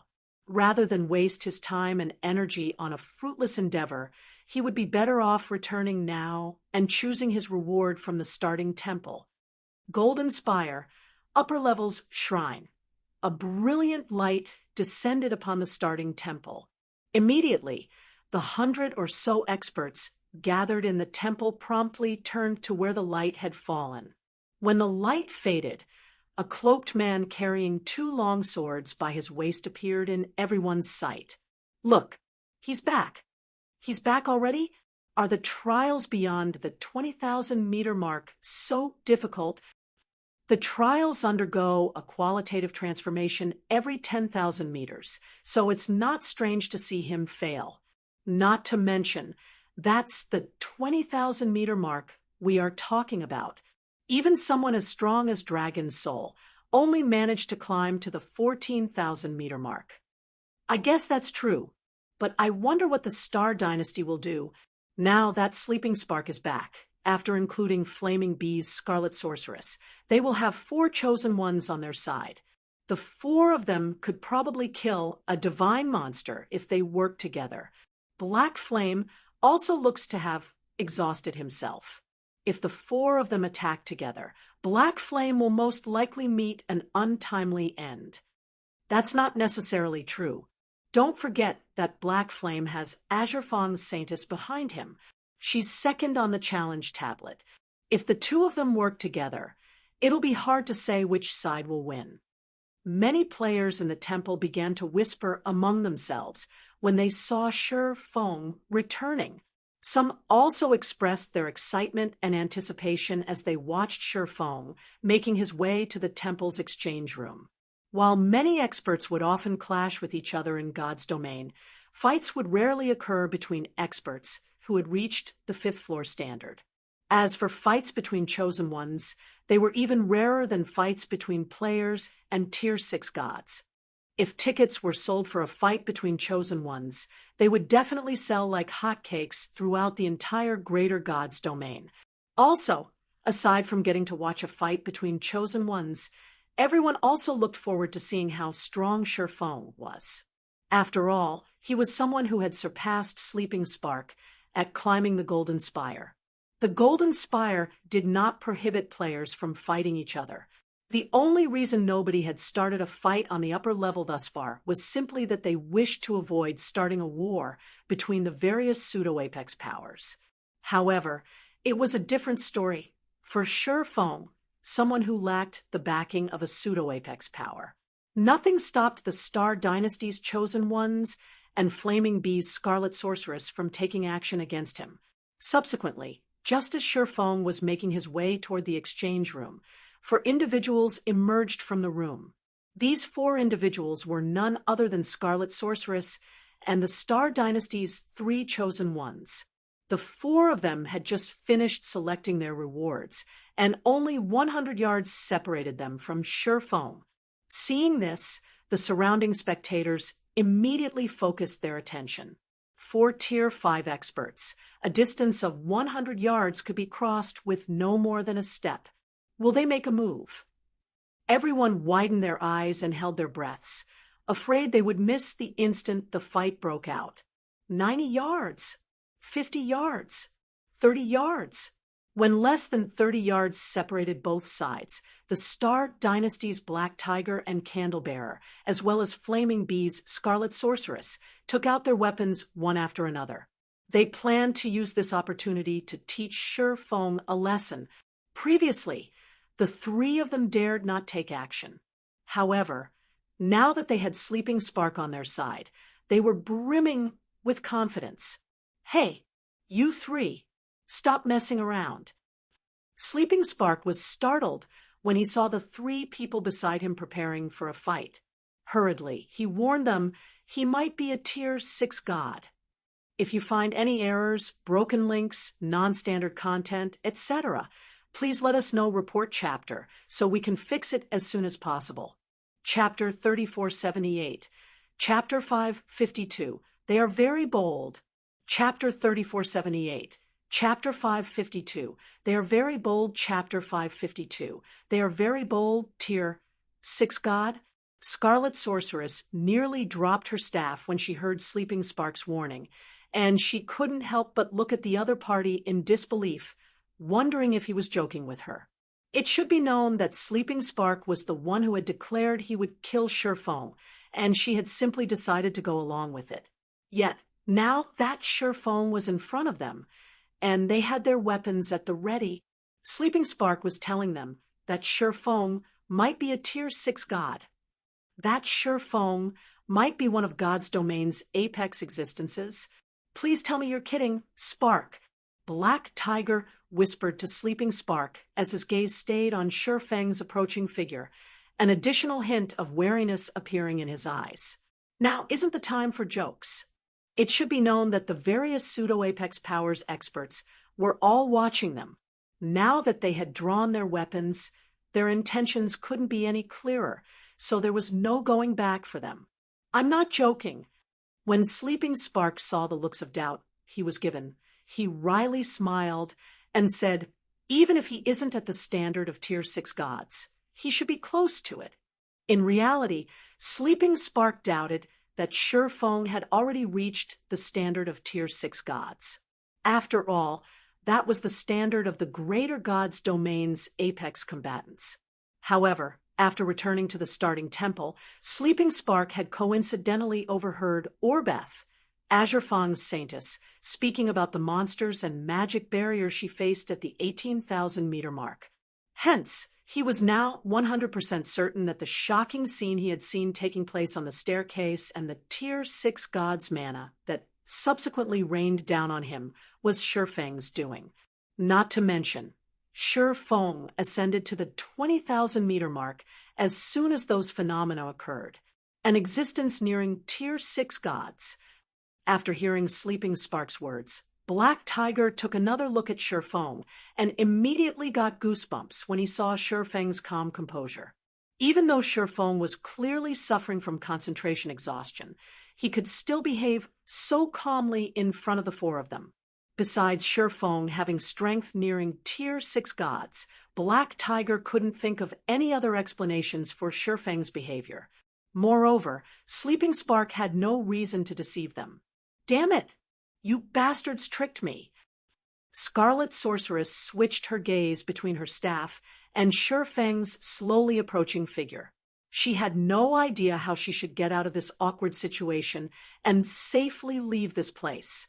While she might be a chosen one of Flaming Bee, due to the limitations of her tier and her lack of a divine artifact, she didn't even have the strength to resist a tier 6 god, let alone fight one. If she tried to fight a tier 6 god now, she would suffer a miserable defeat and be at huge risk of having her soul annihilated. Should that happen, she would forever lose the qualifications to enter God's domain. In the greater world, where God's domain meant everything, her life would be as good as over if she lost access to God's domain. I suddenly remembered I have urgent matters to attend to, so I'll be logging off first. Good luck, you guys. Black Tiger suddenly slapped his forehead and chose to log off with a smile. Black Tiger, you. Scarlet Sorceress gnashed her teeth when she saw Black Tiger going offline, but immediately afterward, she, too, chose to go offline forcibly. As for Candlelight Bearer, after seeing Black Tiger and Scarlet Sorceress logging out of the game, he also decisively logged out, his body collapsing to the ground. In the blink of an eye, 3 of the 4 chosen ones standing before Shifeng were lying on the ground, the sight shocking everyone present. What's going on? Shifeng was also puzzled to see Black Tiger, Scarlet Sorceress, and Candlelight Bearer forcibly logging out of the game. After all, he hadn't even done anything yet. It should be known that forcibly logging out of the game came with consequences. If fortunate, players would only lose a handful of levels from doing so. But if unfortunate, they could be prohibited from logging into the game for up to half a month. Now that the Eternal Realm was still in its early exploration stage, losing half a month of progress would be no different than losing a limb. Sorry, they suddenly disconnected. Sleeping Spark awkwardly explained as he used mana to pick up the 3 motionless bodies around him. I'm afraid you'll have to wait until next time for your duel with them.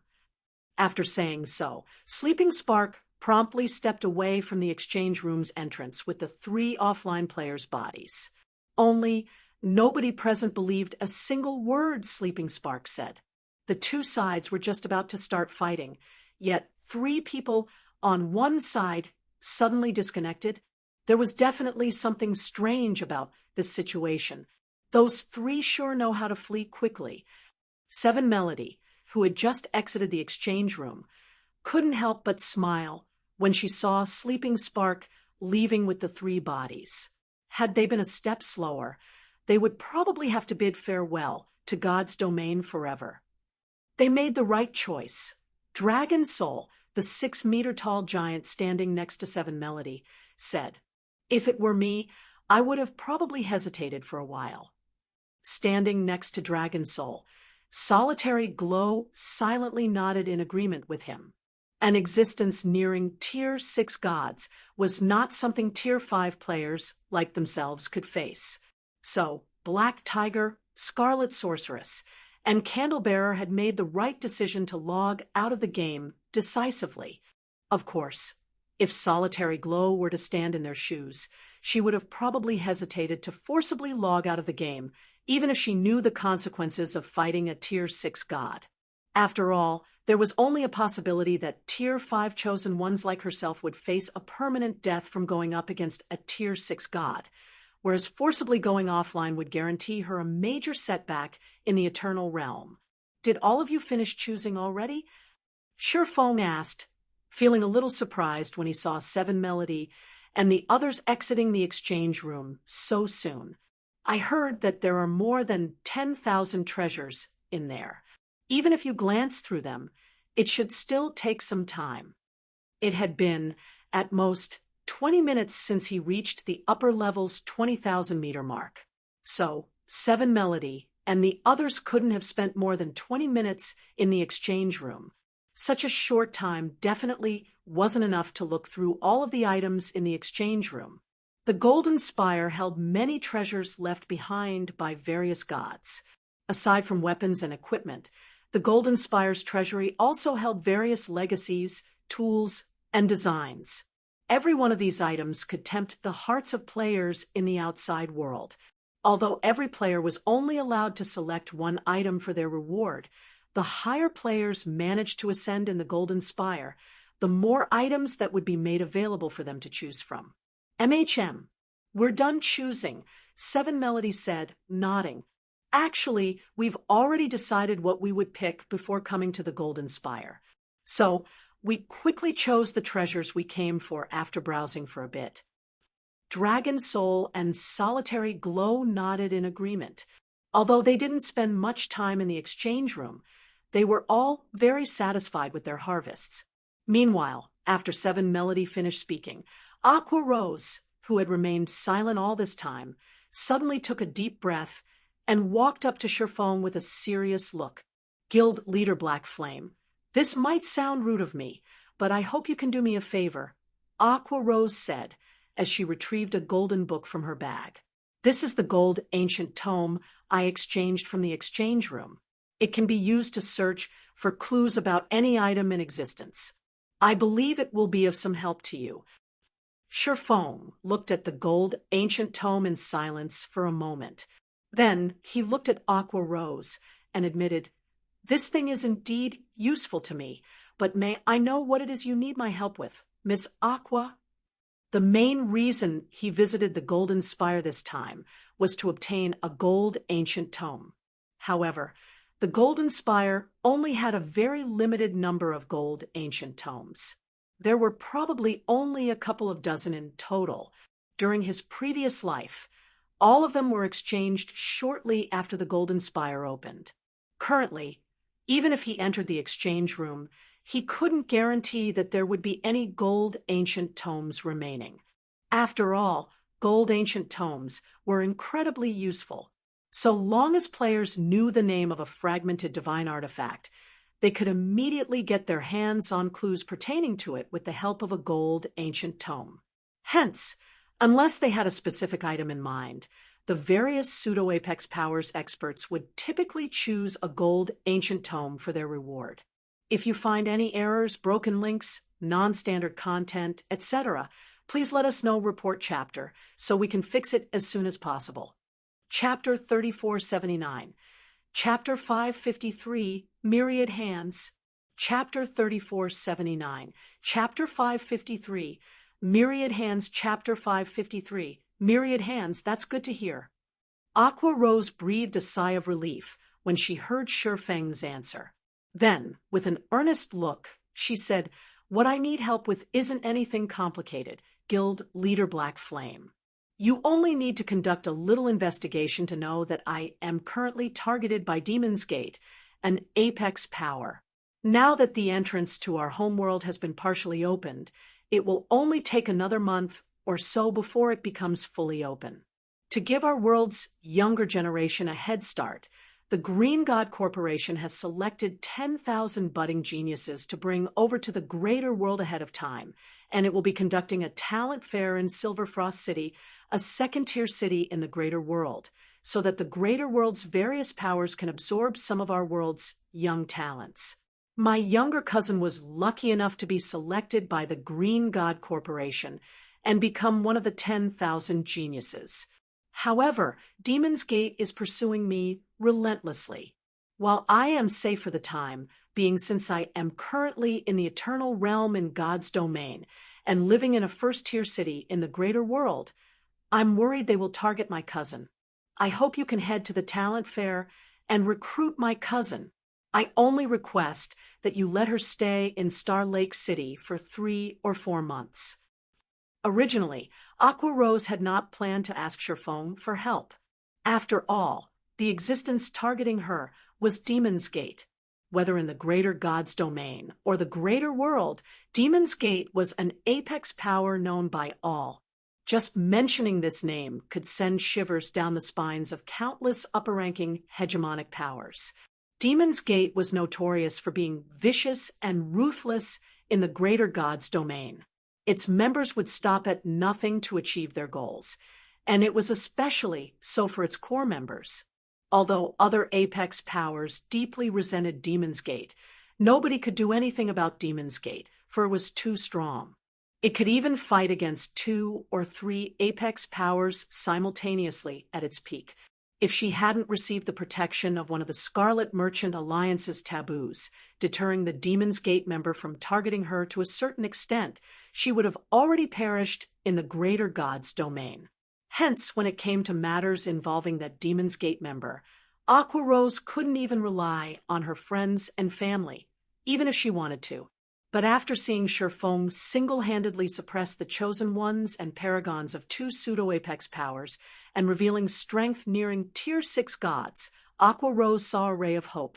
Anyone with strength nearing Tier 6 gods would be considered an Apex existence in the greater god's domain. Even that person from Demon's Gate would have to tread carefully around such an existence. It was especially so now that they were in the Eternal Realm, where numerous powers were competing. In the Eternal Realm, many powers would be more than willing to do anything to try to win the favor of such an existence. Even opposing an Apex power like Demon's Gate wouldn't necessarily be out of the question. Demon's Gate. Sherfong frowned a little. He had experienced getting hunted by Demon's Gate countless times during his previous life, and it wouldn't be an exaggeration to say that Demon's Gate's existence was omnipresent. If not for Demon's Gate being too strong, he would have long led Zero Wing to annihilate the Apex power. He didn't think Aqua Rose would have provoked his old enemy in this life. If you find my request too difficult to fulfill, you can also have someone else take my cousin into hiding for a month, Aqua Rose hurriedly said when she saw Sherfong frowning. I'll try to hurry over as soon as possible. No, it's not a difficult request, Sherfong said, shaking his head. Then he calmly continued, it's just Demon's Gate. It's nothing significant. In his previous life, Demon's Gate had failed to do anything about him after countless attempts. Now that he wielded the godly relic Shadow Incinerator and the Goddess of Space's Dark Moon legacy, the Apex power would only be even helpless against him. Meanwhile, as soon as Sherfong finished speaking, Dragon Soul and Solitary Glow couldn't help but be at a loss for words. Demon's Gate was one of the few Apex powers in existence, and its influence spanned across the entire greater god's domain. The top 10 players on the Divine Glory list were the only individuals qualified to deem Demon's Gate insignificant. It should be known that every player ranked within the Divine Glory list's top 10 was an existence that had long transcended humans. Every one of them could easily kill an ancient god, and some of them had even slain the taboos of Apex powers before. Hence, the various Apex powers greatly feared the Divine Glory list's top 10 experts. While Sherfong might have strength nearing Tier 6 gods, and would most definitely become even stronger once he got promoted to Tier 6 in the future, it was still far-fetched to say that he could match the top 10 experts on the Divine Glory list. Does that mean you will accept my request, Guild Leader Black Flame? Aqua Rose asked eagerly. Personally, Aqua Rose wasn't confident that Sherfong would agree to her request. After all, nobody would want to offend an Apex power, much less one as notorious as Demon's Gate.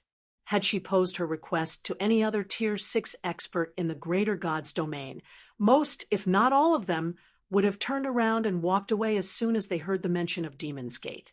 In some realms, Demon's Gate's name was even considered a taboo that must never be mentioned. In her opinion, it would already be a miracle if Sherfong agreed to find a proxy to shelter her cousin for a month. While a month wasn't as much time as she would like, it was enough of a buffer for her to secure a slot in a first-tier city for her cousin with the Scarlet Merchant Alliance's help. As for keeping her cousin in their homeworld, that would be impossible.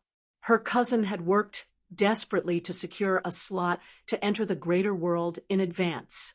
Even if she tried to persuade her cousin, the other party was unlikely to heed her advice. Not to mention, she was the cause of her cousin being targeted by Demon's Gate. I can, Sherfong calmly said. I can also promise to enter your cousin into Zero Wing, and so long as Zero Wing continues to exist, no harm will come to her. However, I will need you to promise me one thing in exchange. What do you need me to promise you, Guild Leader Black Flame? Aqua Rose asked, her determined voice suggesting she would agree to any demands. When I need your help in the future, you must unconditionally help me once, Surefoam said, chuckling. If you can promise me that, I will guarantee your cousin's safety.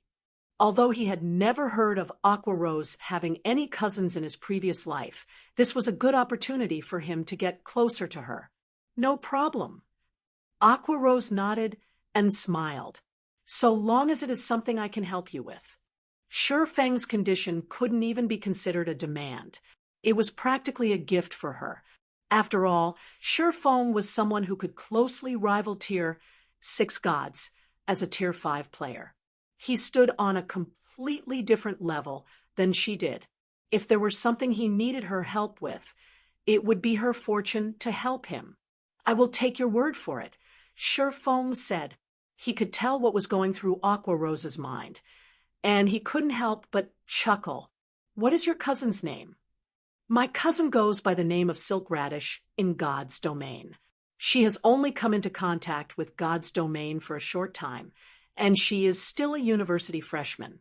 She isn't interested in grinding and adventuring, but she is greatly interested in God's domain's engineering system. She has been researching it since she entered God's domain. Aqua Rose introduced. Silk Radish? Engineering. Feng was stunned by the incredibly familiar name from Aqua Rose's mouth. Myriad Hand's Silk Radish. She was one of the only 6 pseudo-divine craftsmen in the greater God's domain in his previous life. If you find any errors, broken links, non-standard content, etc., please let us know. Report chapter so we can fix it as soon as possible.